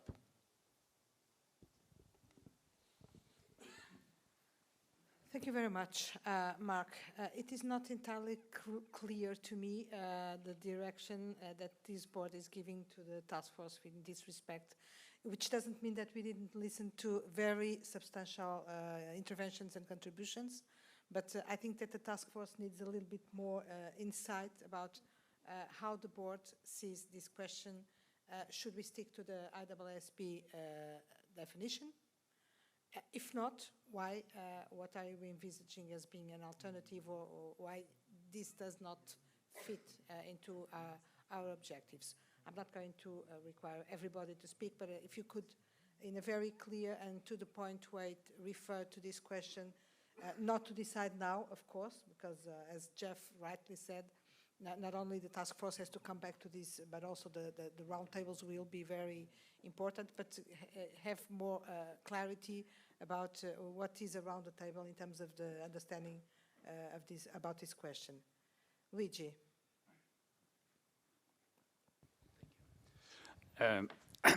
As mentioned before, I have no objections in defining terms. At the end, probably this would be necessary in order to have proper qualification, proper requirement, and proper design of the entire architecture.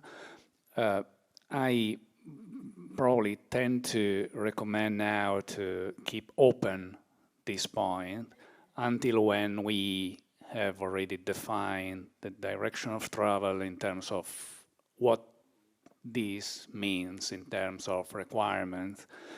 I would be probably, this is my personal approach, which is not necessarily the right one, but I would prefer first understanding the requirements and what we are requiring in terms of ethics to these individuals, whether we call them leader or partner, and afterward to take a decision on the definition. Tentatively, I will try to be as aligned as possible with the other board in order not to have too many differences. If there are good reasons to adopt another, I'm open. I have no issues with that. But my first interest is to define or to arrive at defining the specific requirement, what we need, what we believe is the highest bar that everyone, PA or not PA, should comply with in terms of fundamental principle and the application of this fundamental principle. Then the definition would be, I would not say the easiest task, because probably it will not be so easy, but not the most relevant in my view in this approach. Thank you very much, Luigi. Point taken. Chana, please. Thanks, Chair. I would, in the first instance, stick with the IAASB definition. As Galen said, at the end of the day, somebody has to be certified and somebody has to be responsible for the engagement.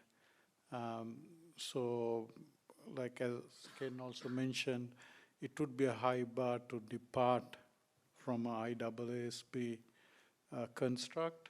So initially, I would tend to stay with this, but I think Felician made the point in the morning whether it should be leader or partner. So that would be something the task force could consider. And then, you just modify the engagement partner definition, because that clearly says that this is the person who's responsible, whatever you want to call it, chief executive or director or whatever. Somebody is responsible at the end of the day. Thank you, Chana. Rich. I would suggest that, as Ken read it, the definition of engagement partner covers what we want to have it cover. It addresses the partner or other person, thank you, who's responsible for the engagement, its performance, et cetera, what Ken read. And I don't know where the ISBA is going with this, or IAASB is going, because they don't even define the person. They go on to talk about other members of the engagement team. I think we could just put a statement in that says engagement partner is an engagement leader are one and the same thing. And if that makes the term engagement leader easier to use in Part 5 to describe sustainability roles and reflects the fact that different organizations may have different structures, it leaves the definition in the same responsible place. Thank you. Thank you very much, Rich. Andy? Thanks, Rich. I would sign up to and endorse that as well. I think it's just a label, and contextually, I think different professions might treat a different label, but it's the person in charge. So the framework of the IAASB uses leader, so that's an example of a framework. Other frameworks might use different words, but I think we could easily define it as partner or leader or whoever, the person responsible amongst the people who work on this particular thing. I mean, I think that's the substance of what we're getting at. So.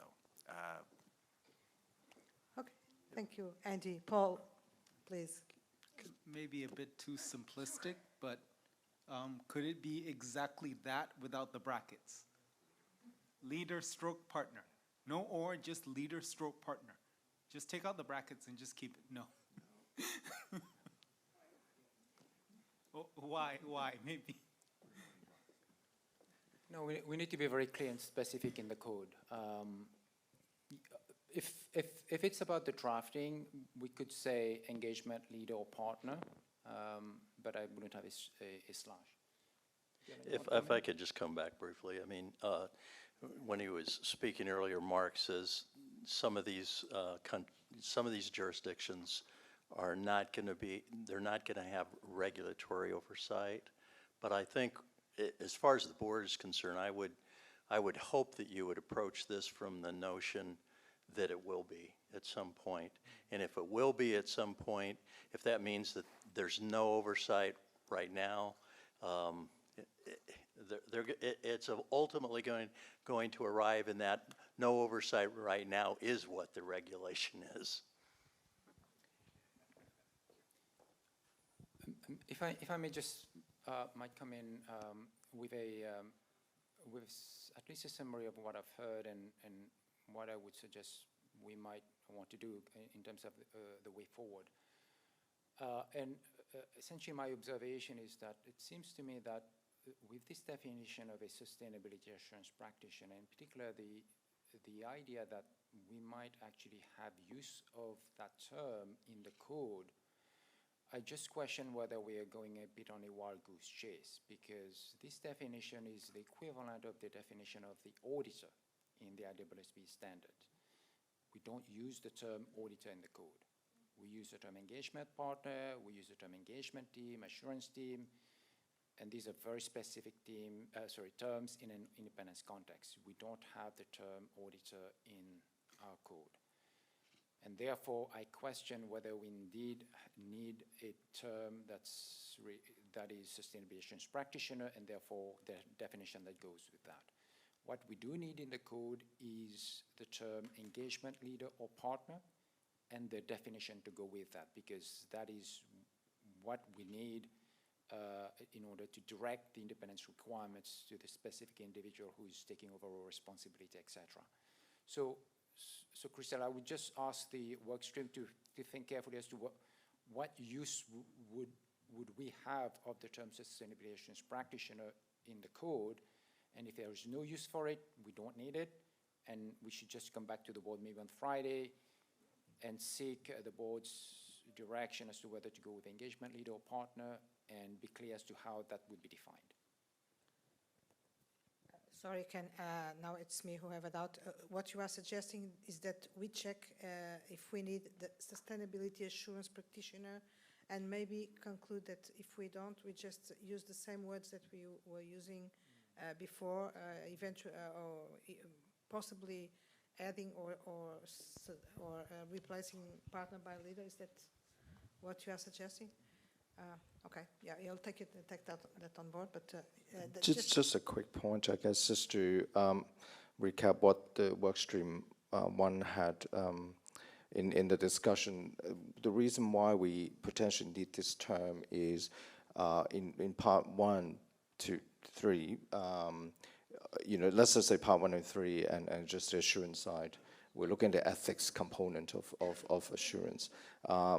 You can't just say professional accountant in part 1. You need to have expanded out to those who potentially are not from the profession if we're going that direction. So that's why this term became a necessary term, because we need it for part 1 if we're going that direction of integrated. So that's the rationale for having this definition to start. And to make it clear that they are included in the scope. Is that it? To make clear? Yes. Make clear that those sustainability assurance practitioners, which are not the regular ones, so to say. Yeah, that's right, because if you are professional accountants, then you're already covered in the code. But if you're not, since we need to have a broader, a term that captures those who are not already captured by the code. Okay, well, still, Rania? Sorry.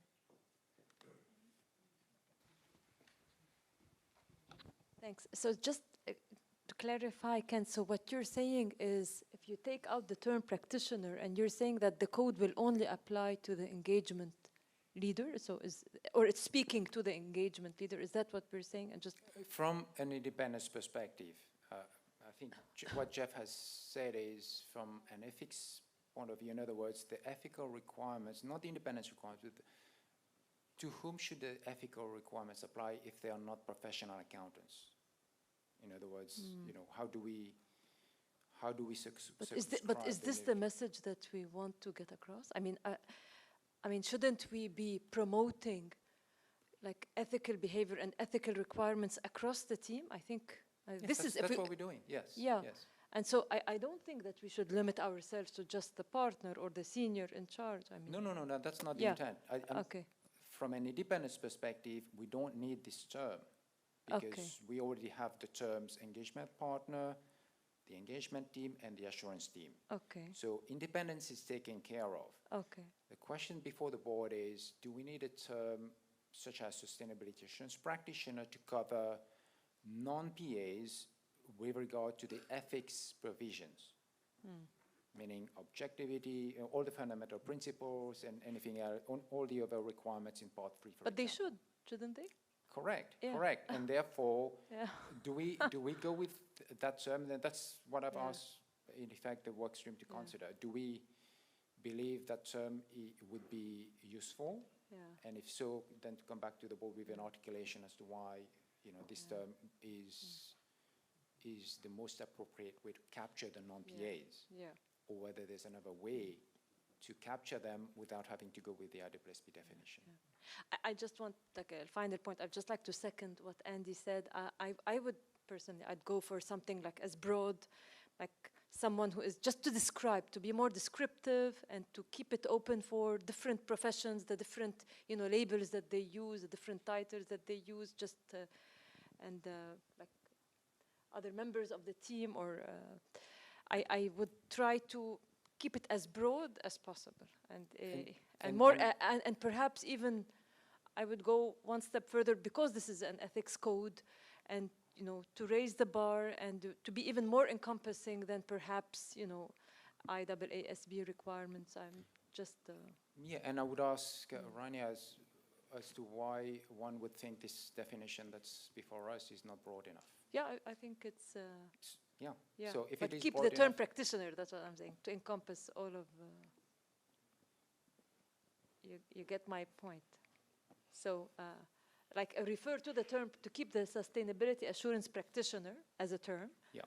And then keep the definition as is, so Yeah. that like, Yeah. Yeah, or equivalent even, yeah. Something like that.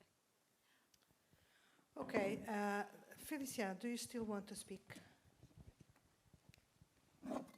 Thank you, Chair. Just a small one, a clarification. Maybe it's my lack of understanding of differentiating between a practitioner and a provider. So in my understanding, if you're a practitioner, you probably belong to a practice, you're trained, like what the team has been mentioning. And I don't know whether we are saying that everybody who is going to be into sustainability assurance provision has to be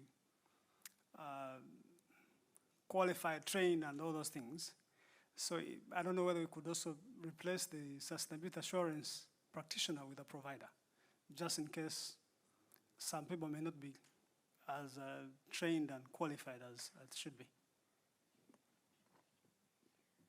Okay, thank you for that point. Of course, the task force, unless there is anything immediately in the opposite sense, will consider also that proposal, which I understand. I don't know if we can go in that direction, but I understand your proposal, so it will be considered together with the rest. I don't see anyone else wanting to make comments. We still have problems with the sound and I think the image. I received a message from Caroline Lee saying that she can hear us, she can see the slides, but she can't see us. And that she could listen to Yao Shu, which is something strange because we don't, but okay. So trying to, Christelle, Do you want to try to wrap up or? Well, I understand that we have to demonstrate what is the use of this terminology within the code. We have to define if it's useful only for the assurance part or not, and if not, does it sufficiently cover the people that we need to have with the right type of ethics and skills. So we'll do the job. Thank you. I think the short and very, very clear after all this discussion, which is what we need. Thank you very much, Christelle. And we will be looking forward for the results of your reflections upon all these very lively contributions. I'm very happy with that, I must say, because it would be strange that at the start of such an important project and with such critical definitions, and it's not only about definitions, it's really about the conceptual framework and basis of the projects. It would be very strange if there weren't different visions and different perspectives. So this is where the light will come from, and so therefore I'm very happy with this discussion and wish you good luck to digest all that we have heard here. And I would suggest that we break here for half an hour, and then we come back at 4, 5, if possible, okay? Thank you very much.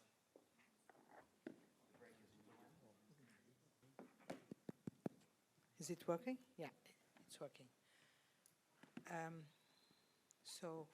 Welcome back for the last part of this discussion, before the next one, but for today it will be the last part of the discussion on the work stream 2 proposals.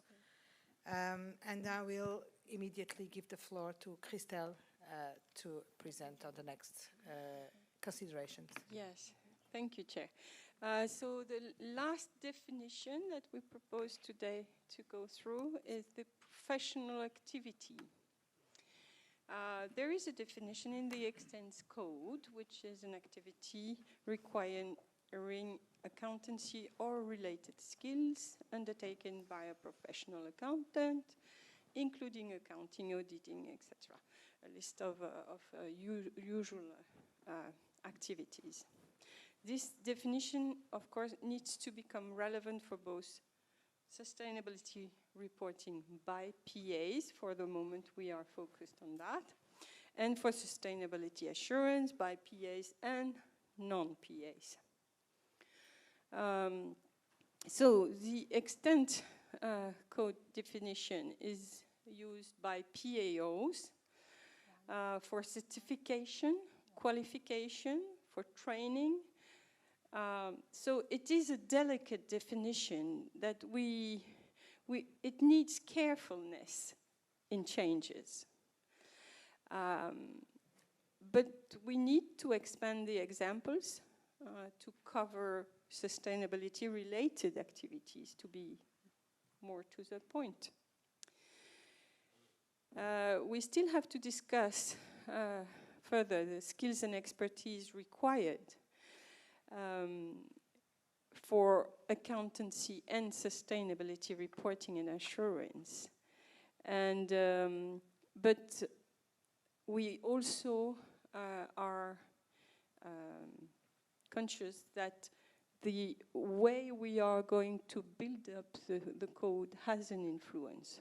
So on next slide, regarding the assurance, the changes depend on the strategic decision we will make. If we are on a fully integrated approach, the question is, are the activities such as preparing sustainability information or providing assurance thereon adequately covered by the reference to accountancy-related skills? And would a non-PA feel okay with such a shortcut?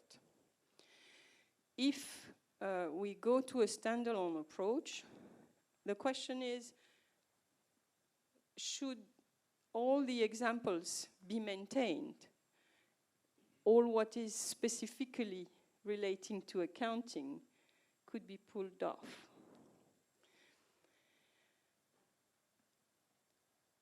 Then we have a third version, which is the next slide, the new Part 5 case. There we will have to deal with both questions, since the current proposal for Part 5 foresees that in certain circumstances, PAs providing assurance on sustainability information would still apply Parts 1 to 4A when they are also the financial auditor. So this means also that under the current proposal for Part 5, we would need to change the Part 1, 3, and 4 so that they include the sustainability-related considerations for the PAs. Yeah. So here what we present is we need to define the professional activity. There is high sensitivity if we change this definition in the first part of the code, because there are a lot of things linked to it in the professional accountant world, and namely certification, for example. But we also need to adapt, and we can do that maybe more easily in a Part 5. Okay. Unless in this case, we would have the first part for PAs, which would not be bothering for qualifications, certification, etc. And we would have a Part 5, which would be more nurtured by sustainability examples. That's the point.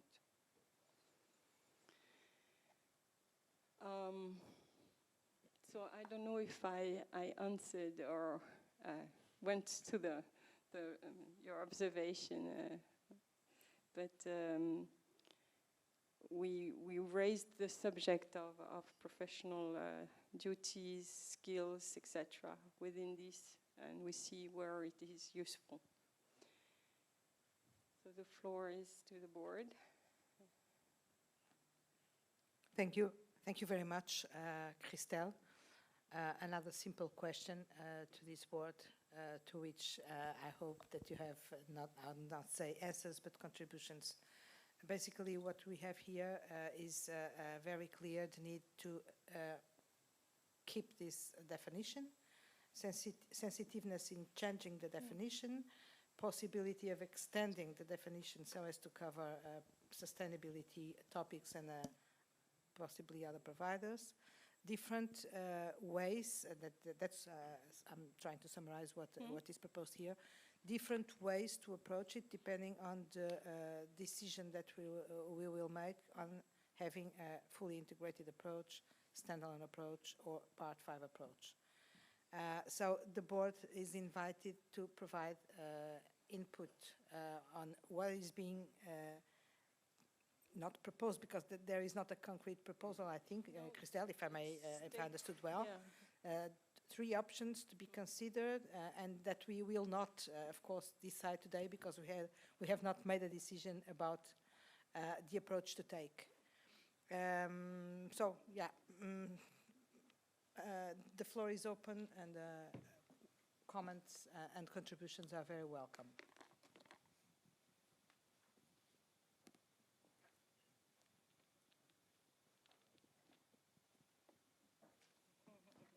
Andy, front runner. Thank you, Christelle and Task Force.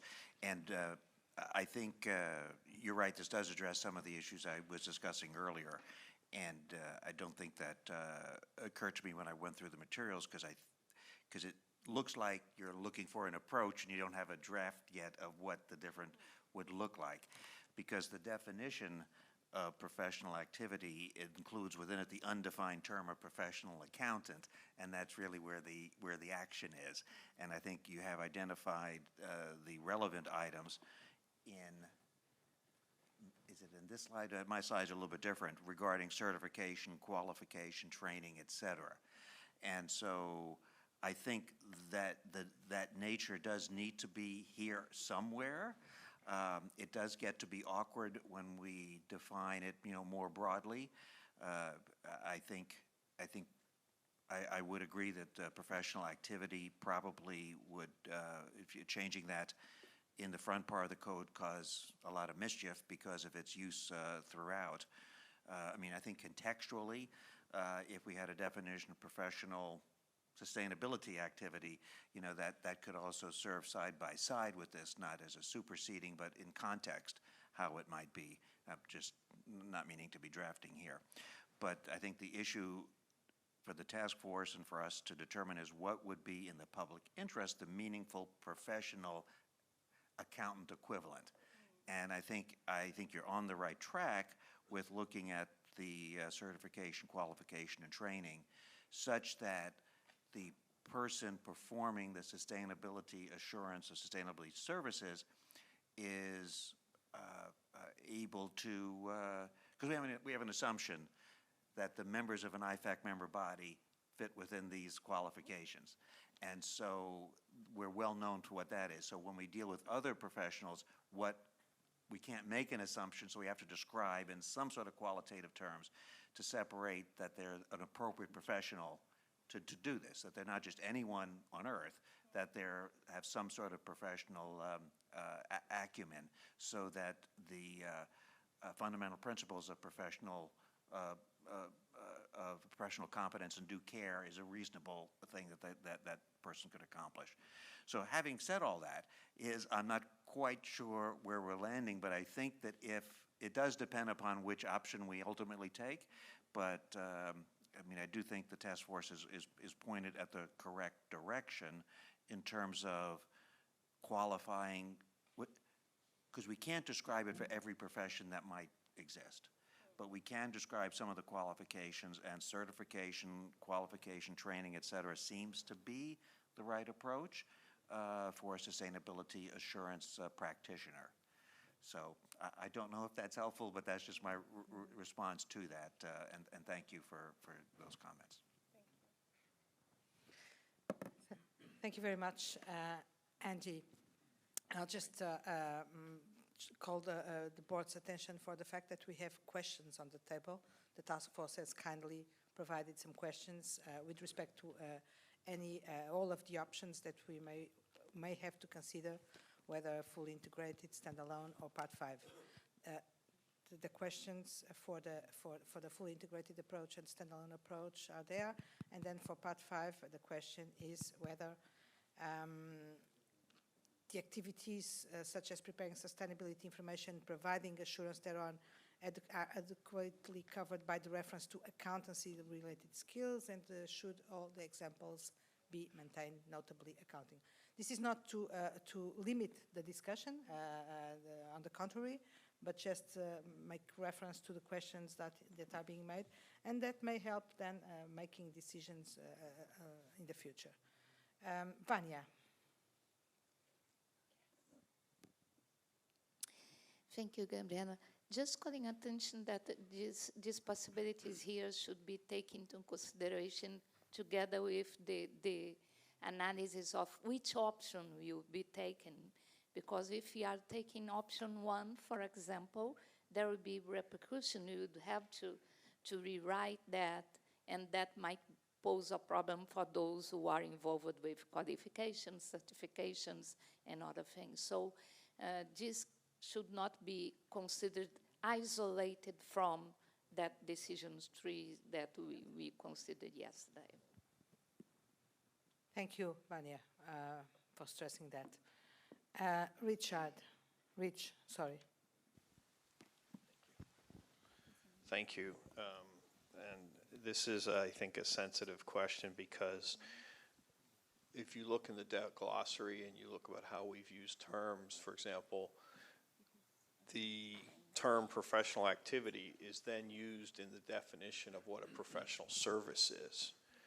And so we're going to have to, you know, depending on which approach we take into consideration that that definition, if we're going to keep this structure the same way, is going to have to be modified sufficiently to cover the professional services. I would personally opt for not removing something, but rather for figuring out either what had to be added or, and again, we're not here wordsmithing, but Andy had a good point about maybe define it itself, even if you're in the integrated part of the integrated approach. Just a thought. Thank you. Thank you, Rich. Other comments?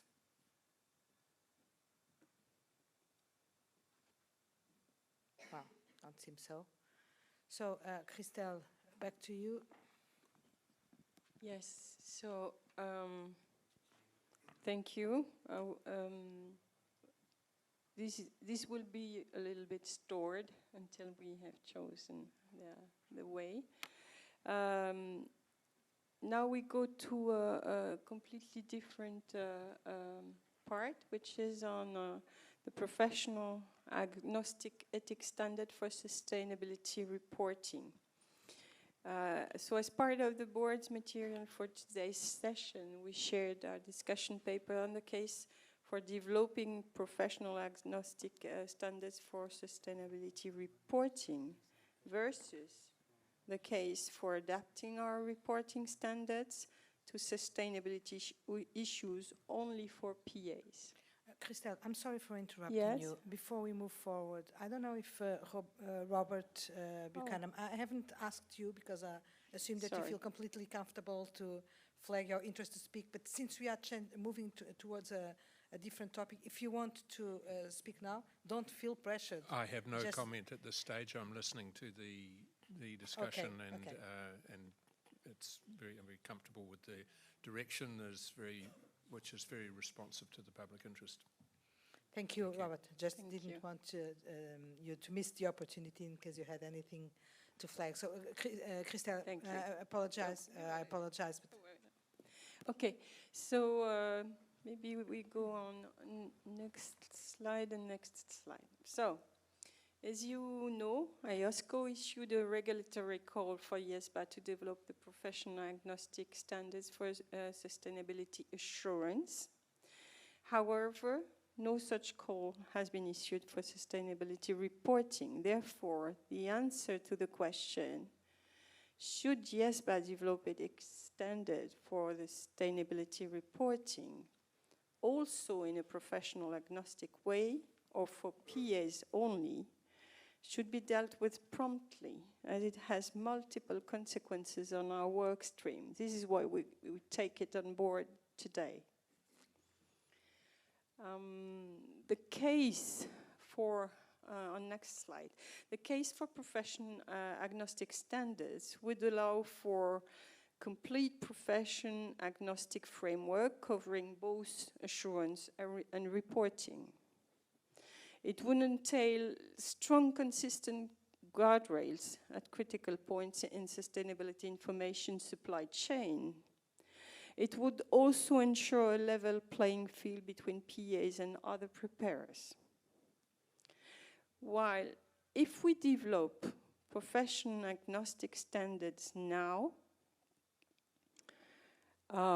there is a risk also that standards not be used by all potential preparers. We know we need time to assess the market demand, regulatory approach, and level of public interest. And regarding the lack of professional or regulatory regime, we know there is a lack applying to those preparers who are not PAs for monitoring, supervising, and enforcing compliance with the IESBA standards. So we are convinced that without such a system, any new IESBA standard meant to be applicable to non-PAs would likely be ineffective. And also, this option is more time effective to develop, which is important in the context of IESBA's commitment regarding the sustainability project. So the workstream 2 proposal on next slide is to limit our scope to the development of ethics standards for sustainability reporting for PAs only at this stage, and to take into account, of course, feedback from the CAG we will share in a minute, and of roundtables for the board to explore later the strategic issue after initiating further research in due course. Regarding the CAG's comments on next slide, the CAG expressed preliminary support for developing standards for PAs only, but recognized this is still an early stage to decide. It seems an option that is more aligned with IESBA's mandate, and it may be difficult to get non-PAs to use IESBA standards. The example of the US was particularly raised by one of the CAG members. The CAG also raised the question of the present role of PAIBs versus others within the organizations relating to sustainability information preparation, saying, well, do we have a good view on what is the state of the art? Who's responsible for what? What are the actors within the companies? And does it have an impact on your decision? The CAG acknowledged that there are broader issues relating to management and board of directors' responsibilities depending on jurisdictions, and also recognized that there is an important matter to collect feedback from stakeholders at the roundtable and more largely in our outreaches, while they appreciated the time and resource pressure that we have. So, do IESBA agree with our proposal that unless strong arguments today not quite identified are raised during the roundtables, do you agree that we limit the scope of workstream 2 to develop the ethics standards for sustainability reporting for PAs only? It is a key decision for us to be able to start drafting, for sure. Thank you very much, Christelle. Well, before we start discussion, let me just add here one or two personal comments. And one of them is, this is very well presented, and we can see clearly what was the journey that the work stream went through to get to this proposal. That I'm not at all judging. Just add that the idea of the objective of serving the public interest, that is there on the second slide, I think, but it has to be I think the last resort of our decision, of course, having in mind all the arguments that have been put on the table. Secondly, well, I think that not all the arguments probably have the same weight in this decision. Some of them are very strong, others probably a little bit less strong. And thirdly, I would like to direct your attention. It means what it means. It means nothing, but direct your attention to what happened yesterday, which was for me an incredible surprise here in Abu Dhabi, when they told that, well, we adopted the code, and by the way, it is applicable to all those charged with governance. So when here in that slide it says taking into account feedback the board to explore this strategic issue with stakeholders, we know that if we take this direction, of course, and this is for discussion, whether we are going to take a professional agnostic standard or not here, but we think that we have a long journey. We may have a long journey ahead of us in terms of discussion, interacting with other actors, with the corporate governance community, raising the topic of the non-existing framework for corporate reporting and a lot of other issues. But then suddenly they did it like this. Just the regulator said, okay, this is so, but this is for all. So this should also be taken into consideration. Of course, this is nothing that we can do. We are not regulators. We don't make decisions. So this is not for us to decide that this is going to be applicable to all those charged with governance. So the discussion here, I think it's more on the policy side. What should happen, and understand what we can do with respect to what we think that should be the place or the framework where we would land if we could. A little bit aspirational, and then measure the possibilities against that inspiration.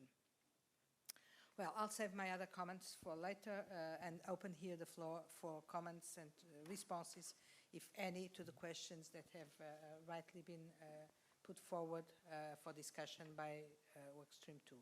Mark. Thank you. I think this is a very carefully thought out proposal, and I'm strongly supportive of it.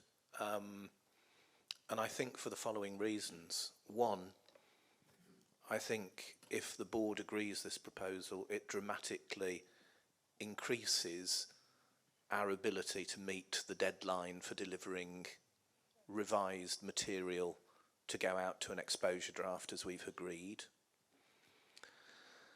I think also in many jurisdictions, ultimate responsibility for the preparation of information rests with the directors. That doesn't change, so it provides in a way a safeguard that somebody is ultimately responsible. And I think that gives a degree of assurance. I think the other point that I would make is that at the moment, many jurisdictions use the code to take enforcement action against professional accountants who fail to meet their obligations. We are some way off in many jurisdictions having a similar enforcement regime for people who are not professional accountants, and therefore, I think, in a sense, if we're looking at making this project manageable, this is a chunk that does not need to be delivered now. It could be delivered later. And I think the other thing as well that's a very important safeguard is almost regardless of who prepares this information, the other safeguard is the assurance engagement. So the fact that we have developed standards to govern the provision of a high quality assurance engagement ultimately bounces back and addresses that question of, are we acting in a way that improves the reliability of information? Are we doing that in a way that protects the public interest and underpins public confidence? And I believe we are. So I think for those reasons, I'm supportive of the task force's proposal. Thank you, Mark. Jens, please. Thank you, Christelle. Thank you, Gabriella. I understand this limited scope, and I'm supportive in the project we have ahead of us because of the timing issues and the importance of having even more outreach activities if we are also looking at the preparer side. But I would like to keep in mind that this is still an issue which we should consider, not perhaps in this project as a final stage, but I think looking around the global developments, there is a need of consistency also on the preparer side, in sustainability and also in other parts, in the financial sector or the governance sector. And I think from my discussions with other professions, I think there is merit to advertise our concept also to non-PAs. So I would say yes, but not forget it, to keep it on our agenda. Thank you. Right. Thank you, Jens. May I go around? Christelle, do you want to react now?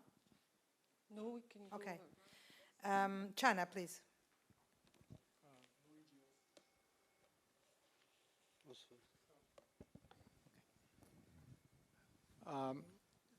Similar to the points raised by Mark and Jens, I would also support this approach. The other thing is ultimately this would probably be a responsibility of the CFOs, and like the vast majority of CFOs will be PAs anyway. So I think this is a good starting point, and it's not stopping somebody else taking and using it if they think that it is useful. I think the other thing is the quality of reporting is a thing we need to be mindful of, because if that quality is not good, the assurance job becomes harder. Again, it becomes a audit quality issue, because the reporting must be to a certain standard. And like Jen said, we can always revisit this later on. Thank you, Chana. Let me just challenge you, or challenge the board before we move forward. I fully agree with you that if the report quality is low, assurance gets very difficult. But that only raises the importance of having high quality reporting.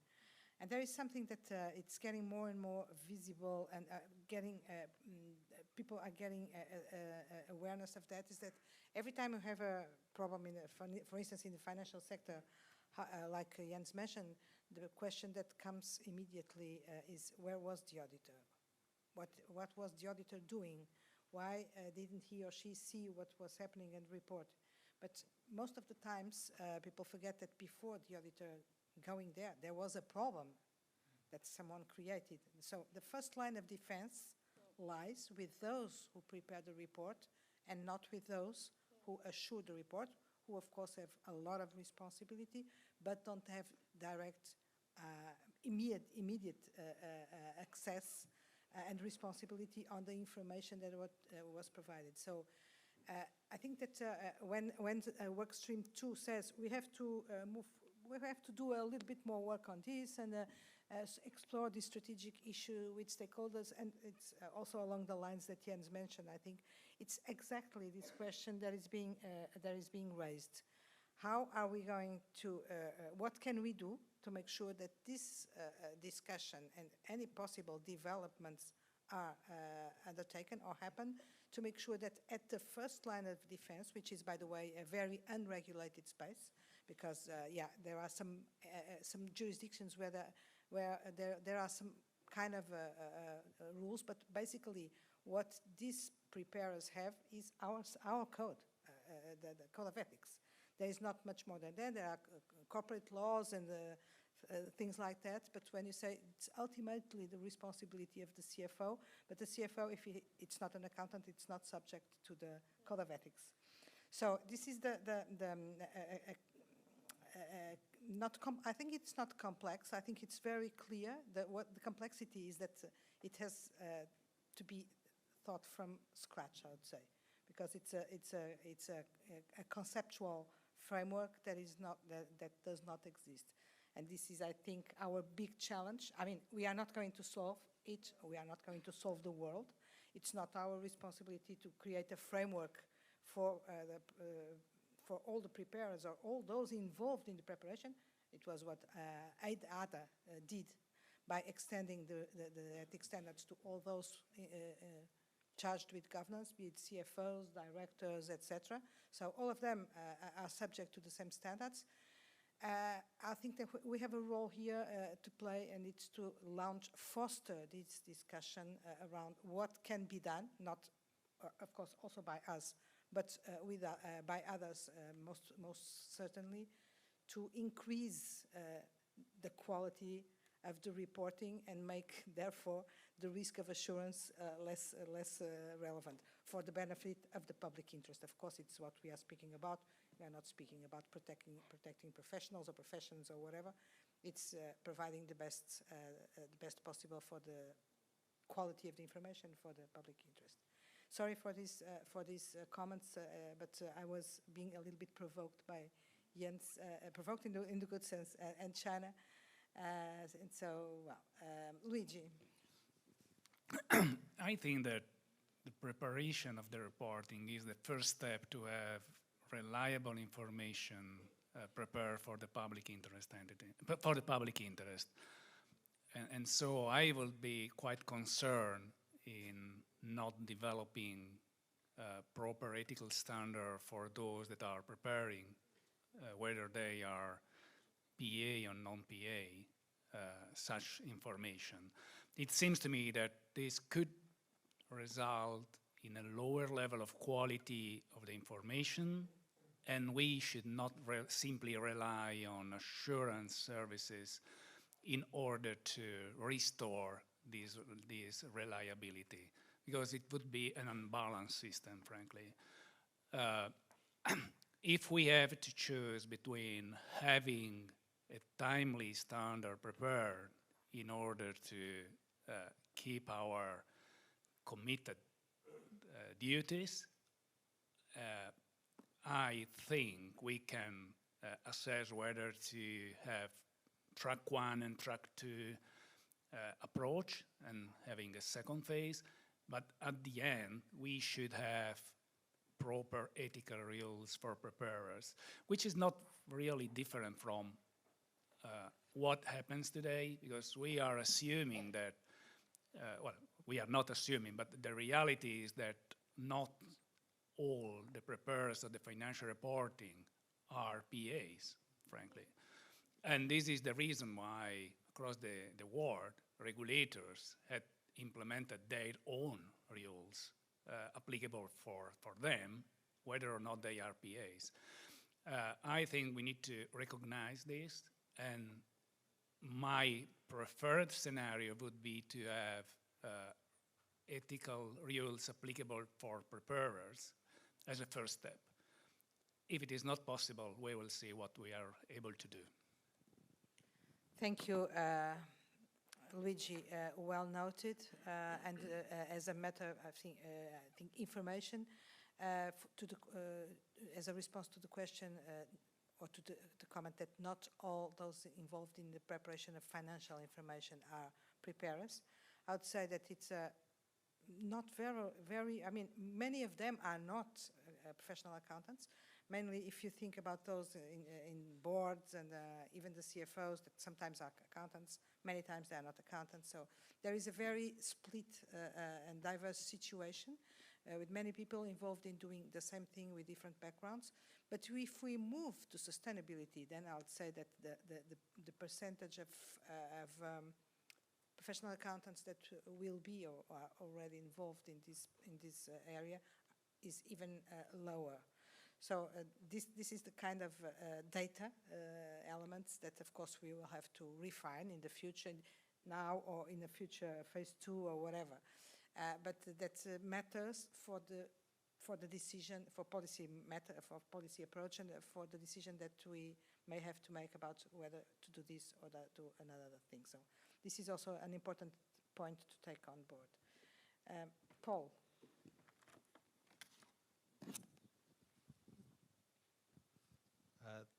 Thank you so much, Gabrielle.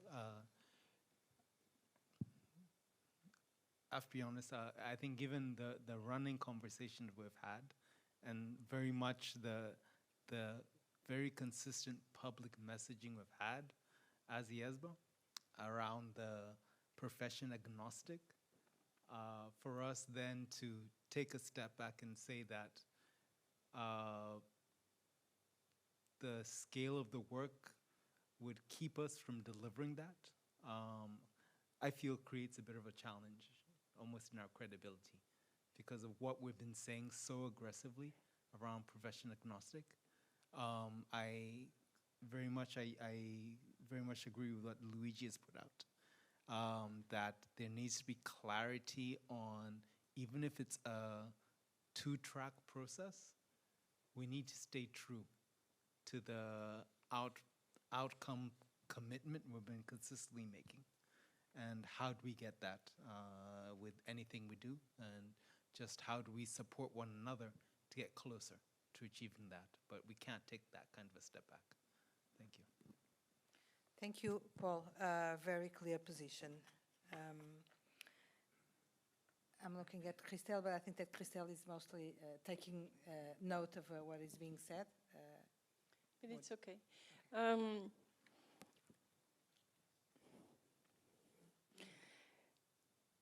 I agree that the final objective could be, if this is really what our stakeholders need, could be to have a code that would apply in all circumstances of preparation of a reporting, whatever the subject matter reporting is. So, but it is a very invasive objective, which we really think is not compatible with the timeline that we have for the first step of our delivery, which was asked expressly, which is having professional agnostic assurance part. We can, I don't know if we are going to commit immediately to this second step. I think it will greatly depend on our outreach and roundtables and how regulators think we would fill a great gap. But we can promote the good principles that we are going to reshuffle, okay, to introduce the sustainability world into the part 2, okay? And we could promote that, of course, and saying that this could be reference for much more than the PAs. And it would be, and to some extent, this is what potentially is doing ADA, saying, well, I get it by the top level, those charged with governance, and it's their responsibility to organize themselves within the companies to cope with all these requirements. And then you don't have to, you have the issue of understandability by non-PAs that comes back, but not the level of requirements and the nature of the threats, etc., that we are addressing in part 2. So I wouldn't be comfortable by committing right now that there will be a track 2 to have a fully agnostic code, but it might come after the roundtables and outreaches and with the due process questioning. It's a strategic question. And I think we can deliver something useful for preparers, be they, if they are PAs or non-PAs. And we'll see what is the best way to promote it for non-PAs, for example.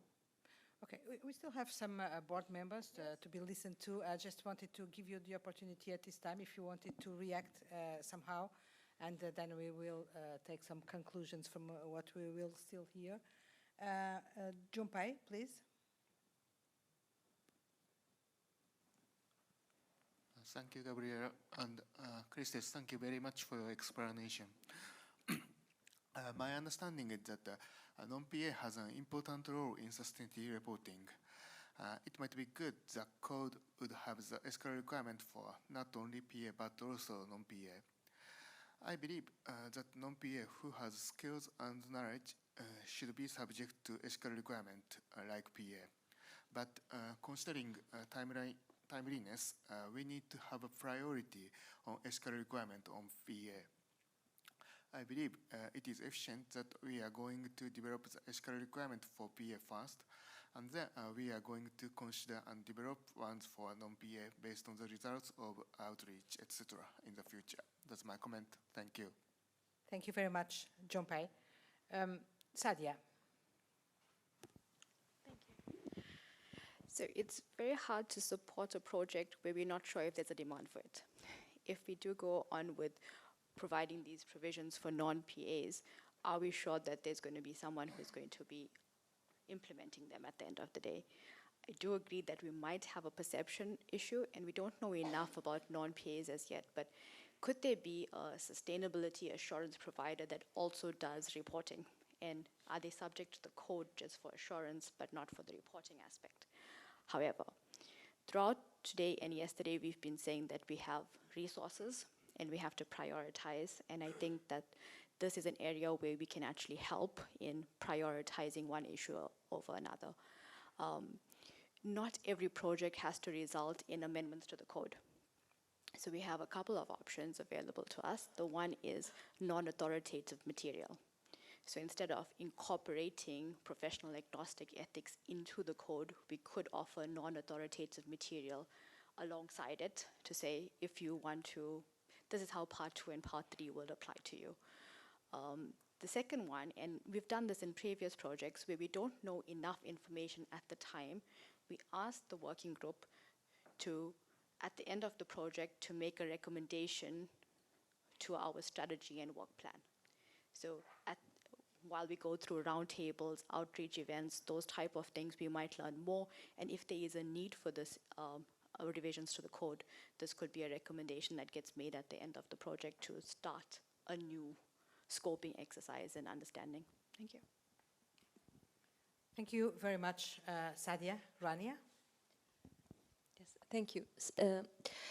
So actually, I mean, it's difficult to make up one's mind, I mean, listening to all the different arguments, but I mean, what Sanjeev said this earlier today, I think it's really, I mean, it really clicked. Like, what we're looking at right now is, you know, what's behind us, effectively. So if we wanted to really try to look forward and to try to be ahead of the curve, if we see where the direction that, I mean, this is going, the direction of reporting, the direction of the international regulatory community.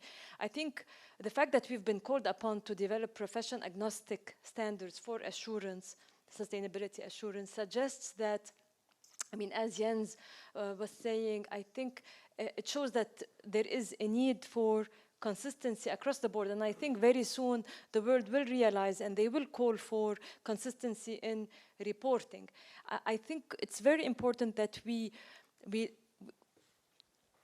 don't look at these as different piecemeals. We take a step back and look at the comprehensive picture. At the end of the day, it's an ecosystem. It's an ecosystem of information. And I mean, in my opinion, the way things are going, at the end of the day, maybe 10 years down the line, it's not going to be anymore like sustainability information and financial information. I think somehow even our remit as a board is probably going to be evolving towards something more towards, rather than accounting information and accountants, more towards reported information by, you know, different entities across the board. So I think very much to what Paul said, I think if we're moving in the direction of profession agnostic, because that's what you know the world is expecting of us, and the world is I think this is a test for us. I mean, what we actually get out of this, how we actually deliver, and then to take a step back and say now, you know, when we talk about reporting, we're just going to address accountants. I agree, I mean, with what's been said, that I don't think it's very consistent with what we're doing right now, with the messaging, and so on and so forth. Thank you. Thank you, Rania. Sanjeev? Thank you, Chair. I think just taking on from where I think Rania finished and Paul made a comment. I think last couple of meetings, if I just kind of think through, we've been talking about looking at standards which are professional agnostic for sustainability to start with. Should all our standards be professional agnostic? Maybe that may be a long, long project, but today we are looking at only the sustainability part, one. Two, I think the data suggests that the reporting which is being done, there's a large number of non-PAs who are doing the reporting because they are the experts. PAs may not be the experts in those areas. Two. Three, I think it is the ecosystem which Rania also mentioned, and the public interest, if you look at it, shouldn't the ethical standards apply to all who are reporting in the public interest? Now, our remit may be, and I don't have an answer to that, our remit may be that we are a board for professional accountants. And can we go beyond what our remit is in a way? But I think somewhere if it is, whether it is track 1, track 2, or part 1, part 2, can we say because of the time constraint we can't do it? That may not be the right way to respond. Maybe track 1, track 2 may be the right way then. But I think the expectation of the stakeholders have changed so much in the last 10 years. I think probably we've discussed this before. And again, taking one example from text planning, I think the question was put to us in the one of the roundtables, or we discussed it probably in the task force. I think we've talked about the responsibility of the management. And I think the debate was that can the standards apply to the management? And the answer is no, they'll apply to our PAs actually. But I think the point was to acknowledge that there is a responsibility of the management too to prepare the information correctly. And it is not always, as you mentioned, Gabriela, that if something goes wrong, the first question is, well, who's the PA? Who's the auditor? I mean, you look at whatever is happening to the banks right now. I think the question being asked is, who are the auditors? Should the question not be, what was the management doing? The auditor comes in later. The PA comes in later. So I think that's maybe, I don't have an answer, but I think somewhere the consideration should be that these ethical standards should apply to all, whosoever is preparing or issuing the reports. Thank you. Thank you, Sanjeev. Rich. Thank you. I guess if we've gone around here, I find it insightful that everybody has basically said the same thing, that we think the ethical standards should apply to preparers. And I support this proposal on the basis that as Mark indicated and others, we got to get the first thing done first and timely. But I don't think we should be long from going forward to the next step. And I actually don't think once we've put the energy into what we're going to do in the first phase, it'll be as challenging to complete that timely. And maybe we'll hear something from our stakeholders, from regulators that tell us not to do this, or from the roundtables, but I'd be shocked because I have to agree with what Sanjeev just said. I think, even if you just look in the sustainability space, the concern expressed over perhaps some reporting that was self-aggrandizing for some organizations is that that's at the heart of what the ethical issues are, and are they preparing it and reporting it in a way consistent with the ethical principles that in concept our code represents. So I do think we should move on this rather quickly once we meet our first objective. Thank you. Thank you, Rich. Mark, do you want to speak? Just in terms of adding some context on the proposal, there is a glide path to sustainability reporting. It's not all going to happen in a big bang. And even within the most developed regime, which is the CSRD, the first reporting year will be the 2025 calendar year for many entities. But the requirement for assurance will be limited assurance. And I think, and I look to Jens to correct me, but I think it's 2028 that it moves to a reasonable assurance opinion. So we have a window in which to in a sense, deal with the issues that we can't deal with immediately in this project. And actually, in that window, we will be able to invest some time and some effort into actually understanding some of the issues we need to deal with to support high quality ethical behaviour by preparers, to ensure that the non-PAs understand the expectations about how they move from preparing information that can support a limited assurance opinion to one that can support a reasonable assurance opinion in 2028. So I just wanted to say that it's not all a burning platform, it's the fact that it will iterate over time, and I think that it buys us the space that we need to deliver the project, but it also allows us to ensure that we can develop additional material as necessary to support that later window of 2028. Thank you, Mark. Vania? Thank you. Actually, what I had to say was already introduced by Junpei and also by Jean-Div. I think that if we state that what we are doing is just for PA, it will make things more comfortable for us, because we will be protecting our job stating it is just for PAs. But do we have to state that?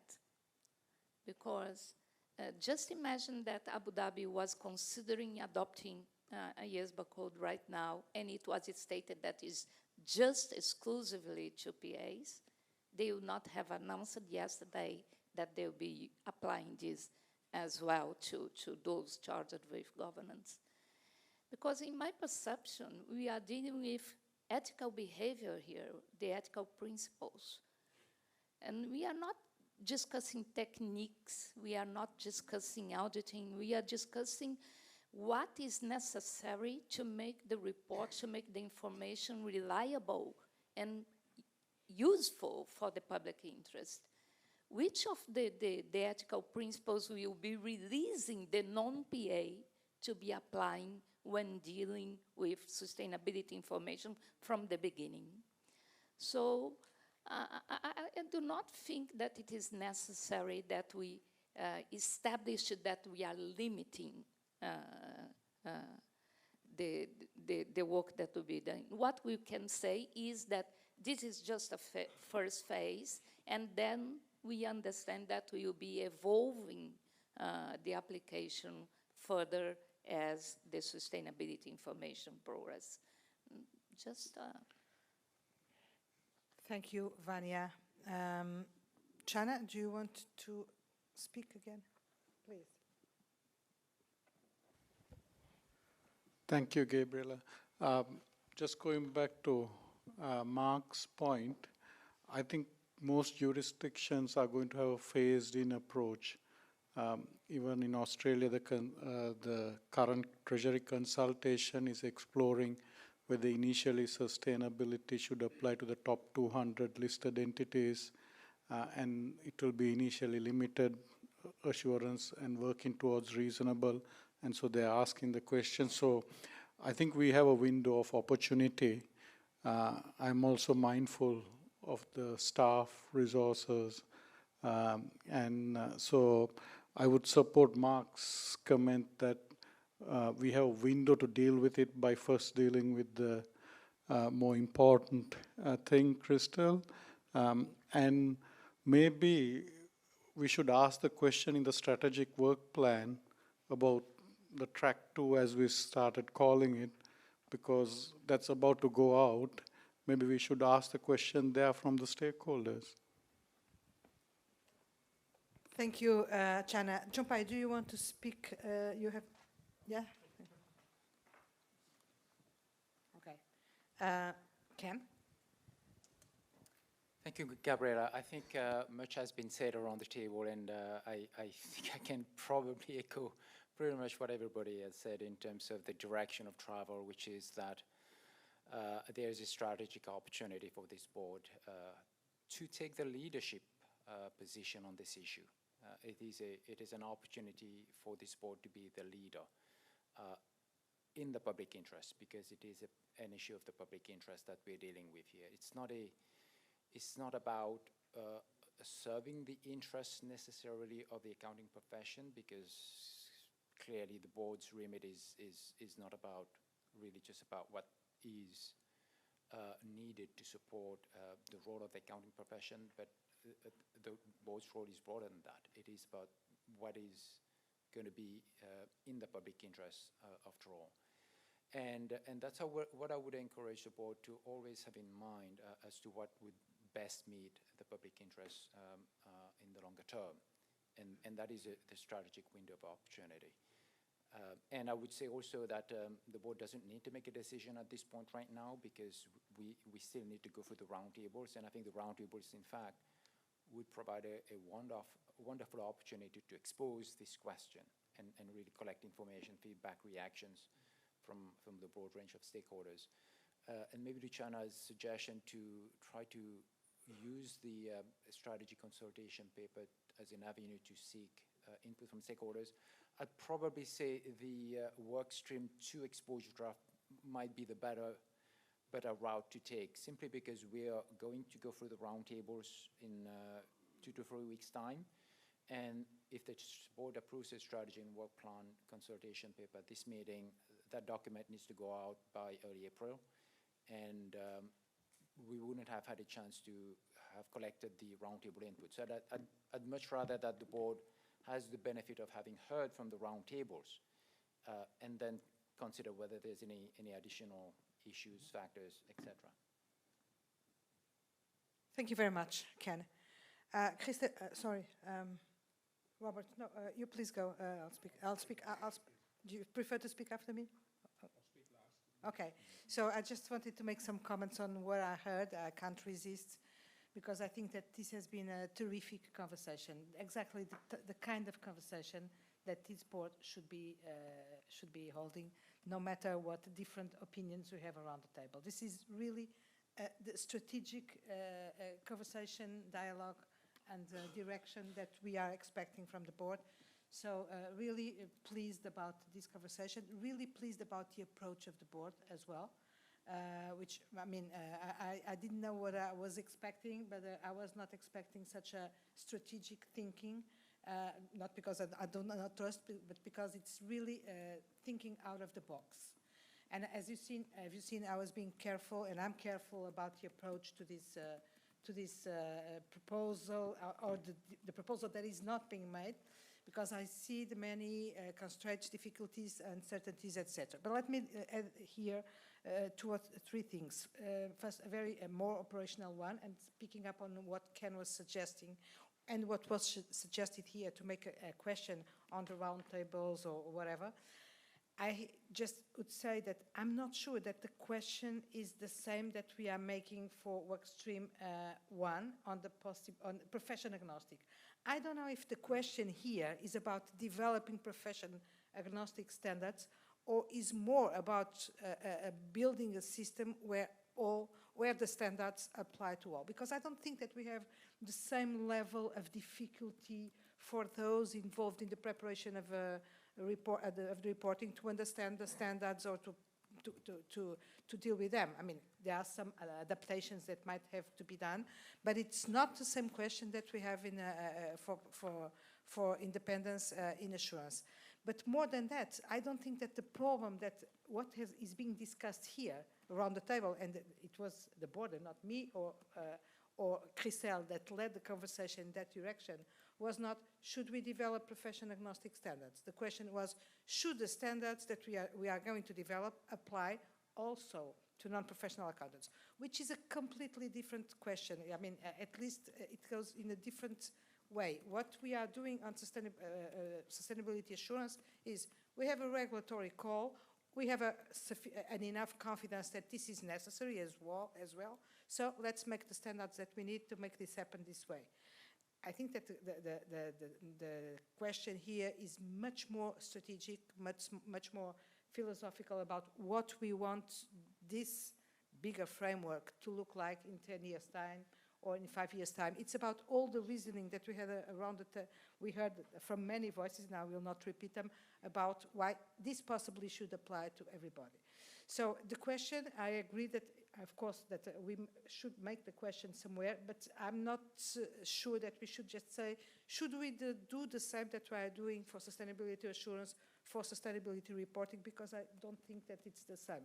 So this is the first comment. Secondly, on the regulatory call, and exactly what Ken was saying. Even if we don't get a regulatory call, that doesn't mean that if we identify here a public interest issue, that we don't go and then we don't take the lead. So we have our own thinking, we have our own motivation, we have our own life as a board and our own purpose. So if at some point in time we decide that this is in the public interest and we can do it, so let's do it, and we don't have to that much to wait for that call. Now, the consistency. The consistency and the reasoning of this proposal. I think it should be left very clear, whatever decision is made. But it seems that the board is leaning towards an agreement around we should do something, but it's probably not the time because we don't have the resources, we don't have time, and we don't have enough knowledge. But let's not, like Jens was saying, let's not drop it, and let's not give the perception, Paul, that we are just saying, oh no, we are not doing that because we don't have resources. I believe after this conversation around the table that we have to keep this discussion alive and to make it in a structured way, reach out to stakeholders, corporate governance community, etc., in terms of raising this problem. This is the first line of defense. This is where the problem always starts. This is, I would say, 90% of the times an ethical problem, much more than a technical problem or an operational problem.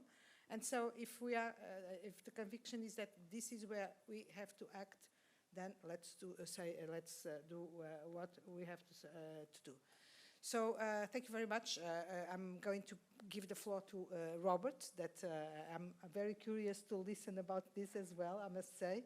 But in advance, thank you very much for this terrific conversation and contribution. Well, it's good to have the PIOB's comments preempted by the chair, isn't it? The PIOB will be very comfortable with this discussion and I think endorsing everything that the chair has just said. So there's no doubt that there's a need to address the issue. However, the question is framed, Gabriella, and the board does seem to agree that this is the case. I was going to say in my prepared comments before the discussion that the board doesn't need to wait for a global regulatory call, and there was an impression coming out of the paper that that was sort of the starting point for the discussion, but it's very clear from the discussion itself that the board doesn't see it that way, and the point about taking a leadership role in the public interest without necessarily waiting for the regulators is a very strong point. And of course, you are in constant discussion with regulators, and the PIOB is always encouraging both standard setting boards to raise issues with regulators on an ongoing basis. And indeed, we can have a discussion about this at the PIOB meeting with the chair in April, and I'm sure that will help as well to take this forward. So don't need to wait for the regulators to lead. There's a lot of emerging evidence to respond to. There are identified risks. There's an outcome that the board wants to achieve. And as the chair said, this is the first line of defence, and so it's very important. So this approach that's being taken at the moment to go on the glide path, as Mark has described it, and as Chana has endorsed, buy some time, use the window, that may be considered an adequate approach at this stage, particularly given the pressure on resources and the urgency of the other work. That's very clear. But I certainly agree that in communicating the decision around this, step away a bit from the starting premise of the paper and communicate that this is a live issue. The board is monitoring the developments, looking at academic research. I'm sure there is academic research in this area. Continue interacting with regulators using the roundtables and then responding to the evidence as it emerges. Just to close, so that's I think all I want to say about that, Gabriella. But just a closing word on the topic as a whole, and just responding to your invitation earlier, following the earlier discussion. The definition issues are difficult, and I've heard similar discussions before around this board table, for example, in the technology project, where there's been deep dives into terminological issues and thinking about the unintended consequences of amending and changing definitions in specific areas and the potential impact on the core code. So it's very important to do that, but it does seem that these types of discussions do give guidance to the task force, and Christelle, you've confirmed to me during the break that yes, you do have sufficient guidance from the board, from the discussion, from the detailed discussion today to proceed. And Mark, I think that's the case as well with Workstream 1. So again, just for transparency purposes and just to reiterate this, it's just important for the task force to do the thinking, come back, but being clear about the reasoning and using the PIF where possible. And just finally to reiterate again this need for coordination with the IEESB. It's not that there is no coordination. James, as you and I discussed, the coordination is there, so it's a matter of using the channels, and we don't yet know what the IEESB will end up doing at its March meeting in terms of progressing this and whether it'll be able to expose in June. So it's just a matter of remaining agile and keeping the two boards aligned as far as possible, but making clear, as I said earlier, that you're all going towards the same endpoint. So if I can just thank the board for the opportunity to observe the discussion on this very important topic. I think a lot of progress has been made, and well done. Thank you. Thank you very much, Robert, for this substantial contribution and analysis of what has been discussed here today. I think that unless Christelle, you want to add something to the. I'm happy. That's good. I wish we could hear that conclusion every time. So we'll do the best that we can for that. So I'm happy too. That's what I have to say. Thank you very much. And for the reasons why I'm happy, I've shared them already. Thank you to all of you. And well, have a nice rest of the day. I don't know if there are any administrative recommendations for tomorrow. So please.